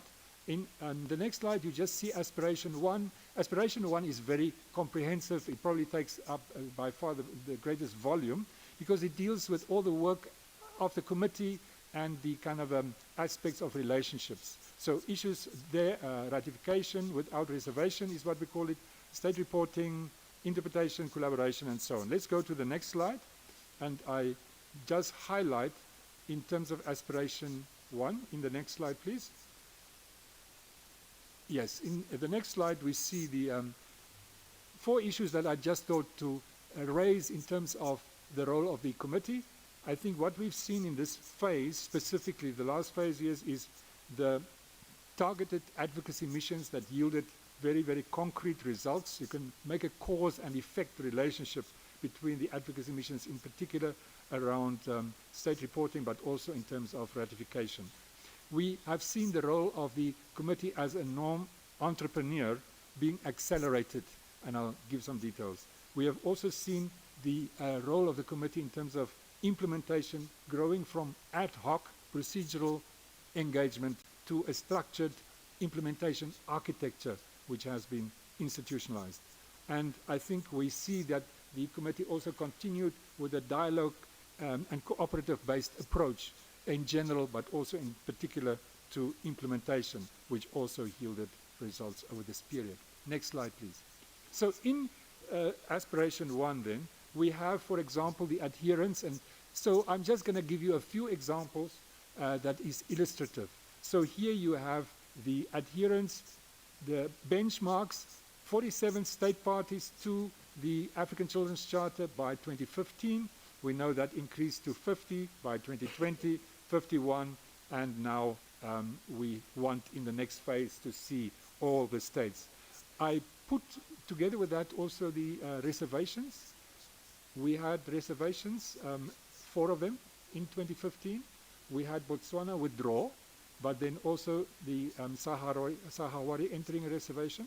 And the argument in the report is also that ratification should not be coming at all costs. It should be ratification that could be called with integrity, with a minimum of reservations. And I believe that, and that is to be followed up, that Somalia also made some reservations when it entered, when it deposited its declaration of adherence to the African Children's Charter. In the next slide, I'm just giving you a sense of, so each of the findings then translate to recommendations or action steps. So in the action steps, which is the second part of the report, you see, for example, that it says by 2030, those countries should have become state parties to the African Children's Charter without having entered the reservations. So by 2030, those states should have withdrawn the reservations. By 2030, the African Committee should have engaged through advocacy engagements, dialogues, and continental study with the issues of ratification and withdrawal of reservations. So those will then be the guidance towards the next phase. Next slide, please. So here we see just the other element that shows a very clear progression. The number of states that had not submitted any report was 12 by 2020. 6 have submitted in the last period. and we are left with 6, although that Libya, which was really part of the advocacy missions before, had already submitted, so it leaves with 5, but then I suppose Somalia, Sahrawi Arab Democratic Republic also still has to submit its report, but it's not yet overdue, but it is due. And then you see the action steps that will then be in the second part that just speak to that. In terms of state reporting, and I know I may go into too much detail here, but just to say in terms of the rules, there is a rule that I suggest the committee also looks at, and that is to clarify that concluding observations should be adopted and disseminated at the session at which the state report is examined. There is some ambiguity, I believe, in the rules. And also I propose that greater clarity be given about the publication of the complementary reports, so that the default position should be that those are also made immediately accessible and publicly available, rather than perhaps the other way around, as the rules seem to suggest at the moment. So those are more detailed steps. Then the core element of the communications mandate on the next slide. I just have a graph there. On the next slide, yes, thank you very much, that one. You see there that the submission of communications, maybe it's not so clear. There were 7 in this phase up to 2015, then 9 in the next 5 years, 12 in the next 5 years. And I want to highlight there that there had been also in the violations found, you'll see that there were 6 violations found up to 2015, 4 in the first phase and none in the second phase. So on the next slide, I briefly detail that a little bit further. So you see there, we see the small number of complaints. If one considers a continent of 50 state parties and so many children and so many violations that we're talking about here, 28 submitted complaints certainly is a little drop in the bucket. But we see that there has been an increase in the number, at least in the last phase. We also see the amicable settlements that had increased. Certainly that's a good thing in terms of how the committee deals with these issues. But to me, of a slightly concern is the figure that there had been no violations found, no violation found in terms of the phase 2, whereas there were 6 and 4, and that perhaps is also linked to the tendency that one observes in a body like the African Commission on Human and People's Rights, that when it started to develop special mechanisms and devoted so much of its energy, its limited energy and time to promotional matters and thematic issues, that there always is a danger that the complaints mechanism becomes the stepchild of the body. And I also note that there are at the moment a number of complaints pending that had been found admissible, and the period of them pending before the committee is quite a prolonged period that is slightly longer than the usual period of time that it takes for the committee to deal with these complaints. So just then it leads to the next slide, please, which highlights, for example, on the next slide, I'm just highlighting then what we see as possible action steps. There's the idea of a CSO litigation group and how that can be in collaboration between the committee and the CSOs, and also that the committee should continue to put itself at the disposal for the resolution of complaints through amicable settlements, because that is really one of the success stories here. The next slide just very briefly shows the increase in the number of CSOs, as I indicated. You see the numbers there from 17 new ones to 19 new ones. The total is 36 in 2020 and then 25. The concern remains, however, that there are very few in West, North and Central regions of the continent. Those are highlighted there. And there is no Lusophone CSO and limited Francophone and Arabophone in civil society organization involvement in the work of the committee. With the NHRIs, we see the dramatic increase there. I go in the next slide to an aspect of the urgency and crisis situations. We see that the committee, in a sense, has at its disposal to deal with outside the ambit of its protective mandate, maybe matters of serious human rights violations. It has the fact-finding missions mechanism, if you like. It can do public hearings, perhaps, linked to the day of general discussion, urgent appeals, and press statements. But these seem to me to be still open to be complemented. And in the next slide, I was wondering if one could take, in the next slide, there's an action step that shows, okay, that's not what I have here, but let's just see then. Yeah, but I'm lost now. Can you go back? Can you go back? Yes, thank you very much. So that one just shows some of the other steps maybe, and I was wondering, just like the Human Rights Council, for example, has days where it schedules human rights discussions of pertinent human rights situations, whether that is a mechanism that the committee could also start to explore, to have mechanisms to deal with urgent, ongoing human rights situations in a way that doesn't need the state reporting or the communications procedure. The next slide, thank you very much, is around implementation. Again, we said already that that's one of the great features of this committee, that it has taken implementation very seriously in the last 5 years. You can see just in the terms of the graph, the baselines in 2015, there were just some ad hoc follow-up missions and hearings that took place. 2020, up to that time, there were follow-up missions already, but it was the working group on implementation of decisions that was then established, but really took off only in this phase of assessment. In the last 5 years, we see all the institutional and structural matters, the 7 follow-up missions, and I think a relatively good record in terms of implementation of decisions. I know that the chair of the working group expressed concern, but in a broader sense, if one looks at human rights bodies across the world and in the continent, the committee is, as a matter of fact, doing relatively well in terms of securing compliance with its decisions. The next slide, we're still on aspiration 1, is just that's issue of the norm entrepreneurship of the committee, illustrated very well. If you look at 2015, there were 2 general comments adopted by that time. By 2020, there were 4. One of them was a joint comment. And then in the last 5 years, we see at least, I put them all there, at least 20 forms of soft law.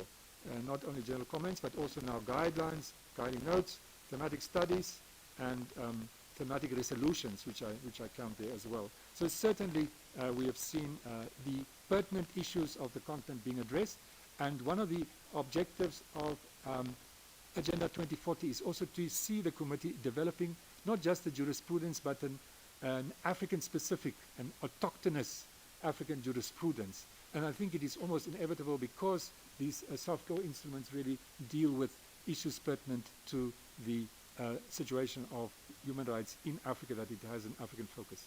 So last one on aspiration 1, and the others will be very brief. Just to make the point that visibility is in the next slide, please. Visibility and dissemination of documentation information is crucial. One had to get buy-in at the national level. There are wonderful work being done, the website, social media, and the Tribune that we received.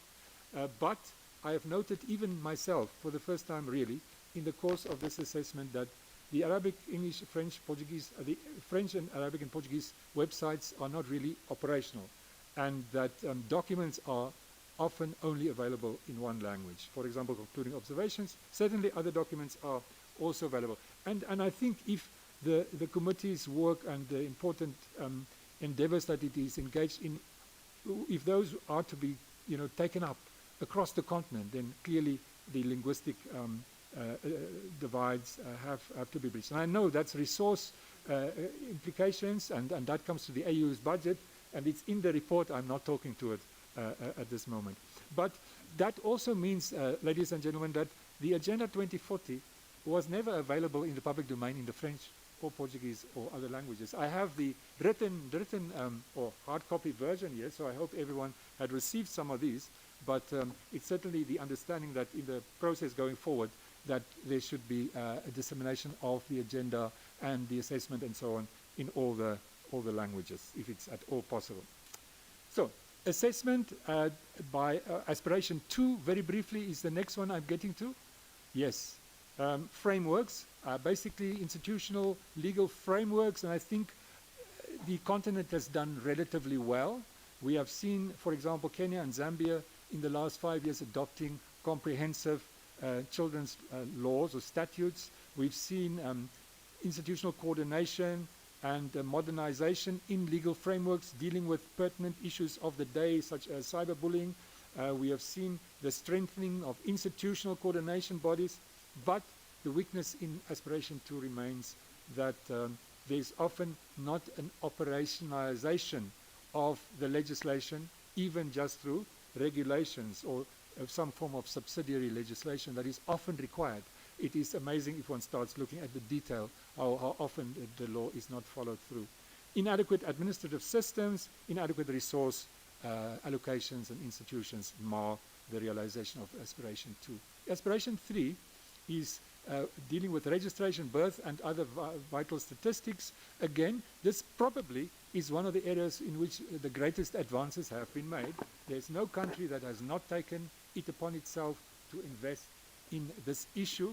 If you look at state reports, states are consistently reporting about actions taken. If we look at actual outcomes, we see huge increases in birth registration, although there are still difficulties. And as has been pointed out, statelessness is still not adequately addressed in that process of the registration, but relatively well served, aspiration 3. Aspiration 4, a healthy childhood, certainly much more expansive, much more complex to deal with than, for example, 3.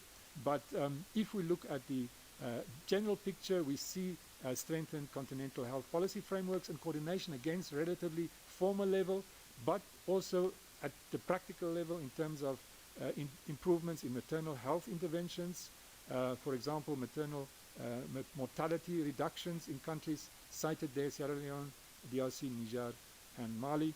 And if you look at malaria, which is such an important aspect of health for children, that there has been these very new developments that have been taken up by many states, a new generation of insecticide-treated nets, and also a new rollout of vaccines specific to malaria. So, number 5 is the basic necessities, the wellness and so on, that I think we have talked about much also in terms of the WASH. Those issues have been covered, so I will, in a sense, not devote too much attention to that, but to know that there are progresses made, but certainly there are still also under-servicing of communities. In aspiration 6, which is the next one, we have the issue of education, and I think the greatest advance there had been the deeper appreciation for early childhood education. So there is much done and much reported by states in terms of pre-primary education. The countries are cited there, quite a number of countries that have done concrete steps to advance early childhood education. But if we look, for example, also at specifically the issues arising from the committee's decision in respect of teenage pregnancy, that there had certainly also been progress, but not as consistent as in the case of the first. And then there are those that have received less attention in terms of the educational aspiration, those, for example, related to resource allocation, inclusive education, educational infrastructure, training of teachers, and so on. Aspiration 7, as we know, deals with violence and abuse, and one of its salient aspects is child marriage, where we have seen progress. Those countries, Kenya, Zambia, Sierra Leone, strengthened or set 18 as a fixed criterion. So many times now it builds on what has been achieved in other phases. So it's also an aspect that one has to look back at the 25 years before. Then I suppose what we also saw, generally speaking, is a greater and a deeper appreciation for the emphasis on prevention and social norm change in the context of violence. For example, with female genital mutilation. On the next slide, please, we see the statistics just there that in terms of FGM, by 2015 there were 25 countries that had specifically outlawed FGM. Only one added in the next phase, and in this phase we can't really say that there was a specific addition. We saw much contestation. The committee itself was involved in debates and developments around the Gambia and Sierra Leone. We see that in Sierra Leone this was not really, the outcome was not very or ultimately positive because the ambiguities remained in the process. But in the Gambia, certainly the opposite, that the committee and the commission together engaged in the process and certainly ensured that the gains that had been achieved over time were not eroded. We see prevalence among adolescent girls, but specifically declining in quite a number of states. But, and I give the baseline, as it were, for the next phase, 2026 to 2030, if one just looks, that is the percentage of young women who have undergone FGM in those countries. We see that the percentages are still very, very high. And the suggestions are also that the interventions in this regard be very tailor-made and country-specific rather than just generic and all-encompassing. In the next slide, we briefly talk about child-friendly justice, issues around criminal responsibility, for example, where the legal requirement to put on the statute books a minimum standard of 12 years or above, because we know that has also evolved over time. We see at least 4 countries that changed their laws in this 25 years period to adjust to that standard. Same with abolition of death penalty for children. Two countries specifically engaged in change in this 5-year period.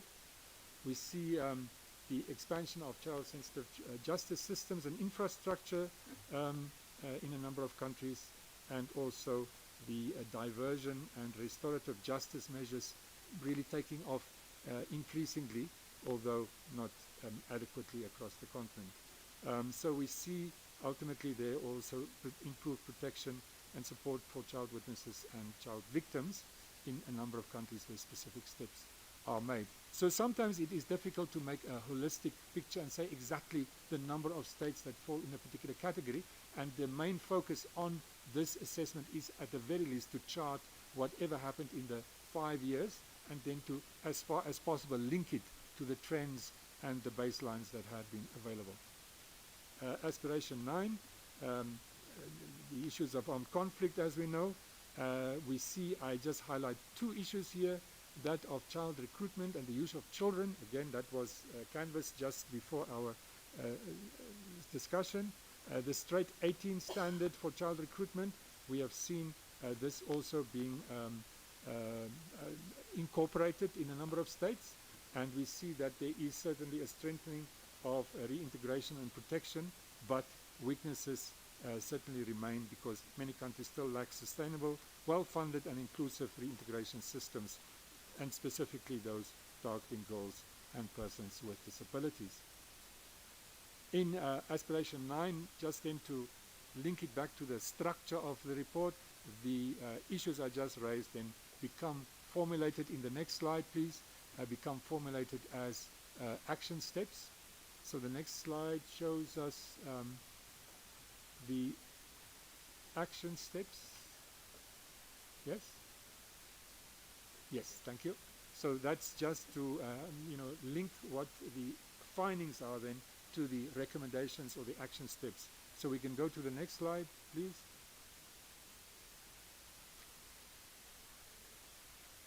Child participation, the last of the 10 aspirations, as perhaps I intimated at the start, in my view, one of the aspirations that had seen also significant progress.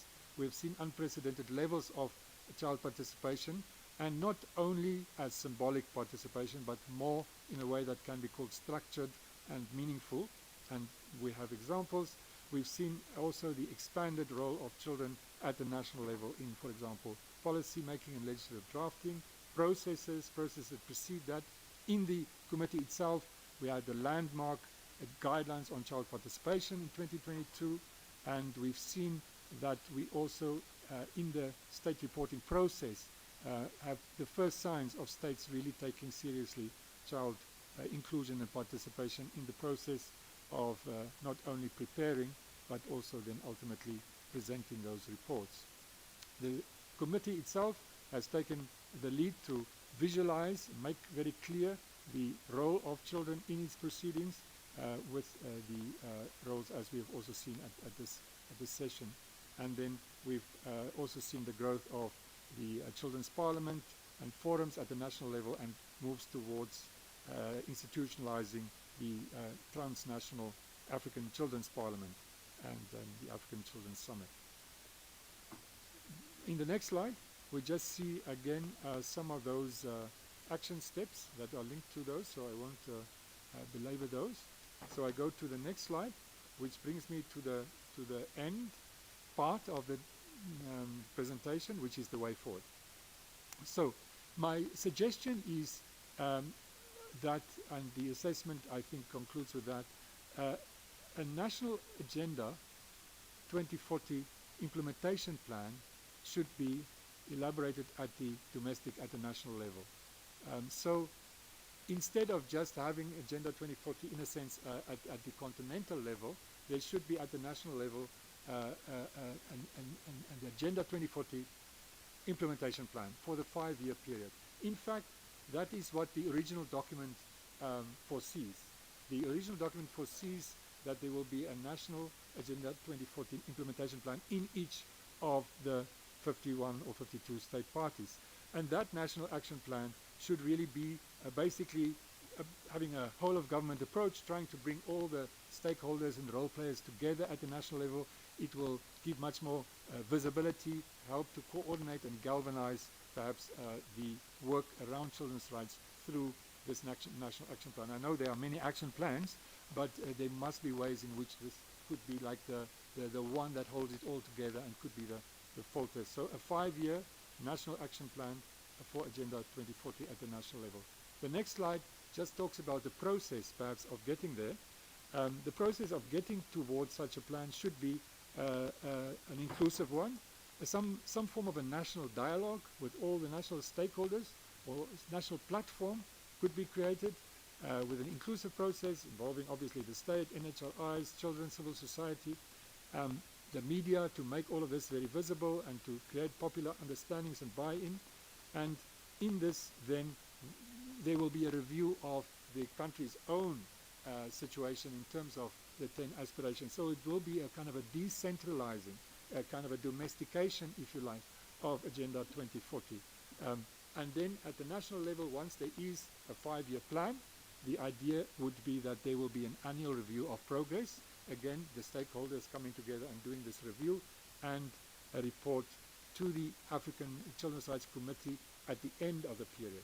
At the end of the period, maybe it's too burdensome to report every year, but the idea is that the 5-year period completed at the national level will then lead to a report from the national level, legitimated by the stakeholders, and that is then presented to the committee, which will form, in a sense, the backbone of the overall assessment and concluding implementation evaluation. In the next slide, I just direct specifically, no, I think there's just one before that. Yes, is that? No, there's one that says, okay, sorry, yeah, you can go next slide. Next slide. Thank you. That's just specifically to the committee then, that the plea is, and in a sense the discussion now could be whether, to align the assessment with the committee's views, that the committee would then encourage and coordinate this Agenda 2040 implementation plans at the national level by each of the state parties. And again, let me reiterate, it's not my idea in a way. It comes from the original framing of the Agenda 2040. That the committee will also facilitate the states reporting and the continental stakeholders meeting at the end of the implementation phase. So the idea is that there would be one continental comprehensive stakeholders meeting at the end of the 5 years. So there are national action plans. There may be meetings yearly to take stock of what is achieved at the national level, and then a 5-year plan is submitted to the committee, and the committee then hosts a continental stakeholder meeting to dissect and to interrogate the achievements that have been achieved in the 5 years, and from that then the assessment essentially is launched. That for sure the stakeholders platform should include child participation, and that should also be true of the whole process of the assessment of Agenda 2040. And out of this, again, it is already captured in the original Agenda 2040, out of this should come a report. Not only the assessment, which is in a sense an internal document to some extent, but a report, maybe a condensation, a condensed version of the assessment, which would be a State of Africa's Children report. So there will be every 5 years the State of Africa's Children report, which will be submitted to the Executive Council or by the AU for its consideration. So in conclusion, then I just have two smaller points, and that is the synergy between the Agenda 2040 and the committee's strategic plan. As we know, the strategic plan runs from now to 2028. The agenda will run until 2030, but clearly there may even be issues that come out of this process that may still impact on the strategic plan. So just to highlight like that.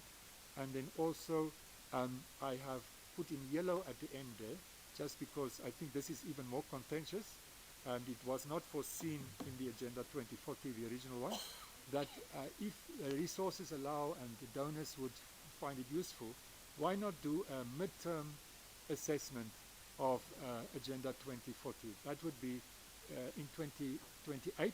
That would be in the middle of this 5-year term, so that we don't just wait 5 years, but there's a midpoint, that the stock taking, and it influences the process. And it is the midpoint of the whole of the agenda, but it will also be the midpoint of this 5-year cycle. So all of these suggestions I think will enhance the visibility, the buy-in, the gravitas, and the role that Agenda 2040 plays, not just because it is Agenda 2040, but because it is a tool to realize the African Charter and the many aspects of the committee's work.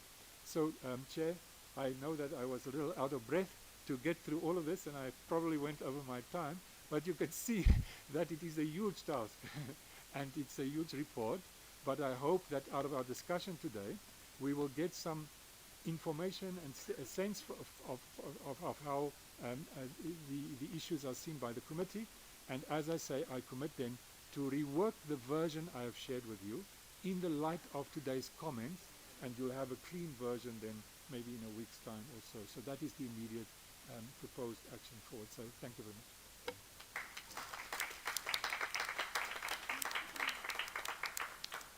I'll let you wear your headset. Please. I'm going to speak in French to thank wholeheartedly and heartedly everyone for and all the works that you have achieved. You personally, Professor France, the more we listen to you, the more you facilitate our task, and we can see that it is indeed possible and achievable, and we understand, we get abreast with the quintessential mastery. And this is a work that is based on the 2040 agenda, which you have personally contributed to its redaction and drafting. You have enabled us to dream and keeping our feet grounded on earth. And we see that it is possible and achievable through the work which you have achieved, which is a keystone. This is a meta-analysis which is going to enable us to mainstream all the data, and these are probing data based on evidences, and which will enable us to include them, because we are equally working on a strategic plan. Therefore, the vision is crystal clear and the objectives are clear as well. What is more important is that it is in front of the delegation, the representatives here, the representatives of member states, and the different partners here, including the civil society organizations. We will go through the evaluation thanks to you, and we are moving unfetteredly, unreservedly, and we are going to work assiduously on the African Charter, and equally so the agenda. And I concur with you that we should have midterm assessment or evaluations with an academic approach directed to direct our objectives. I could delve in amply in all your presentations, the coordinate that you have buttressed. I'm not going to be egotist. I'm going to open a small discussion. Honorable.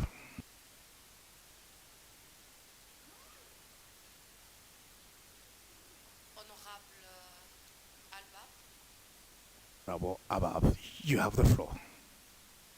Very much for the presentation, and I understand it's a very big task to do this work. I just wanted to understand the extent to which you considered issues that were not envisaged, such as the COVID-19 pandemic and the funding crisis in the last few years, and challenges with commitment to human rights internationally, which have a direct impact on the implementation of not just Agenda 2040, but 2030 SDGs as well, and also the emerging risks that could impact the realization of the aspirations or the targets for 2030. So I just wanted to understand. Thank you. Maybe we can take this. You have the floor, Honorable Prof. Thank you very much, Prof, for that very detailed engagement. In hindsight, in terms of the fact that we still have a lot to do in terms of Agenda 2040,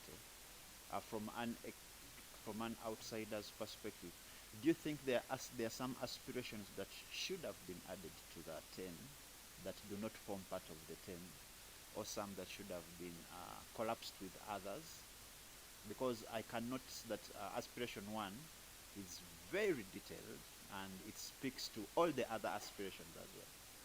Thank you.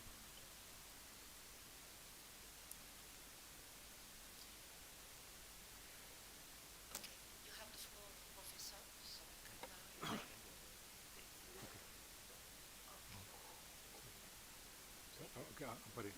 Okay, thank you very much. I'm sure those are as much suggestions as there are questions, and I appreciate those very much. Maybe to Honorable Nanima's question, yes,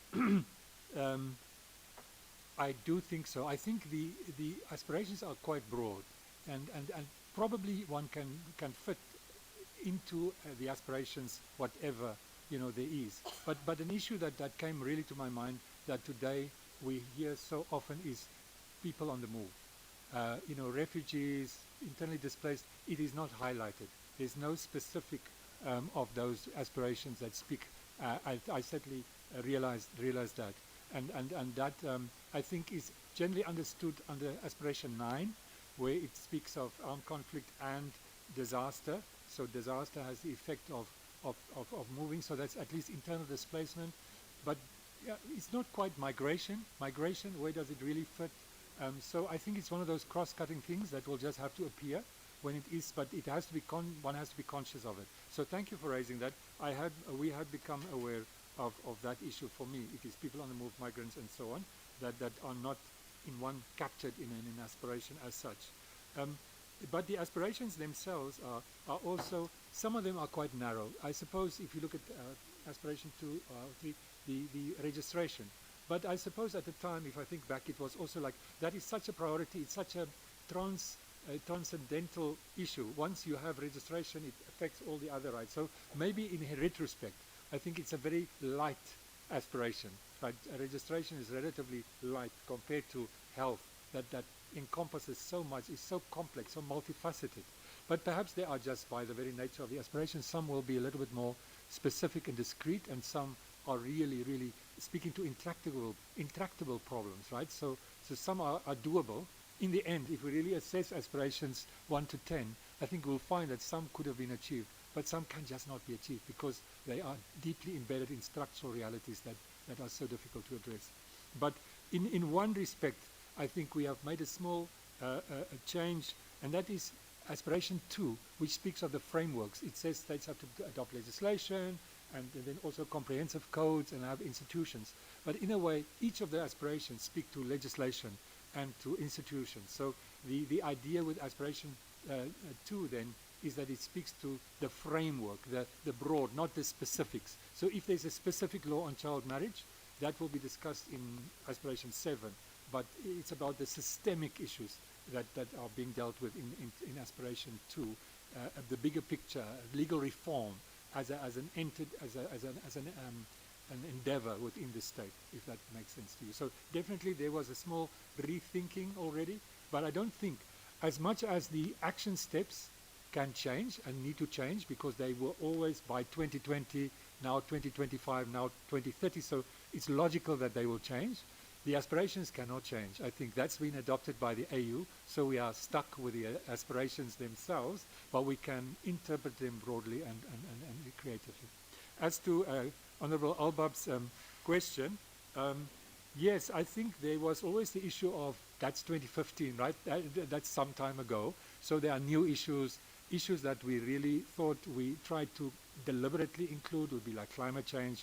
Clearly one has to think, how do all the aspirations get affected by climate change? So I think there's an effort, and issues like artificial intelligence and technological advancements.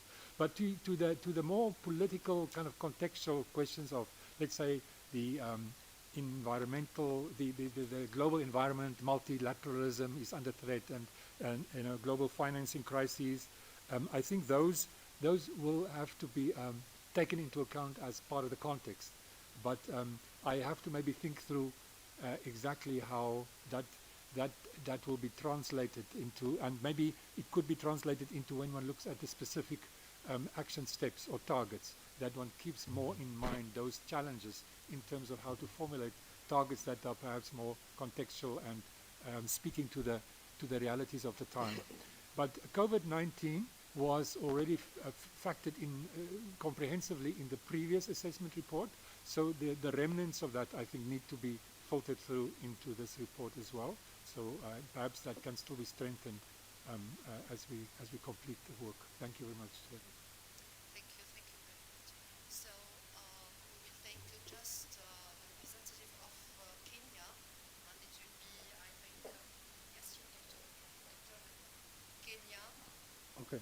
Malawi, Liberia. So please, just 1 minute, please. Oh, Chair, thank you very much. Mine is so brief. I also wish first to acknowledge and congratulate the presenter for such a comprehensive report, yet done in such concise and erudite manner.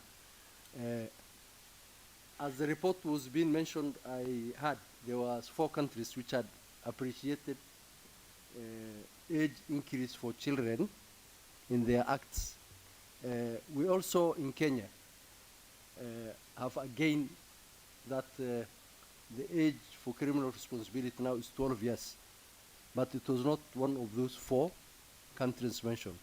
So I just wanted, through your indulgence, to bring to the attention of our able professor and consultant that he captures Kenya as one of the countries also that has given provisions for increased age limits for child criminal responsibilities. Thank you. Thank you. The representative of government of Malawi.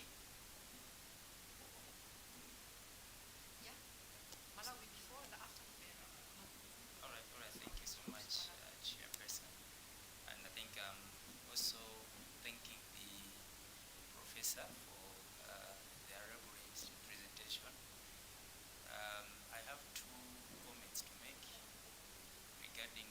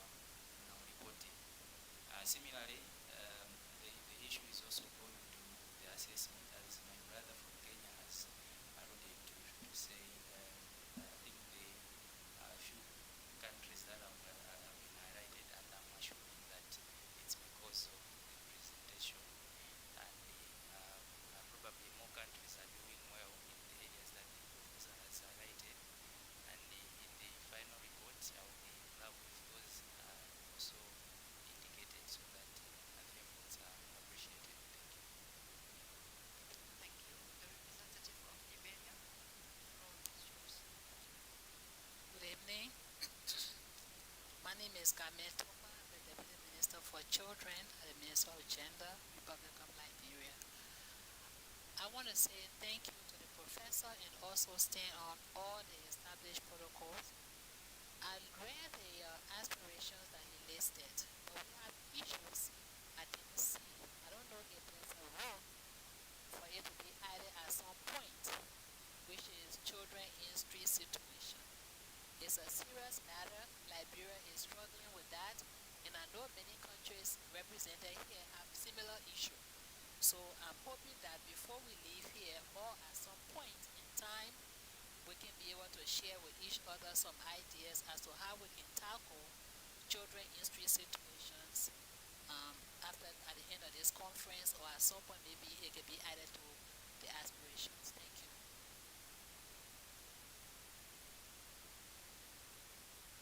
Thank you.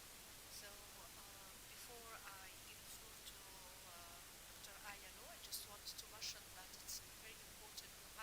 You receive the questionnaire. You can also, we can share with you the questionnaire for this assessment, sorry, this assessment.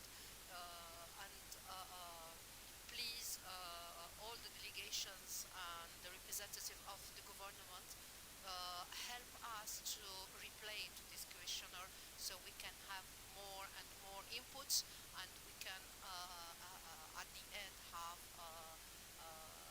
meaningful recommendations. Dr. Ayalo, the floor is yours. No, you have covered it very well, Chair. That's exactly the point that I was about to raise to the representatives of member states here. To really, we have received only 4 or 3 responses from member states. We have circulated very comprehensive questionnaire to input into the findings of this report. So it would be really great for us also to get information right for the respective states to reply to us, and more information can be provided with regard to the questionnaire that we have shared with member states through the Ministers of Foreign Affairs. Yeah, thank you.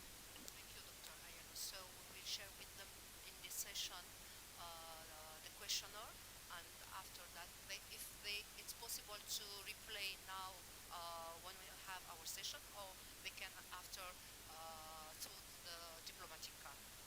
Okay, thank you. I want to, yeah, bien sûr, Dr. Leila Gat. Yes, Dr. Yelegat, you have the floor, ma'am. Thank you very much, and I reiterate appreciation to Professor Franz for an excellent presentation, and you've whetted our appetite for even more. I just have one telegraphic update and one telegraphic suggestion. In terms of the update, you spoke about the State of Africa's Children report.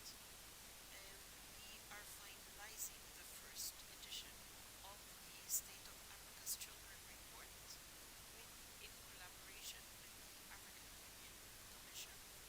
And the theme, we have agreed that it will be institutionalized, so it will be an annual report, and it will be aligned with the theme of the year. So for this year, it is on water and sanitation for all.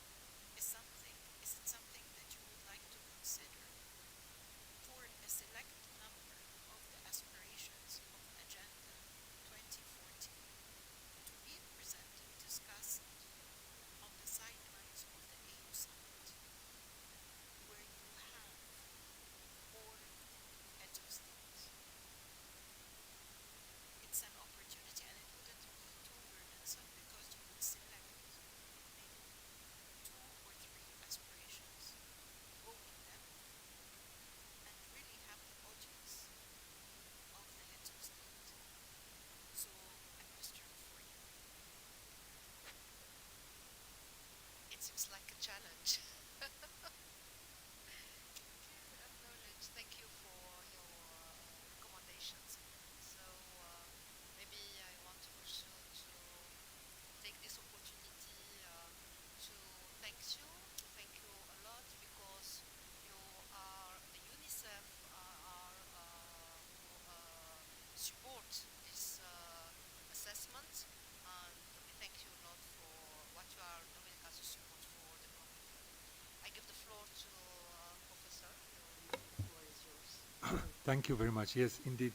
I also think UNICEF has to be acknowledged for giving the investment in this, and I have to acknowledge also that I am not the only one working on this. I have colleagues who also have given me inputs on which I rely, and I thank them very much.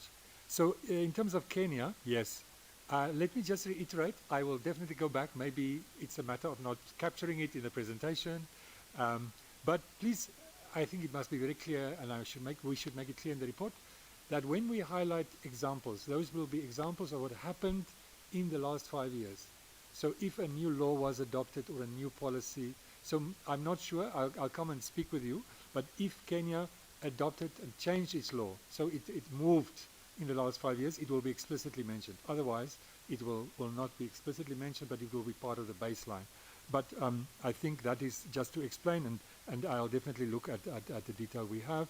The Malawi question, a very good question, I think, because one doesn't want to end up with more burdensome obligations on the state. At the same time, if it is thought that this can galvanize a lot of energy and can serve a purpose, my view is that perhaps it is a relatively narrow report. It could be, because one will start with the specific action steps in Agenda 2040's action plan for that period, right? So, for example, Malawi is supposed to do state reporting. The agenda will say states should submit their periodic reports, right? So it's not gonna put on you a different burden, right? But when a state has not reported, so it's let's say it's Sao Tome. In Sao Tome, they'll get this agenda and they'll realize that they have been specifically highlighted in this agenda because they've never submitted a report. So there's an additional impetus on them to implement that specific recommendation. So in a sense, I'm saying that if there's a national action plan, it will have to be tailor-made not to create new obligations, and maybe it's good that you raised it, it's good to think about it. It should be clear exactly how does it mesh in with existing obligations, and you know, how the formulations for specific countries should, I suppose, sit together with the obligations they have under the treaties. So thank you for raising that. I think more thought has to go into that. I appreciate your observation. For Liberia, yes, thank you. I think you have pinpointed something very important. Children in street situations.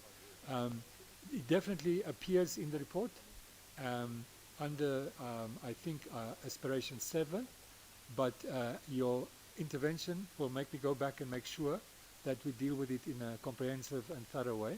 And if we could chat about it or talk about it further, I'll be very happy to do so.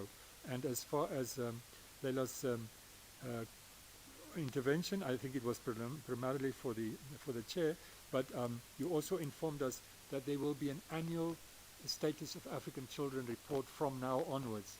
So my suggestion can then be a little bit changed. So maybe in 5 years' time, that annual report can take the form not maybe of a thematic study, but a study of the assessment based on the assessment of Agenda 2040. So every 5 years, the African situation report can become like a comprehensive report feeding into and off the assessment. So there's that link that I suggested, but it could be that the two are not mutually exclusive. They can be meshed with each other from how I see it. But thank you very much for your suggestion and information. So we are at the end of this session. Thank you very much another time, Professor, and the support also, the continued support of UNICEF. I think if we can have this continued support, we can organize decide event on the agenda, the assessment of the agenda, and what about concern the implementation of this information for the next AU summit. Why not? So we start to work on it. So it's I think it's so important to have this valuable information concerning how we are doing with together with all the member states, and we always ask this question: how we can do, and what are the best ways that we can take to have a good achievement. So this information concerning the progress, and this the information concerning also the priorities, we have a very clear vision about the agenda and the implementation of the agenda 2040. Big thanks and many thanks to Professor, and I think we are at the end of our second day. I can close this session, and after that I hand over, yes, I give the floor to Philip for some announcements. Merci beaucoup. Thank you so very much, Madam Chair, and once more again, indelible thanks to Professor Frank for this brilliant presentation. Each and every day is a new learning curve pertaining to Agenda 2040. I'd like to say to the representative of member states, saying that at a level of secretariat, you may receive the questionnaires which we have sent to the member states. Please do fill them and transmit them via diplomatic channels, and we may also send you electronic versions. Tomorrow is Sunday. We are going to have our deserved rest. Then shall we resume our activities on Monday from 9 with the examination of the member state report, and we shall start with a periodic report with of the Republic of Burundi. And after the break, after lunch, we're going to have a presentation of the general observations of Article 13 pertaining to the right of children living with disabilities. And this morning, it was said that the committee is not involving people living with disabilities. We have a specific consultant for this general observation living with disabilities. Therefore, it shows without any iota of doubt that the committee is sensible to this issue. Subsequently, we'll have a presentation of the AU conference on the children, and it will be articulated by the Department of Social Affairs of the AU, and in fine, the launching of the guidelines report pertaining to children living with disabilities. You may see that Monday will be consecrated on people living with disabilities, and it will be a very interesting day, and we are making a clarion call for you to participate. Please come early. And other information.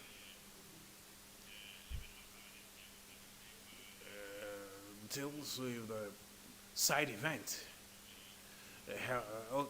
organized by the Center for Human Rights at the Impilo Hotel just after this session. They are available buses for those who cannot reach there. Please, you shall find the buses which are going to lead you there. Madam Chair, these are the informations which the Secretary wanted to transmit, to share before the end of this session. I submit, Madam Chair. Thank you. Session adjourned. See you on Monday. Bye-bye.